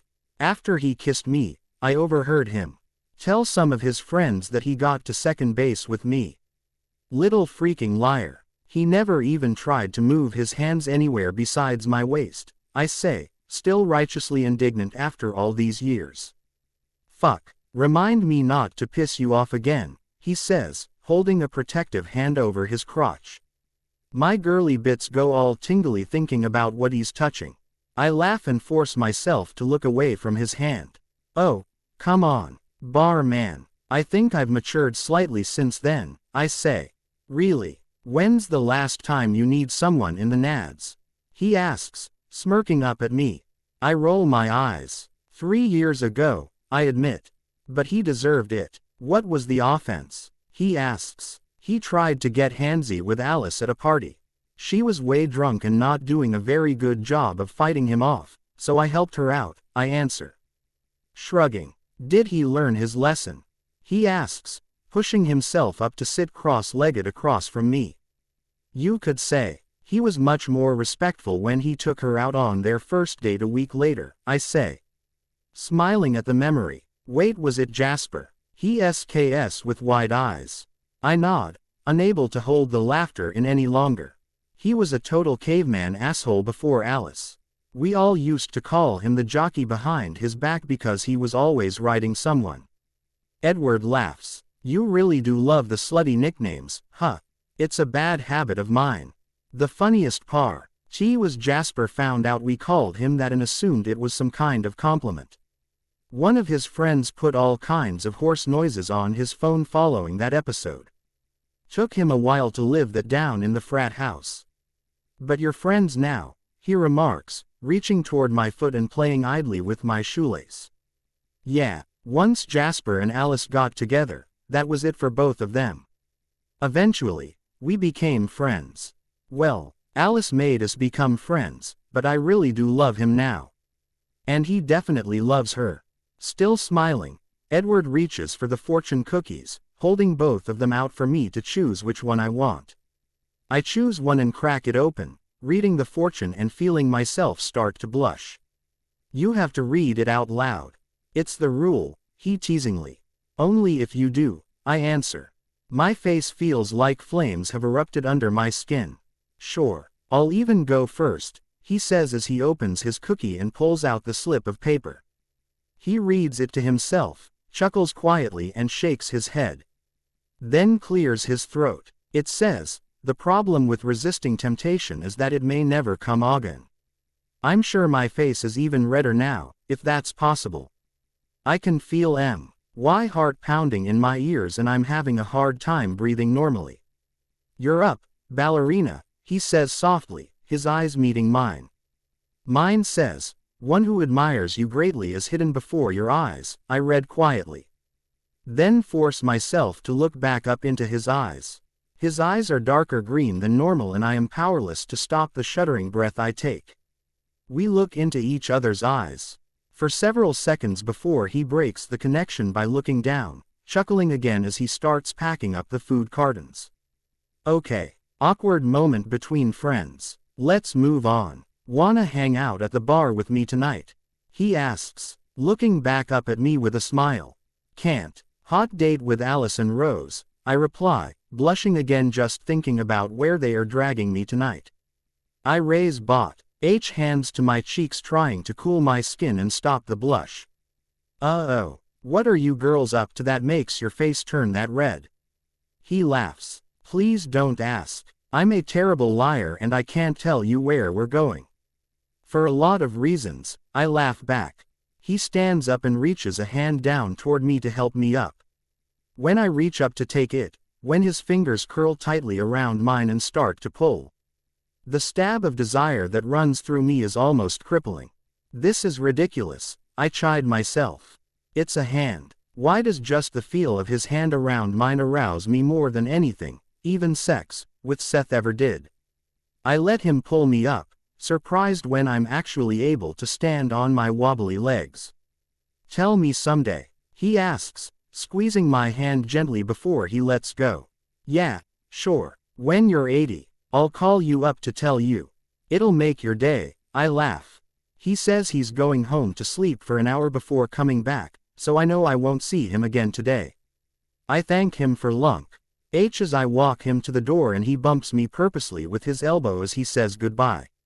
I go back into the studio and pick up the trash, searching madly for his fortune, but I'm unable to find it.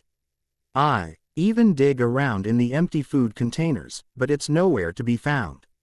He probably walked out of here with it stuck to his shoe or something.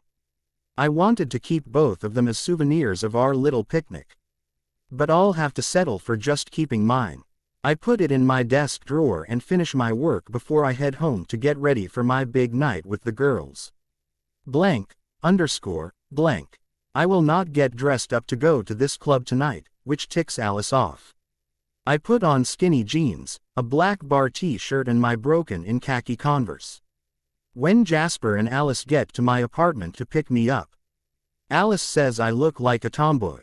I'm a little offended. I know I'm no fashionista like Alice is, but I thought I looked kind of cute. I look down at what I'm wearing. Nope, no overalls. I look in the mirror beside the door. Nope, no pigtails. I look back at Alice and she must see the hurt in my eyes because she slings an arm around my shoulders and squeezes. It's okay, B. You look like yourself. Your college self. But yourself. Sooner or later, though, you are going to let me dress you. Just for one night, please, she begs. I roll my eyes and tell her I'll think about it. J. Asper winks at me while she's not looking and I smile back. He drives us to the studio to meet Rose. We decided to take a cab from there to the club so we can drink without having to worry. Jasper offers to drive us wherever we're going. But we haven't told him what we're up to either. We tell him thanks, but no thanks. We get to Whispers just before the first showtime and sit at a table in the back. We order drinks immediately. I leave my hand over my eyes as I down my first beer and order another one. Rose has a stack of $5 bills that she begins to dole out to us. I look questioningly at her, knowing that she doesn't make that much money at the full moon. She shrugs and looks a little guilty. I dropped a class and got my mommy's money back. I just didn't tell mommy, she says. Plus, we're women. We're supposed to tip well. And these girls definitely need the money more than Esme. It's technically my grandfather's money anyway. He died before I was born and left it in a trust for me and Edward. Okay. Robin Hood. Alice laughs. What happens when you get caught by Esme? I cry to Daddy. She laughs. He always smooths things over with Mom. It's my money anyway. If I hadn't run off to Europe with Royce when I was 20, it would all be mine now, just like Edward. He got his half because he did the responsible college thing. I went to Europe with a rich, older man and gained life experience. But that wasn't good enough for my parents. Alice and I both look at Rose with our mouths hanging open. I have never heard even one little bit about this before. I thought she just screwed around and didn't go to college right away, not that she ran off on an adventure. Rosalie rolls her eyes at us. All right, I know you have questions. I'll give you a brief synopsis, but I'm not doing details tonight. That will have to wait for another night out. His name was Royce King. He's the great-great-grandson of some railroad baron and has a shitload of money. He was 15 years older than me, but really hot and I fell for him instantly when we met in Miami. I was on spring break, freshman year of college. We kept in touch, and that summer he asked me to go to Europe with him. Carlisle and Esme said absolutely not. So I absolutely had to go. Honestly, if they'd said I could go, I'm not sure I would have. The relationship had kind of fizzled for me by then, but I was such a rebellious bitch that I took off and spent the next 2.5 years with a bunch of jet-set playboys and heiresses touring around Europe. Did you love him? I ask. For a while in a way, she responds, looking ashamed of her answer. Why'd you leave him and come back to Seattle? Alice asks. He beat the hell out of me twice. I left immediately after the second time. Fool me once and all that shit. I still had bruises when I got home, which is probably the only reason my parents didn't kick me to the curb upon my return. Edward doesn't know about the abuse, so I'd appreciate it if you guys wouldn't mention it around him. She says quietly, "Oh my God, Rose," I say, unable to put my feelings into words. Jesus, this is why I don't tell people. Don't feel sorry for me. I survived. I learned stuff. Saw things I never would have otherwise. I've learned to put it in perspective, she says, her voice stronger than it was a moment ago. Now drink up and pay attention to the girl on stage. I have a fabulous man now and I want to impress him with my mad tripper skills next month. Bella, if you don't watch, we'll never learn the moves, Alice chides, noting that my hand is still fused to the side of my face, blocking my view of the stage. I have to be drunker before I can look at another girl's hoo-ha, I announce. They keep the thongs on. It's just topless, Rose explains. Like that makes this all perfectly normal. I'm still not looking until I'm drunker, I mumble, prompting Rose to order us each 2 shots of some watermelon stuff that tastes like a Jolly Rancher. By the time I drink those and finish my second beer, I'm feeling more relaxed. I'm not sure I can do the pole thingy, tipsy Rose says. I might be more of a lap dance girl. Yeah, that would take a lot of muscle control, Alice agrees. Bella could do it though. Have you seen her thighs? My God, her legs are amazing from all the ballet. She could probably hang there all day. I know someone who would probably like watching that. Rose says. I have no idea what she's talking about, and at the moment, I really don't care. I'm too busy studying the dancer on stage, Heidi. She's really good, very controlled. I know I'm drunk when I have no embarrassment whatsoever about staring at another girl's almost naked body. Really, though, these girls aren't vulgar, they're sensual. Alice was right. We did need to see this in order to teach Rose. I may have to be drunk when we teach Rose though. All right, B, are you tipsy yet? Because we need to talk, Alice says, leaning across the table to talk to me during the break between shows. I don't know. I feel warm and stuff. I guess I'm probably tipsy. Wait, why do I have to be tipsy for this talk? I ask, immediately on guard. Because you're much more receptive when you're tipsy and you need a push.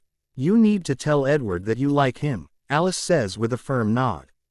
Fuck, no, I answer loudly. Yep, I'm tipsy. Bella, really, I've stayed quiet as long as I can. I thought my idiot brother would have come to his senses by now, but since he's decided to be a candy ass, it's gonna take a little prodding and a little teasing, Rose says. Cock teasing, Alice laughs. I gasp. Okay, I'm not that tipsy. What? I can't do. What? I stammer. I wish you guys could have seen Edward last night. He was drunk off his ass, all wet fro. The rain and moaning about. The ballerina. Rose laughs, doing a pretty good imitation of Edward's voice. Why would he be moaning about me? I ask incredulously. Bella, are you really this naive or are you just plain stupid? I told you last night he was jealous, Rose says. You did not, I say adamantly. Hey, she's my best friend and she's not stupid, Alice says at the same time. Down, kitties. Bella Swan. I did, too. Tell you he was jealous, JLS. Alice Whitlock. I am aware that Bella isn't stupid. I just said that for effect because both she and Edward experience a drastic drop in their IQs around each other. So get yourself drunk, Bella, and learn some moves. Then we'll go back to the full moon and you can drive my brother insane, she announces. She levels both of us with her. Don't argue with me, stare, and we all turn our attention back to the stage. We get drunk and giggly fast after that and eventually stand and imitate some of the girls' moves. Rose and I walk up to T. He stage and give some of our money to a particularly, flexible dancer named Cinnamon. She kisses both of us on each cheek with her bright red lipstick. Neither of us tries to wipe it off. Then it becomes a thing. Every dancer who comes out kisses us after we give her money and we don't wipe any of it off. In our inebriated state, we think it's hilarious. The men in the bar apparently think it's hot. They start hollering and applauding for us every time. 3 guys try to pick Rose up. She's not even nice when she turns them down. She even shows one of them a picture of Emmett saying, "Why would I give up this for you?" After the second show, we think we have sufficient moves to please Rose and Emmett, and decide to get a cab back to the full moon. While we're waiting for our cab, Lice calls Jasper and asks him to meet us back at the bar. We can't stop laughing on the way back and have to ask the cab driver to stop at a convenience store so we don't wet our pants. In the bathroom, Alice buys a $1 booklet of sexual positions from the same vending machine that sells condoms and small vials of cologne. We unfold it in the backseat of the cab, laughing again at the illustrations. I haven't tried most of the positions in the booklet, but Alice and Rose emit a constant chorus of sighs and moans. Oh, yeah, that's a good one, Rose says, pointing at a picture. Bella, you're flexible, you should totally try this one. Alice chimes in, pointing to another one. In some of them, I can't even tell whose limbs are whose. I've never felt so naive in my life. My 4 times with Seth were not adventurous at all. Bella, you hang on to this. And make sure Edward sees it, Alice whispers to me. She folds it back up and presses it into my hand while Rose isn't looking.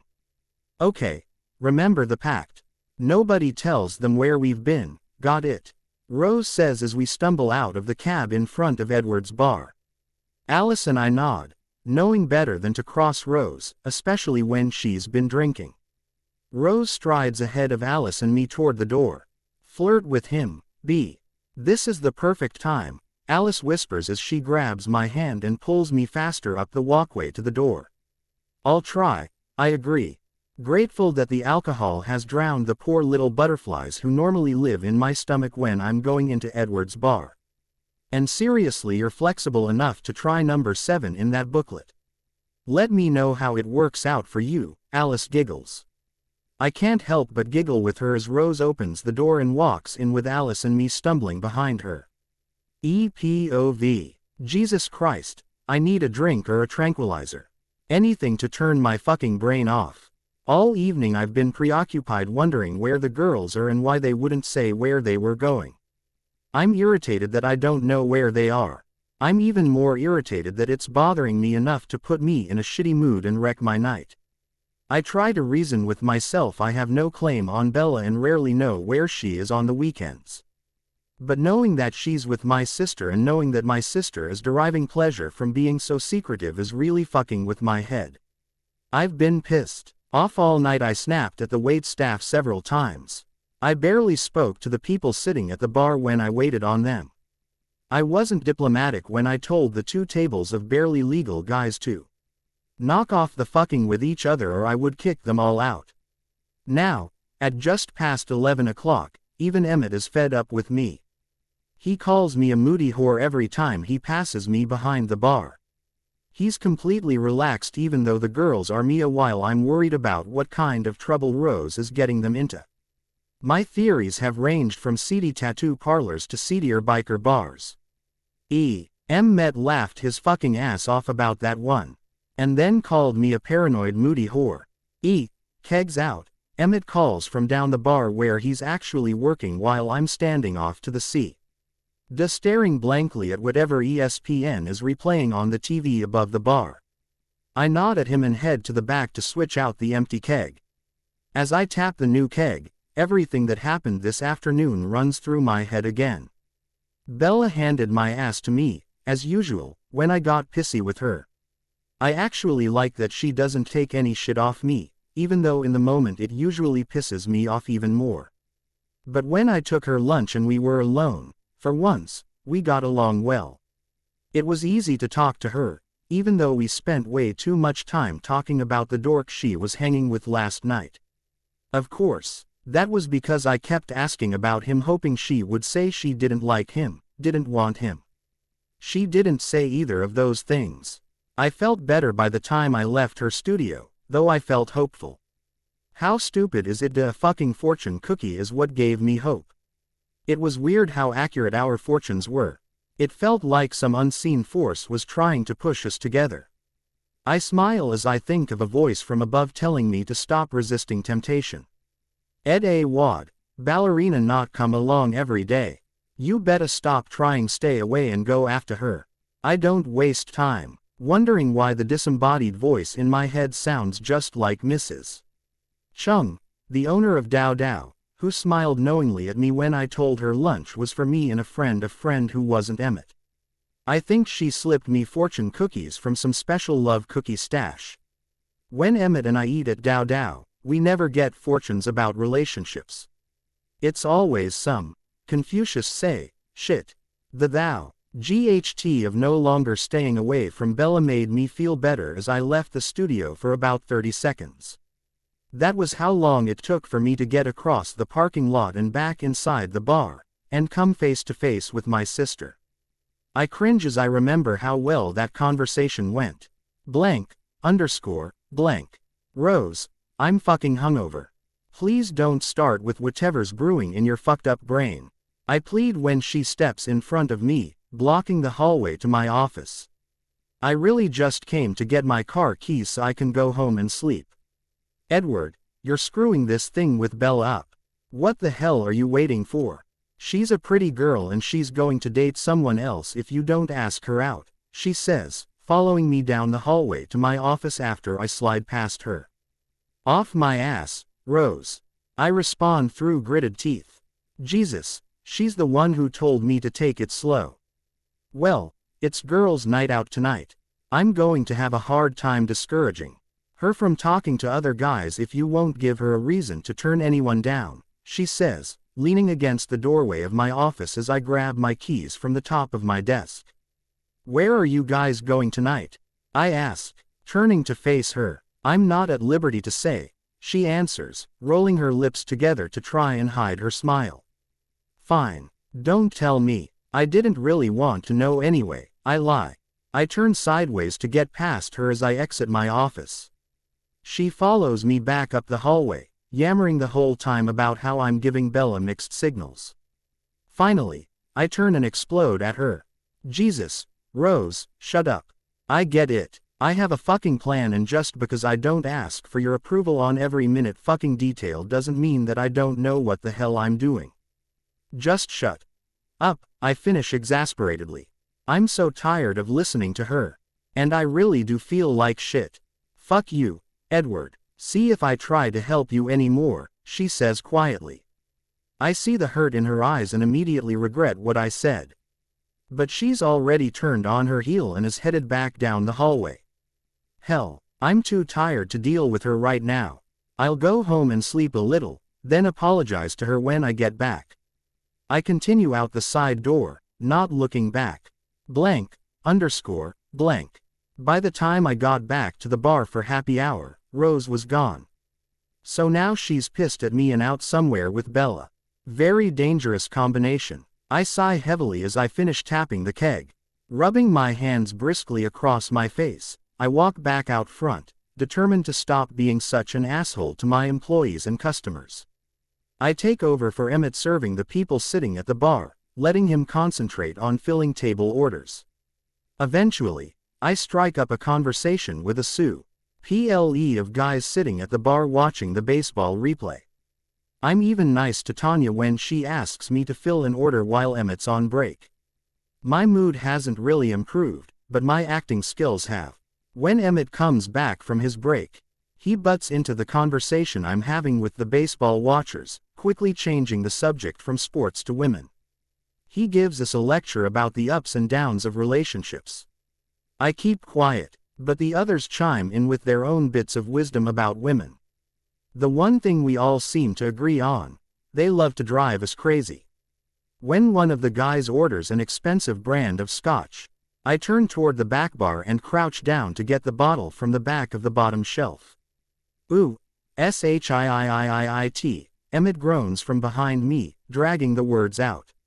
I haven't heard him sound like that for a long time and immediately cringe, worried that there's a bar fight brewing between those two tables of young bloods I warned earlier. "What's wrong?" I ask, standing back up and turning around. Then I see what he's looking at. Rosalie, Alice and Bella are stumbling in the front door of the bar loudly. I think they're all smashed. None of them are walking straight. They are all giggling to the point of being obnoxious, and Bella and Rose have lipstick prints on their faces all over their faces. I'm immediately fixated on Bella's face, all smiley and assy-eyed, so fucking adorable. And is she wearing my hoodie again? Yep, that's definitely my hoodie. I can't stop the smile that slowly spreads across my face. "Rose, what the hell? Who drove you?" Ed growls at her when she sits on a bar stool in front of us. She smiles drunkenly up at him. "Oh, calm down, Grandpa. We took a cab. Knew we'd be getting blitzed tonight," she says. Bella and Alice sit down on either side of her and they all trade high fives, laughing loudly at Rose's joke. Emmett is not amused at fucking all. I, on the other hand, am now in a great mood. I contain my laughter and decide to butt in before things between Emmett and Rosalie deteriorate further. "What have you girls been up to?" I ask, smiling at them and setting glasses of water in front of each of them. This causes a fresh round of giggles. Bella lays her head down on the bar, her shoulders shaking with silent laughter. Alice almost falls off her stool and has to be caught by the guy sitting next to her. She smiles at him as he pushes her back up, then turns to face me. We can't tell you. You're stinky boys, she giggles, wiggling herself back to the center of her stool. Give us shots, she demands, punctuating each word by smacking her hands on top of the bar. Jesus, why do girls always bang the bar top when they're drunk? Who's been kissing you, Rose? Emmett asks seriously, leaning across the bar toward her. He needs to lighten up. This is way funnier than he's giving it credit for. And hot. Some other woman has been kissing these girls. Fuck. I wish they'd tell us where they've been. Wouldn't you like to know? Rose replies snottily. She pulls a tube of lipstick out of her pocket and tries to apply it to her lips, but she's so drunk that it ends up outlining her mouth crookedly. She looks like a creepy, drunk clown. I briefly consider taking a picture of her with my phone. It would be great blackmail. But she's already pissed at me and she's holding too much shit over my head right now. I'm not taking any chances that she'll extend the damn screwing embargo out of spite. Glancing toward Emmett, I see that he's losing patience with Rose fast. Girls, let's hit the ladies, Rose announces, spinning her stool around, but spinning too far and ending up facing us again. I laugh out loud and even Emmett chuckles as Rose scowls at us and tries again. This time she succeeds and gets down, pulling Alice with her. Coming, Bella. No, I'll stay here, Bella says, turning her head toward Rose, but sliding her eyes back to me. I grab a bottle of tequila to pour them shots as requested, but when I look at Bella, she's shaking her head no at me as she unzips my hoodie. No shot or no tequila? I ask softly, scooting over right in front of her. No tequila. I can't drink it. It gives me a headache, she replies, shrugging out of the jacket and tying the sleeves around her waist. Amazingly, I am able to hold my laughter in and not point out that she's going to have a headache tomorrow no matter what she drinks at this point. She picks up her glass of water and takes a few big drinks. Because I can't fucking help myself, I watch the motion of her slender throat as she repeatedly swallows without taking a breath. Whoa, baby, slow down, I say quietly. You drink that too fast and you're going to make yourself sick. I reach across the bar and touch the hand she has resting on top of it. She's clutching a little piece of paper in her palm and when I try to look at it, she jerks her hand away quickly. I raise my eyebrows, wondering what it is and why she doesn't want me to see it. Fuck, it's probably some fucking asshole's phone number. Jesus Christ. I try to be honorable, try to be her friend before I hit on her and one goddamn week before I'm finally ready to ask her out. The guys are lining up to steal the fucking bass I'm playing. Fucking motherfuckers. She puts the water glass down and stares at me, frowning. Shit, why does she look puzzled? Oh, I just called her baby. And I told her what to do. That'll probably piss her off. Yeah. She's probably just working her drunk ass up to angry. She takes a deep breath and my eyes immediately drop to her chest. What the fuck else am I supposed to do? She's sticking it out, holding her breath.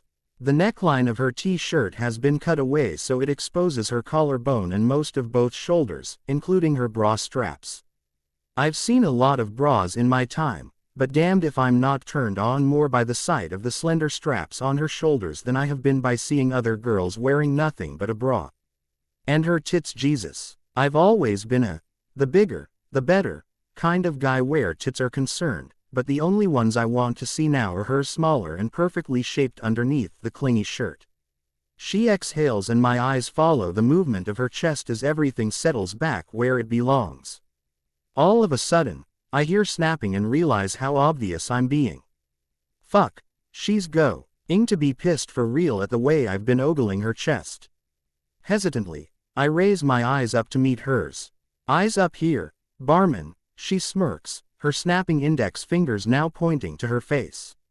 The girls do look pretty good tonight. Though, don't they? Push up bra, push up. She looks down at her own chest and sticks it out again for a moment before relaxing again and laughing. I was just trying to read the front of your shirt. I answer with a straight fucking face, thank you very much. I'm starting to break out in a cold sweat and my dick is about to bust through the fly of my jeans. Why didn't I wear the baggy jeans tonight? I mean, besides the fact that they're fucking hideous and look like something my dad would wear. They have a lot more room for expansion than the tighter jeans I'm wearing tonight. Really? What does it say? She asks, swiveling quickly sideways so I can't see the lettering anymore. Laughing, knowing I'm caught, I shrug and feel my face heat up. That's what I thought. See, big dick's halfway in. She's facing me again and tracing the words on the front of the shirt, right over her chest, slowly with her index finger as she says the name of the bar. It's a bar I went to once on vacation with Jake and Jared and our dads. Then she spins around so I can read the back of the shirt. Good girls swallow. Holy fuck, she's trying to kill me. I consider dumping ice down my pants. But, honestly, I'm not even sure that would kill my erection right now. I try to refocus. Your dad let you buy that shirt? I ask. I can't imagine letting any daughter of mine wear a fucking shirt like that. No, I had the boys buy it and smuggle it home for me, she giggles, turning back toward me slowly. And I really was a good girl. I swallowed. She pauses to smirk haughtily at me. The minnow. What? I ask laughing, confused and amused by her. At the bar. They're famous for it. You pick a shot, you pick a minnow and drop it in. Then you shoot it, she replies matter-of-factly. You swallowed a tiny, dead fish. I ask, frowning disbelievingly at her. She rolls her eyes. No, Edward, I swallowed a tiny, live fish, she answers. Dead fish. Gross. She shudders visibly. I am equal parts impressed and disgusted by her proclamation. I feel my mouth hanging open as I continue to stare at Bella, her face this time to try and see if she's really serious. I think she fucking is. I'm losing my buzz here, Edward, she says, smirking at me again, and pulling the neck of her shirt to the side a little so the shirt kind of hangs off her left shoulder. It's a little Flashdance, but, fuck, you'll never hear a guy complain about that movie. That chick was hot. She snaps her fingers at me again. Right, I'm supposed to be doing my job, not staring at Bella's tits and face and shoulder. I swallow uncomfortably and clear my throat before I speak. Lemon drop. She perks up and nods at that suggestion. I grab a cocktail shaker and pour in citron, vodka and a splash of lemon juice over ice. As I rhythmically shake the mixture to chill it, Bella reaches one hand up to run her fingers through her hair, tousling it, messing it up. Jesus. Now it looks like she just got out of bed. I'm so riveted by watching part of my fantasy come to life in front of me that I lose my grip on the tumbler and almost drop it. Emmett grabs it out of my hand mumbly, ing about drunk tiny dancers and horny bartenders, and finishes shaking it for me. I grab 3 shot glasses and sugar the rims, lining them up for Emmett to pour the shots into. I sugar 3 lemon slices, too, and lay them on napkins at each of the girls' seats as Emmett sets a filled shot glass at each spot. Rose and Alice aren't back yet, but Bella doesn't look like she intends to wait for them. Looking into my eyes, she raises her left wrist to her mouth and licks across the inside of it slowly. Fuck, my dick becomes impossibly harder. I need some sugar, she says slowly, extending her wrist across the bar toward me. Then adding a sultry, baby, to make fun of me. I chuckle as I grab a packet of sugar and rip the top off, then sprinkle it across her wet wrist, only taking my eyes off hers long enough to make sure I'm dumping the sugar in the right spot. She pulls her wrist away from my hand. Using her other hand, she picks up the lemon wedge in front of her and holds it out to me. I take it from her, holding it between my thumb and index finger, then allow her to position my hand so I'm holding it where she wants it, where she can lean forward and take it out of my hand. She sits back up straight, looking proud of herself, and lifts her sugared wrist to her lips, locking eyes with me again. I stare back at her dumbly, watching silently as she quickly drags her tongue across her wrist and then downs the shot. She leans forward slowly, reaching her right hand up to grab my wrist and hold it in place. I barely hold back a groan when she closes her lips around both the lemon wedge and my fingers and sucks hard. pulling my fingers farther and farther into her warm, wet mouth. Jesus fucking Christ, I haven't been this close to coming in my pants since I was 14. My heart is racing, my breathing labored. My gaze fused to hers. I don't think I could look away from her if the fucking bar was on fire. Jesus, why don't you two just throw down on the fucking bar? Emmett grumbles from behind me. Bella lifts her mouth away from my hand then and laughs loudly. Fucking Emmett, thanks a lot, I'm all sticky now, she complains, looking at me again. Fuck, I know I've got it bad when I think even her whining is cute. I hand her a wet napkin and she quickly wipes off her wrist, seemingly forgetting the seduction routine she was putting on 30 seconds ago. She's still holding that paper in her left hand, though, and I vow to get a look at it before the night's over. If it's some other guy's number, I will burn it or eat it. If she can swallow a live fish, I can swallow an asshole's phone number. Edward, will you fix me another shot to do with my girls? Please, she asks, propping her chin on her hand and smiling sweetly at me. I nod, turning to fix her one more. When I said it in front of her, Rose and Alice have returned and the three of them toast each other and drink. She doesn't even glance at me this time. If it was any other girl, I'd think she was toying with me, but Bella is more naive than most girls. I don't think she has it in her to be a calculating temptress. I suddenly become aware that Emmett and Rose are having a silent stare down. He's glaring at her, she's angrily tapping her empty shot glass against the bar and glaring right back. Shit, even sober Rose doesn't give in often and she's even more stubborn when she's drunk. Finally, Emmett lowers his eyes for a split second and goes at her verbally instead. I want to know where you've been, Rosalie. And I want to know who left fucking lip prints all over your face, he says, his voice steely. You do look a little ridiculous with all those lipstick kisses on your face, Bella says, turning her head toward Rose. You have as many as I do, Einstein, Rose retorts. Bella throws her head back to laugh loudly, then leans sideways toward Rose. Oh, right, I forgot I have them, too.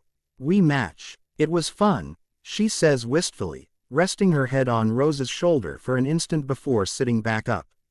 And sexy, Alice pipes up. Rose, I'm waiting for an answer, Emmett seethes. Where the hell have you girls been? His face is reddening. He's definitely angry now. Whoa, calm down. I'm sure the girls will tell us where they were when they sober up a little, I say, putting a hand on his shoulder to silently convey to him that he's overreacting. He seems to relax a bit until the little freak Alice starts chirping again. Nope, we're not telling, Alice says shrilly. Not until after She is cut off when Rose claps her hand across Alice's mouth.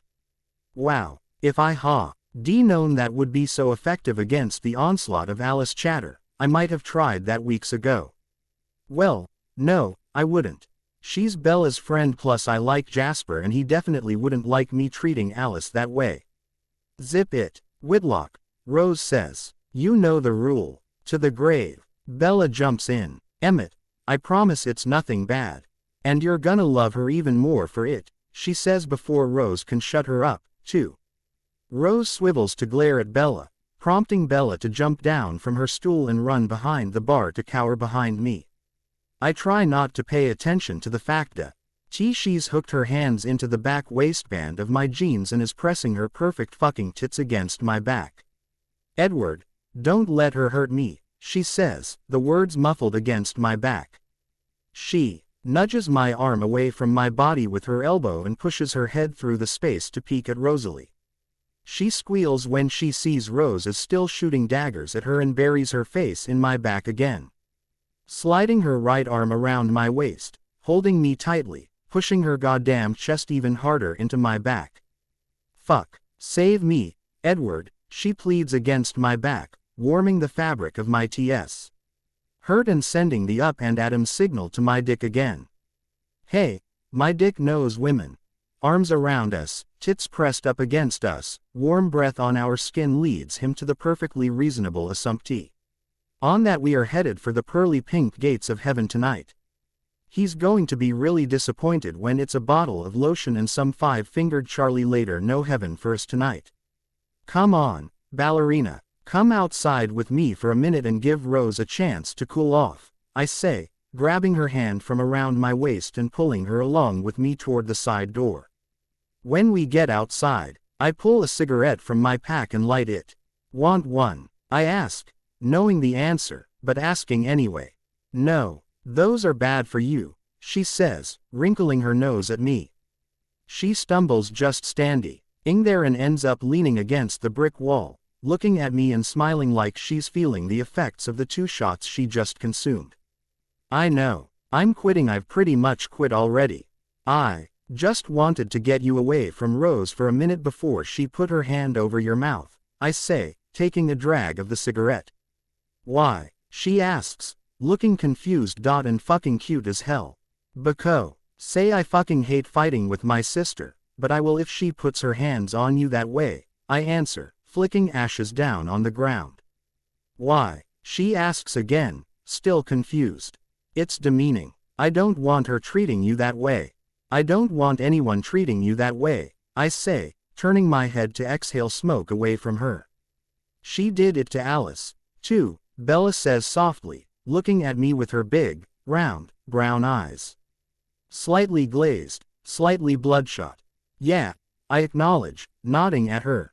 But that didn't upset you. I shake my head slowly before I answer. Not as much, I finally say. Huh, she says, smiling at me again. Whatcha got there? I ask, pointing at the piece of paper she's twirling in her fingers. I have my lit cigarette ready to set the motherfucking thing on fire if it's some jerk's phone number. She giggles and I smile in response.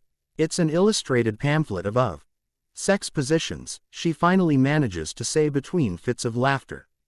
Oh shit. Oh fucking shit. My smile fades as I close my eyes momentarily, trying to regain some semblance of control before I unfold the damn booklet and talk Bella into trying every illustration with me.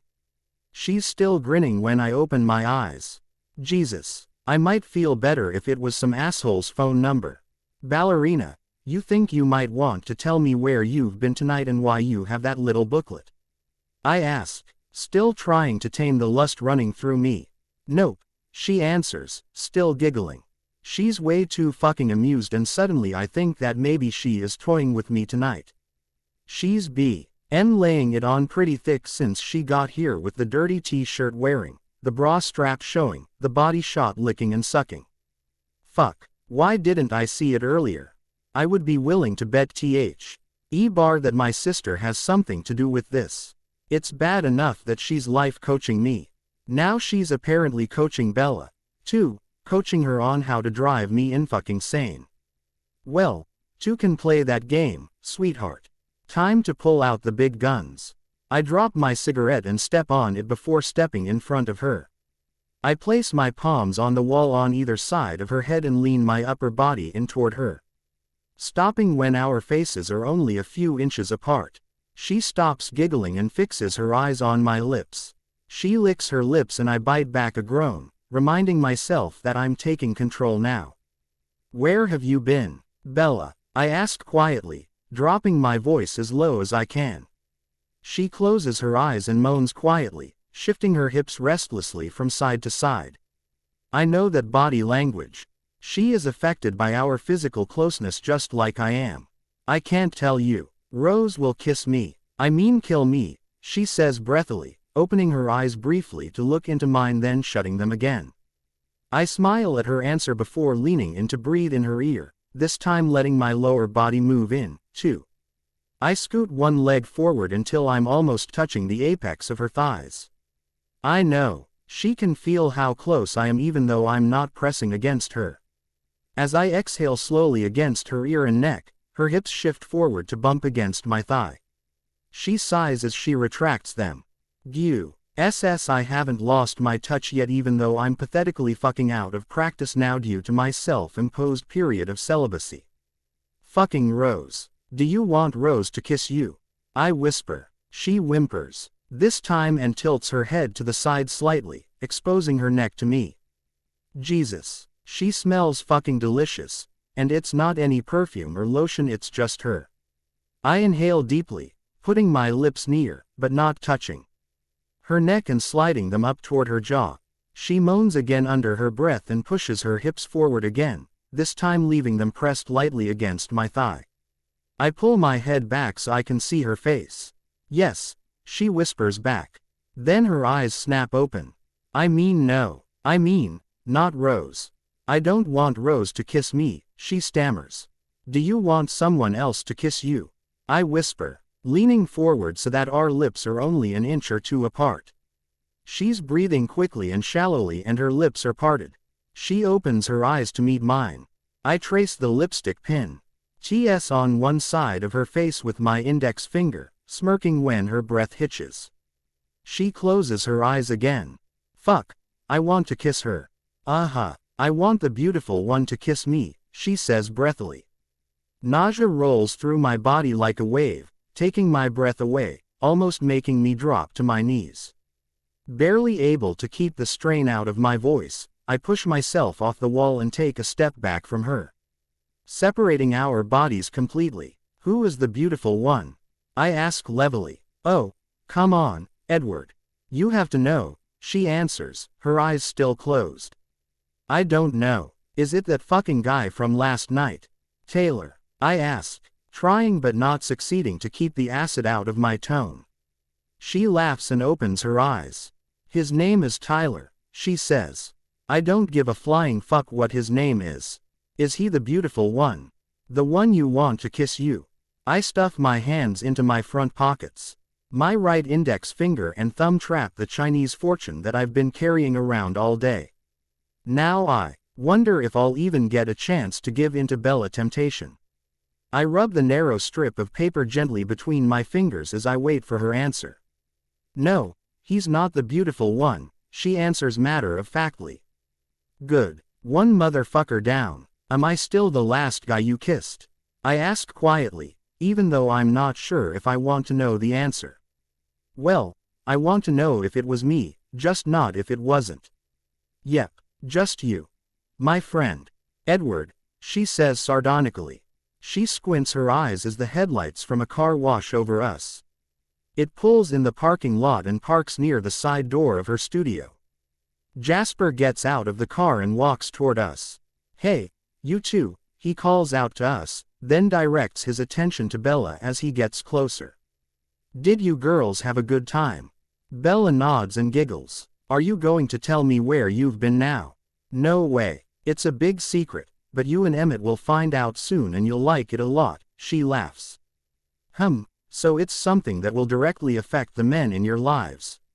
He asks. Definitely, she nods. What about you and the beautiful one? Will it affect him? He asks. I look quickly at Jasper. He's smirking at Bella. When I turn to her, she looks absolutely panicked. Jasper, you promised, she says, her eyes wide, her face paler than normal. Oh, relax, Bella. I'm not going to say another word, he says, turning to go in the side door. After the door bangs shut, Bella mumbles that she wants to go in, so I open the door for her and we head inside.